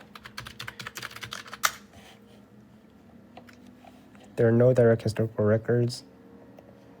Egyptian mention that his father-in-law of Joseph, priest On, known as Heliopolis, however, was considered a concept and looked at general possibilities. Not in the Bible.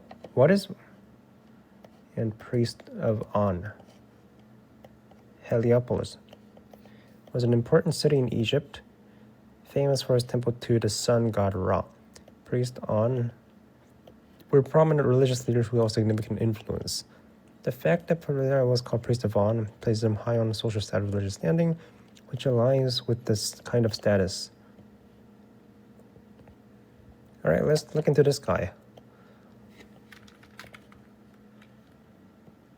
The name could be an accurate reflection of Egyptian naming conventions. From the time of the Middle Kingdom. It does not contain reference. There are often well-known figures, major temple. What is this?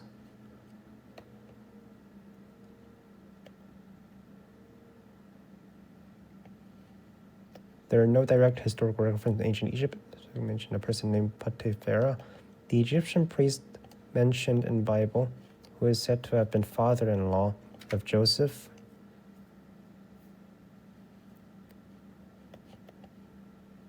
Really? There's no one?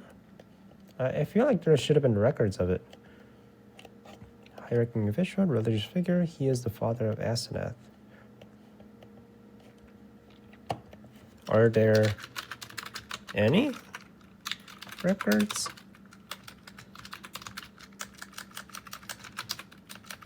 That match up with from Joseph's story with ancient Egyptian records. There is no direct or definitive. Okay, but like any parallels? Famine in Egypt.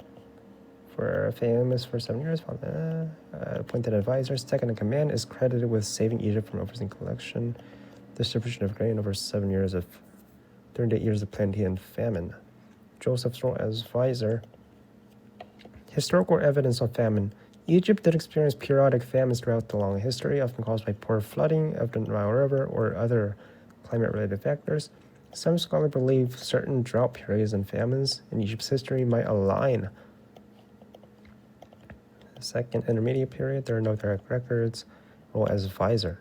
The role of advisor, known as Ju Imrer, was an established position in ancient Egypt, and several Egyptian records mention viziers, high-ranking officials overseeing administrative duties. The biblical account is consistent with the structure, where the vizier was in charge of managing the kingdom, including storing and distributing grain, which fits his role in the biblical story. The rise of Joseph from being a slave to becoming a second in command in Egypt is an extraordinary story, but not entirely without parallel. Egyptian records do mention foreigners who were elevated to high position of authority, such as Hyksos, foreign rulers of Egypt, who were once outsiders but who gained power. Joseph's marriage to Asenath.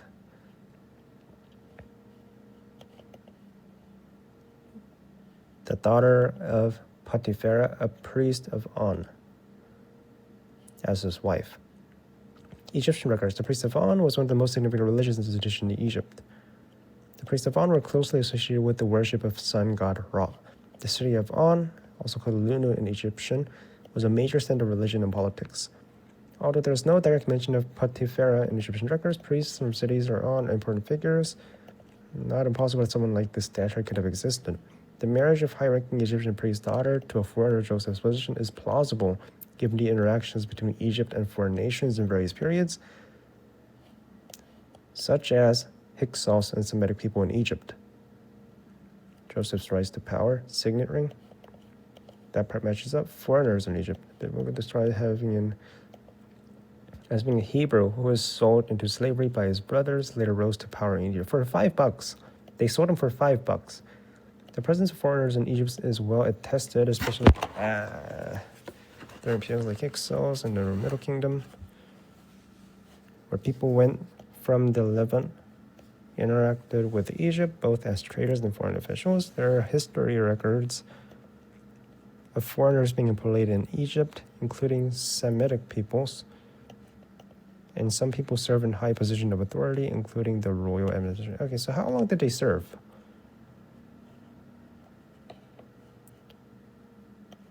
He was for 19, 29, 21 years. 21 years, and then Amenemhat. What is this? What happened here?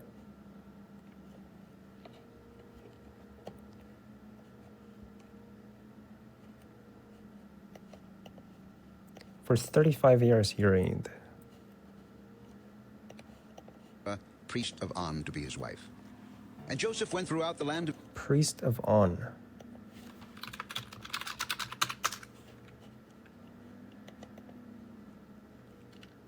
Any information on this guy?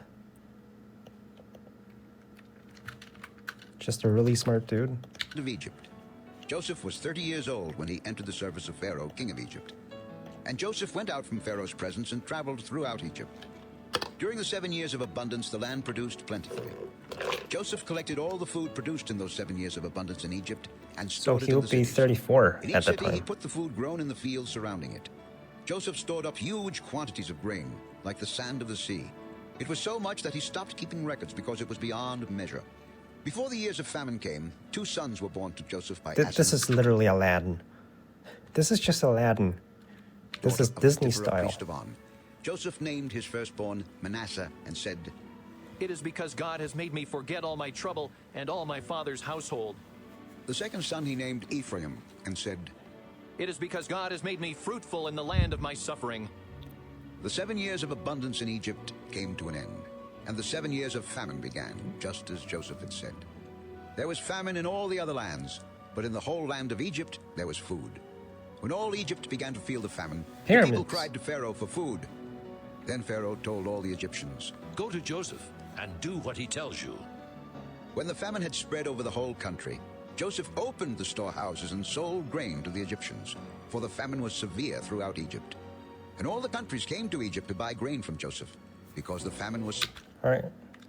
Are there any records of Egypt, ancient Egypt, being the center of grain trade? Yes, major center of grain production in the trade in ancient world. All right, tell me the years. Where the world, where the grain exports of ancient Egypt was higher than normal, or when the world experienced famine and needed Egyptian grain. Ancient political stability. Old Kingdom. During the Old Kingdom was a height of centralized power, agricultural production. Pyramid text. So grain was one of the main sources of wealth and tribute to Egypt. No records of grain exports were scarce. Ability to produce grain are well established. Famine in other regions would have been in demand. The Middle Kingdom saw a resurgence of centralized and rules prosperity. During this time, Egypt's grain production was high. There are no records suggesting Egypt exported grain to neighboring regions in time of famine. This was the period when Egypt's agricultural systems, irrigation systems, were well developed. Famine in the Near East overlaps with times when neighboring regions, particularly in Levant, was experiencing famine.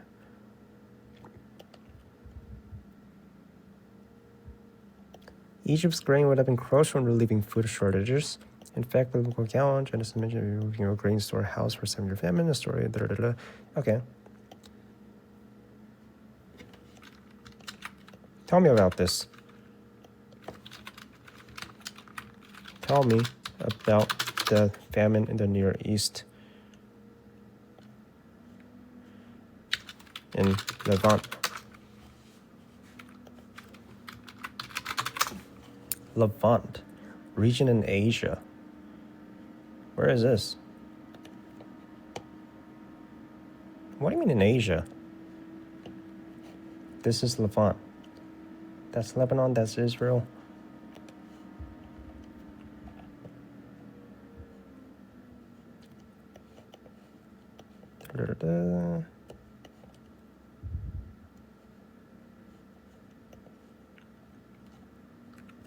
Is there a specific time here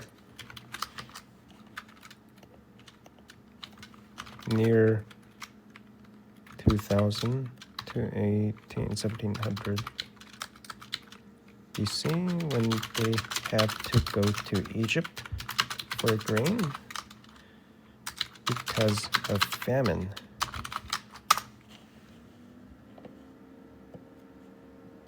It's not definitively known, but it's often placed within the Middle Bronze Age. Okay, Levant. What year is this? Levant. It's a region.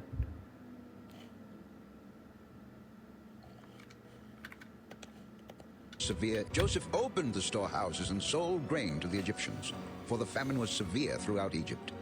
And all the countries came to Egypt to buy grain from Joseph, because the famine was severe in all the world. When Jacob learned that there was grain in Egypt, he said to his sons, "Why do you just keep looking at each other? I have heard that there is grain in Egypt. Go down there and buy some for us, so that we may live and not die. Then 10 of Joseph's brothers went down to buy grain from Egypt. But Jacob did not send Benjamin, Joseph's brother, with the others, because he was afraid that harm might come to him. So Israel's sons were among those who went to buy grain, for the famine was in the land of Canaan also. Now Joseph was the governor of the land, the one who sold grain to all its people. So when Joseph's brothers arrived, they bowed down to him with their faces to the ground. As soon as Joseph saw his brothers, he recognized them, but he pretended to be a stranger and spoke harshly to them. Where do you come from? From the land of Canaan, to buy food. Although Joseph recognized his brothers, they did not recognize him. Then he remembered his dreams about them and said to them, You are spies! You have come to see where our land is unprotected. No, my lord! Your servants have come to buy food! We are all the sons of one man. Your servants are honest men, not spies. No, you have come to see where our land is unprotected. Your servants were 12 brothers, the sons of one man who lives in the land of Canaan. The youngest is now with our father, and one is no more. It is just as I told you. You are spies, and this is how you will be tested.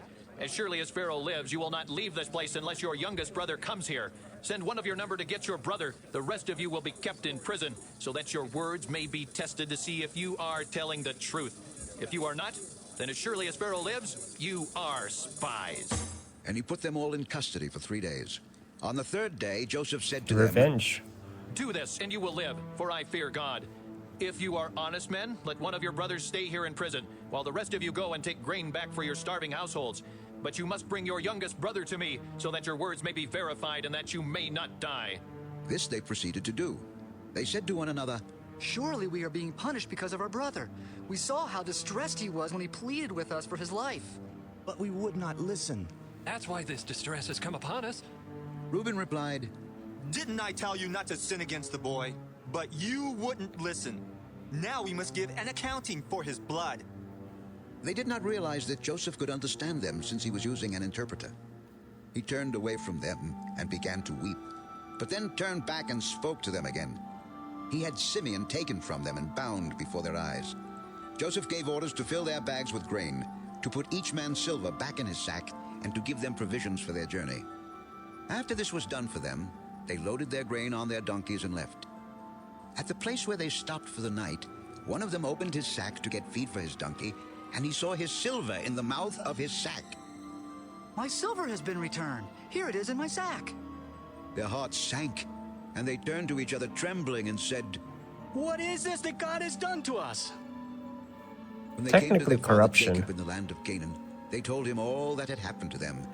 They said, The man who is lord over the land spoke harshly to us and treated us as though we were spying on the land. But we said to him, We are honest men. We are not spies. We were 12 brothers, sons of one father. One is no more, and the youngest is now with our father in Canaan.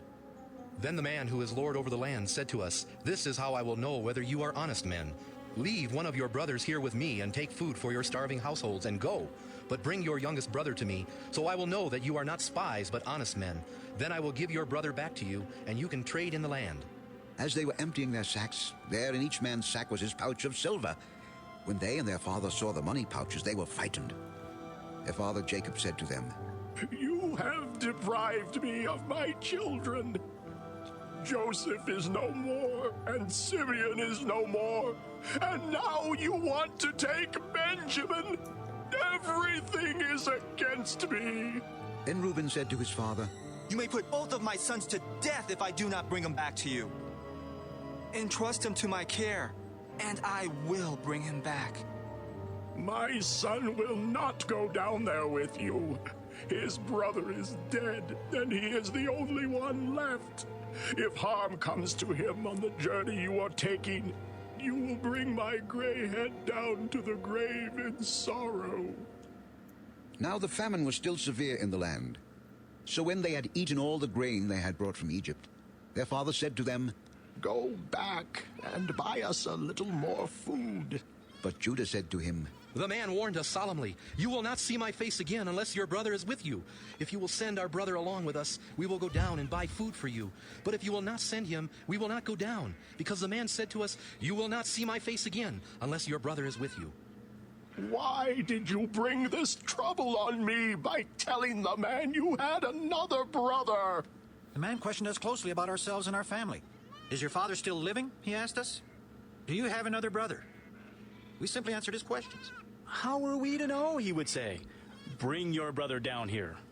Then Judah said to Israel his father, Send the boy along with me, and we will go at once, so that we and you and our children may live and not die. I myself will guarantee his safety. You can hold me personally responsible for him. If I do not bring him back to you and set him here before you, I will bear the blame before you all my life. As it is, if we had not delayed, we could have gone and returned twice. If it must be, then do this. Put some of the best products of the land in your bags and take them down to the man as a gift. A little balm and a little honey, some spices and myrrh, some pistachio nuts and almonds. You have all that the food. amount of silver with you, for you must return the silver that was put back into the mouths of your sacks. You got all that food, Perhaps but it you want was a grain? mistake. Take your brother also and go back to the man at once. And may God Almighty grant you mercy before the man, so that he will let your other brother and Benjamin come back with you. As for me, if I am bereaved, I am bereaved. So the men took the gifts and double the amount of silver, and Benjamin also. They hurried down to Egypt and presented themselves to Joseph. When Joseph saw Benjamin with them, he said to the steward of his house, Take these men to my house, slaughter an animal, and prepare dinner. They are to eat with me at noon. The man did as Joseph told him and took the men to Joseph's house. Now the men were frightened when they were taken to his house. They thought, We were brought here because of the silver that was put back into our sacks the first time. He wants to attack us and overpower us and seize us as slaves and take our donkeys. So they went up to Joseph's steward and spoke to him at the entrance to the house. Please, sir, we came down here the first time to buy food. But at the place where we stopped for the night, we opened our sacks, and each of us found his silver, the exact weight, in the mouth of his sack. So we have brought it back with us. We have also brought additional silver with us to buy food. We don't know who put our silver in our sacks. It's all right. Don't be afraid. Your God, the God of your father, has given you treasure in your sacks.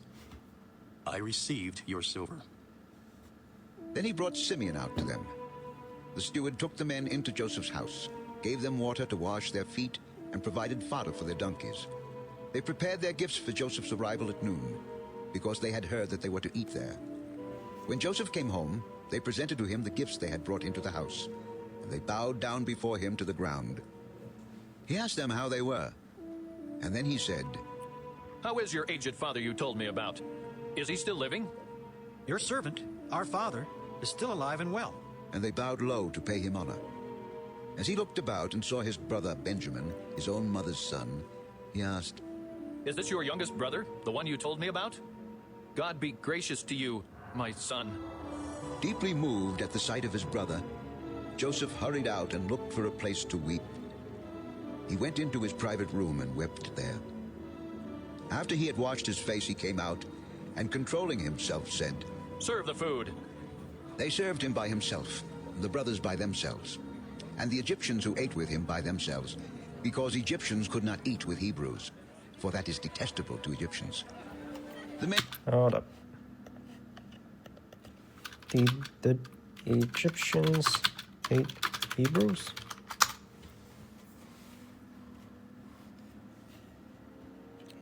Depicted in the Bible, complex, changed over time. There isn't evidence in the historical records to suggest they hated each other. But they did enslave each other, right?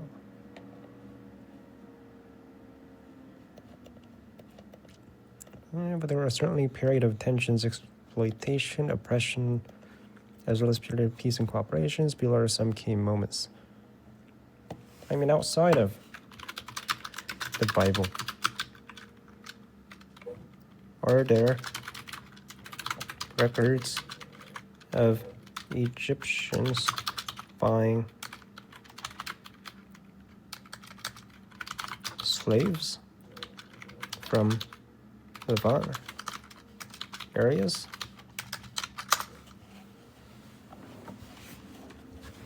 Yes, outside of Bible, there are historical records and archaeological records suggesting Egyptians engaged in trade involving slaves or bonded laborers, including regions like Levant.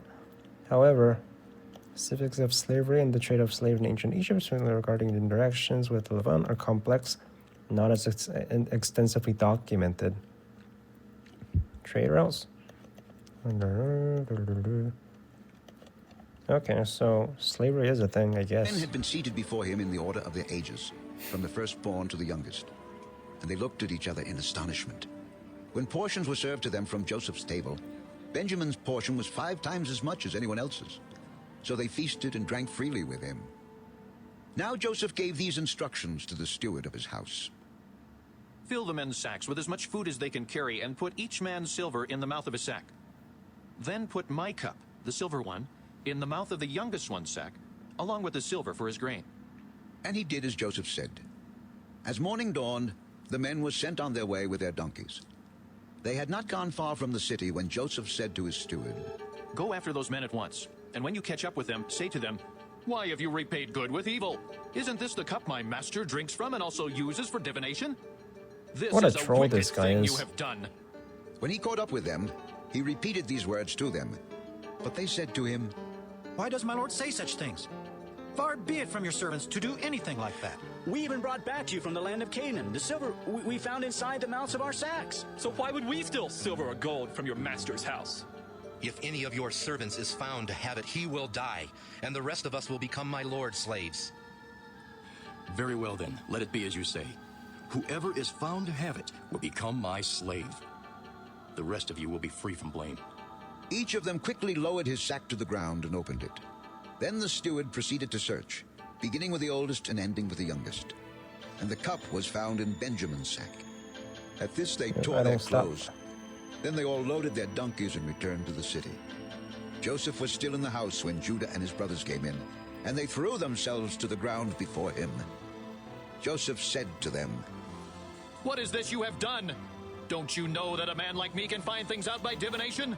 What can we say to my lord? What can we say? How can we prove our innocence? God has uncovered your servant's guilt. We are now my lord's slaves, we ourselves and the one who was found to have the cup. Far be it from me to do such a thing. Only the man who is found to have the cup will become my slave. The rest of you, go back to your father in peace. Then Judah went up to him and said, Please, my lord, let your servant speak a word to my lord. Do not be angry with your servant, though you are equal to Pharaoh himself. My lord asked his servants, Do you have a father or a brother? And we answered, We have an aged father, and there is a young son, born to him in his old age. His brother is dead, and he is the only one of his mother's sons left, and his father loves him. Then you said to your servants, Bring him down to me so I can see him for myself. And we said to my lord, The boy cannot leave his father.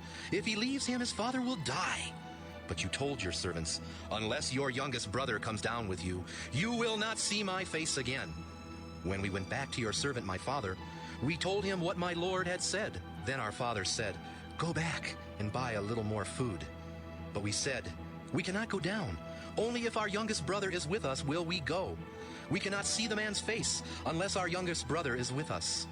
Your servant, my father, said to us, You know that my wife bore me 2 sons. One of them went away from me, and I said, He has surely been torn to pieces, and I have not seen him since. If you take this one from me too, and harm comes to him, you will bring my gray head down to the grave in misery. So now, if the boy is not with us when I go back to your servant, my father, and if my father, whose life is closely bound up with the boy's life, sees that the boy isn't there, he will die. Your servants will bring the gray head of our father down to the grave in sorrow. Your servant guaranteed the boy's safety to my father. I said, If I do not bring him back to you, I will bear the blame before you, my father, all my life. Now then, please let your servant remain here as my lord's slave in place of the boy, and let the boy return with his brothers. How can I go back to my father if the boy is not with me?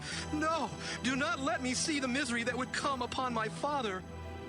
Then Joseph could no longer control himself before all his attendants, and he cried out, Have everyone leave my presence! So there was no one with Joseph when he made himself known to his brothers.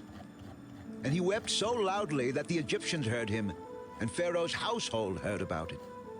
Joseph said to his brothers, I am Joseph.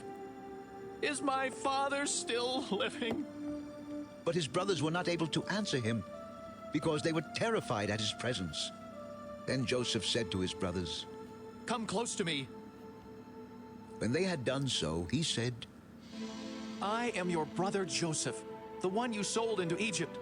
And now, do not be distressed and do not be angry with yourselves for selling me here, because it was to save lives that God sent me ahead of you.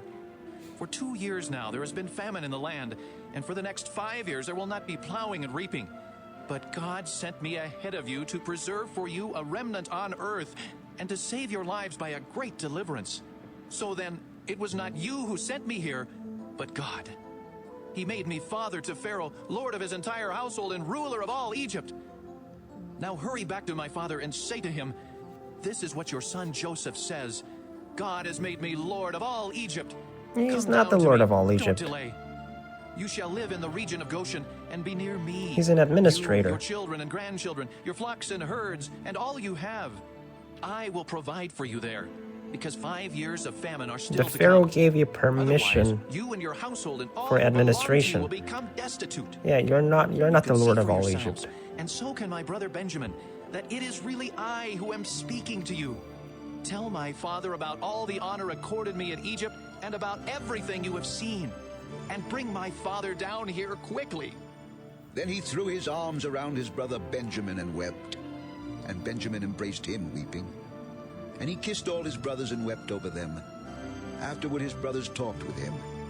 When the news reached Pharaoh's palace that Joseph's brothers had come, Pharaoh and all his officials were pleased. Pharaoh said to Joseph, "Tell your brothers, do this. Load your animals and return to the land of Canaan, and bring your father and your families back to me. I will give you the best of the land of Egypt, and you can enjoy the fat of the land." You are also directed to tell them, "Do this. Take some carts from Egypt for your children and your wives, and get your father and come. Never mind about your belongings, because the best of all Egypt will be yours." So the sons of Israel did this. Joseph gave them carts, as Pharaoh had commanded, and he also gave them provisions for their journey. To each of them he gave new clothing, but to Benjamin he gave 300 shekels of silver and 5 sets of clothes.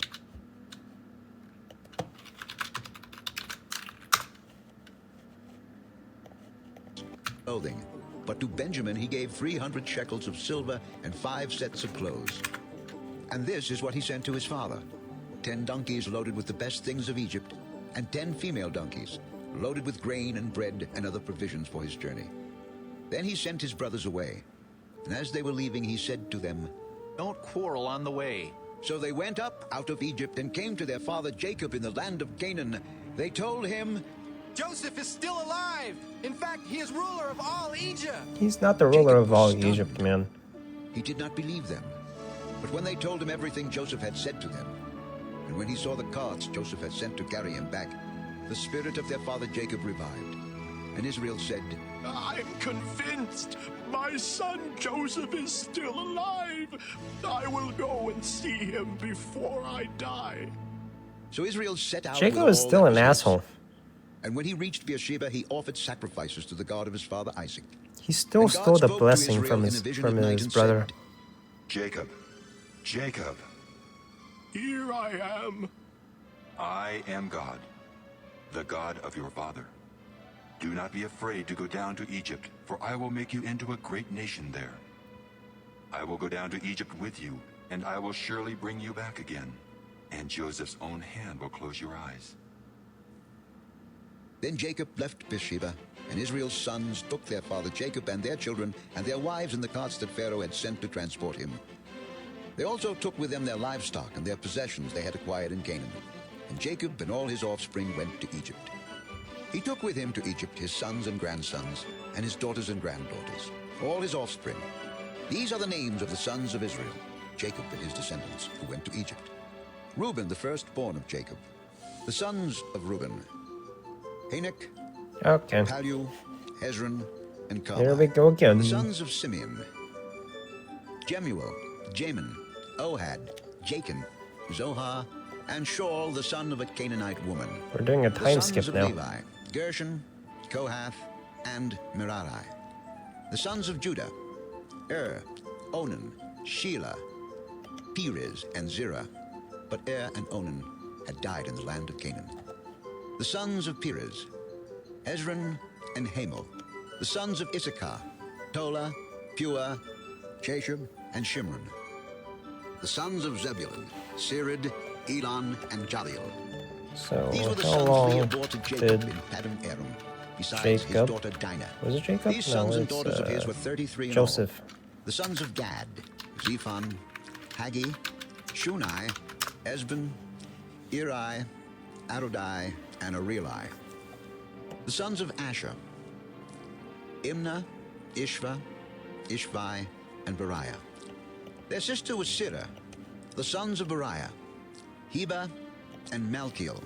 These were the children born to Jacob by Zilpah, whom Laban had given to his daughter Leah, 16 in all. The sons of Jacob's wife Rachel, Joseph and Benjamin. In Egypt, Manasseh and Ephraim were born to Joseph by Asenath, daughter of Potipharah, priest of On. The sons of Benjamin, Bela, Beka, Ashbel, Gera, Naaman, Ehi, Rosh, Muppim, Huppim, and Od. These were the sons of Rachel who were born to Jacob, 14 in all. The son of Dan, Hushim. The sons of Naphtali, Jaziel, Unai, Jeza, and Shillem. These were the sons born to Jacob by Bilhah, whom Laban had given to his daughter Rachel, 7 in all. All those who went to Egypt with Jacob, those who were his direct descendants, not counting his sons' wives, numbered 66 persons. With the 2 sons who had been born to Joseph in Egypt, the members of Jacob's family which went to Egypt were 70 in all. Now Jacob sent Judah ahead of him to Joseph to get directions to Goshen. When they arrived in the region of Goshen, Joseph had his chariot made ready and went to Goshen to meet his father Israel. As soon as Joseph appeared before him, he threw his arms around his father and wept for a long time. Israel said to Joseph, "Now I am ready to die, since I have seen for myself that you are still alive."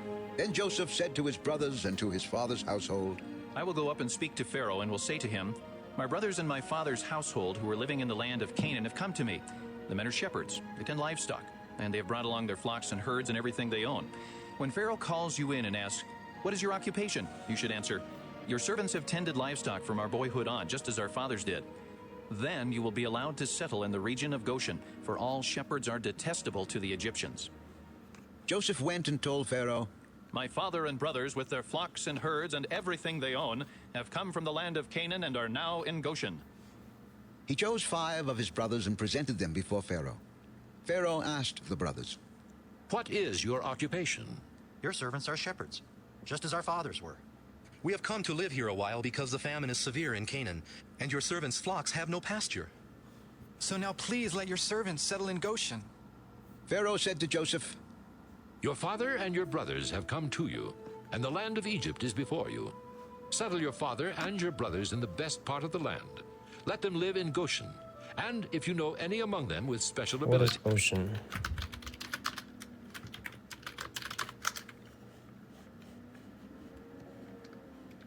Land of Goshen is mentioned in the Hebrew Bible.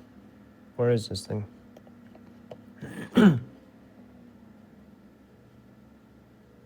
Next to Egypt.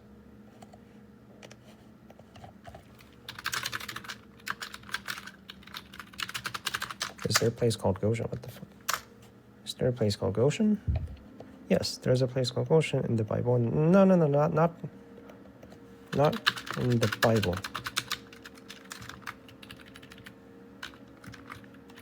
But historically,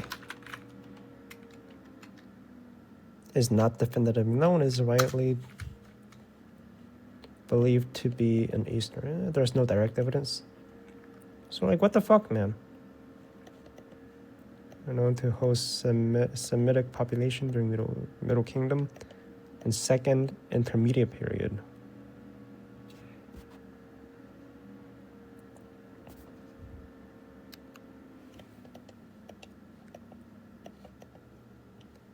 The area near Tel Abab aligns well with the biblical description of Goshen. It was a fertile and significant region. Okay. So maybe it did Put exist. them in charge of my own livestock. Then Joseph It brought lines his up. father Jacob in and presented him before Pharaoh. After Jacob blessed Pharaoh, Pharaoh asked him, How old are you? The years of my pilgrimage are 130. My years have been few and difficult, and they do not equal the years of the pilgrimage of my fathers. Then Jacob blessed Pharaoh and went out from his presence. So Joseph settled his father and his brothers in Egypt and gave them property in the best part of the land, the district of Ramesses, as Pharaoh directed. Joseph also provided his father and his brothers and all his father's household with food, according to the number of their children. There was no food, however, in the whole region because the famine was severe. Both Egypt and Canaan wasted away because of the famine. Joseph collected all the money that was to be found in Egypt and Canaan in payment for the grain they were buying, and he brought it to Pharaoh's palace. When the money of the people of Egypt and Canaan was gone, all Egypt came to Joseph and said, Give us food. Why should we die before your eyes? Our money is used up. Then bring your livestock. I will sell you food in exchange for your livestock since your money is gone. So they brought their livestock to Joseph, and he gave them food in exchange for their horses, their sheep and goats, their cattle and donkeys. And he brought them through that year with food in exchange for all their livestock. When that year was over, they came to him the following year and said, We cannot hide from our lord the fact that since our money is gone and our livestock belongs to you, there is nothing left for our lord except our bodies and our land. Why should we perish before your eyes? We and our land as well. Buy us and our land in exchange for food, and we with our land will be in bondage to Pharaoh. Give us seed so that we may live and not die, and that the land may not become desolate. So Joseph bought all the land in Egypt for Pharaoh. The Egyptians, one and all, sold their fields because the famine was too severe for them. The land became Pharaoh's, and Joseph reduced the people to servitude, from one end of Egypt to the other. However, he did not buy the land of the priests, because they received a regular allotment from Pharaoh and had food enough from the allotment Pharaoh gave them. That is why they did not sell their land. Joseph said to the people, Now that I have bought you and your land today for Pharaoh, here is seed for you so you can plant the ground. He But when enslaved the crop everybody. comes in, Holy give shit, a man. fifth of it to This is Pharaoh. dark. The other 4/5 you may keep as seed for the Yo, field. Joseph, he's and as food savage. for yourselves and your households and your children. You have saved our lives! May we find favor in the eyes of our Lord. We will be in bondage to Pharaoh. So Joseph established it as a law concerning land in Egypt, still in force today, that a fifth of the produce belongs to Pharaoh. It was only the land of the priests that did not become Pharaoh's. Now the Israelites settled in Egypt in the region of Goshen. They acquired property. Hold up. Was there ever a law? Ever a law saying a fifth of all land belongs to the Pharaoh? There and were fruitful and increased greatly Yes, in number. historical president. Jacob lived in Egypt 17 years, and the years of his life were 147. When the time drew near for Israel to die, he called for his son Joseph and said to him, If I have found favor in your eyes, put your hand under my thigh and promise that you will show me kindness and faithfulness. Do not bury me in Egypt, but when I rest with my fathers, carry me out of Egypt and bury me where they are buried. I will do as you say. Swear to me. Then Joseph swore to him, and Israel worshipped as he leaned on the top of his staff. Some time later, Joseph was told, Your father is ill. So he took his two sons, Manasseh and Ephraim, along with him. When Jacob was told, Your son Joseph has come to you. Israel rallied his strength and sat up on the bed.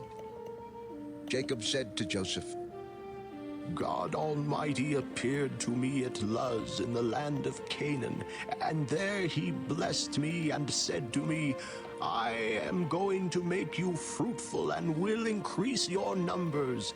I will make you a community of peoples, and I will give this land as an everlasting possession to your descendants after you.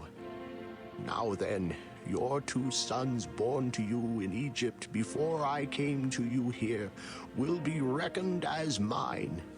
Ephraim and Manasseh will be mine, just as Reuben and Simeon are mine. Any children born to you after them will be yours. In the territory they inherit, they will be reckoned under the names of their brothers. As I was returning from Paddan, to my sorrow Rachel died in the land of Canaan, while we were still on the way, a little distance from Ephrath. So I buried her there, beside the road to Ephrath. That is, Bethlehem. When Israel saw the sons of Joseph, he asked, Who are these? They are the sons God has given me here. Bring them to me, so I may bless them. Now Israel's eyes were failing because of old age, and he could hardly see. Again? So Joseph You got brought his blindness sons too? close to him, and his father kissed them and embraced them. Israel said to Joseph, I never expected to see your face again. And now God has allowed me to see your children too. Then Joseph removed them from Israel's knees and bowed down with his face to the ground. And Joseph took both of them, Ephraim on his right toward Israel's left hand, and Manasseh on his left toward Israel's right hand, and brought them close to him. But Israel reached out his right hand and put it on Ephraim's head, though he was the younger. And crossing his arms, he put his left hand on Manasseh's head, even though Manasseh was the firstborn. Then he blessed Joseph and said, May the God before whom my fathers Abraham and Isaac walked, the God who has been my shepherd all my life to this day, the angel who has delivered me from all harm, may he bless these boys. May they be called by my name and the names of my fathers Abraham and Isaac, and may they increase greatly upon the earth. When Joseph May saw his you father placing his right reproduce. hand on Ephraim's head, he was displeased. So he took hold of his father's hand to move it from Ephraim's head to Manasseh's head. Joseph said to him, No, my father, this one is the firstborn. Put your right hand on his head. But his father refused and said, I know, my son, I know. He too will become a people, and he too will become great. Nevertheless, his younger brother will be greater than he, and his descendants will become a group of nations. He blessed them that day and said, In your name will Israel pronounce this blessing. May God make you like Ephraim and Manasseh. So he put Ephraim ahead of Manasseh. Then Israel said to Joseph, I am about to die, but God will be with you and take you back to the land of your fathers. And to you, as one who is over your brothers, I give the ridge of land I took from the Amorites with my sword and my bow. Then Jacob called for his sons and said, Gather around so I can tell you what will happen to you in days to come. Assemble and listen, sons of Jacob. Listen to your father Israel. Reuben, you are my firstborn, my So that's where the might, name comes the first from. sign of my Israel. strength, excelling in honor, excelling in power. Turbulent as the waters, you will no longer excel, for you went up onto your father's bed, onto my couch, and defiled it. Simeon and Levi are brothers. Their swords are weapons of violence. Let me not enter their council. Let me not join their assembly. For they have killed men in their anger, and hamstrung oxen as they pleased. Cursed be their anger, so fierce, and their fury so cruel. I will scatter them in Jacob and disperse them in Israel. Judah, your brothers will praise you. Your hand will be on the neck of your enemies. Your father's sons will bow down to you. You are a lion's cub, O Judah. You return from the prey, my son. Like a lion, he crouches and lies down, like a lioness. Who dares to rouse him? The scepter will not depart from Judah, nor the ruler's staff from between his feet, until he comes to whom it belongs, and the obedience of the nations is his. He will tether his donkey to a vine, his colt to the choicest branch. He will wash his garments in wine, his robes in the blood of grapes. His eyes will be darker than wine, his teeth whiter than milk. Zebulun will live by the seashore and become a haven for ships. His border will extend toward Sidon. Issachar is a the Middle Kingdom. donkey. This is all happening in the lying Middle down Kingdom. Between two saddlebags. When he sees how good is his resting place and how pleasant is his land, he will bend his shoulder to the burden and submit to forced labor. Dan will provide justice for his people as one of the tribes of Israel.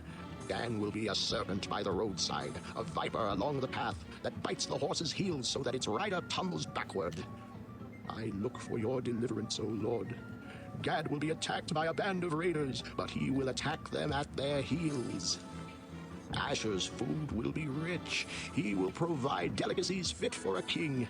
Naphtali is a doe set free that bears beautiful fawns. Joseph is a fruitful vine near a spring whose branches climb over a wall. Right, gotta go.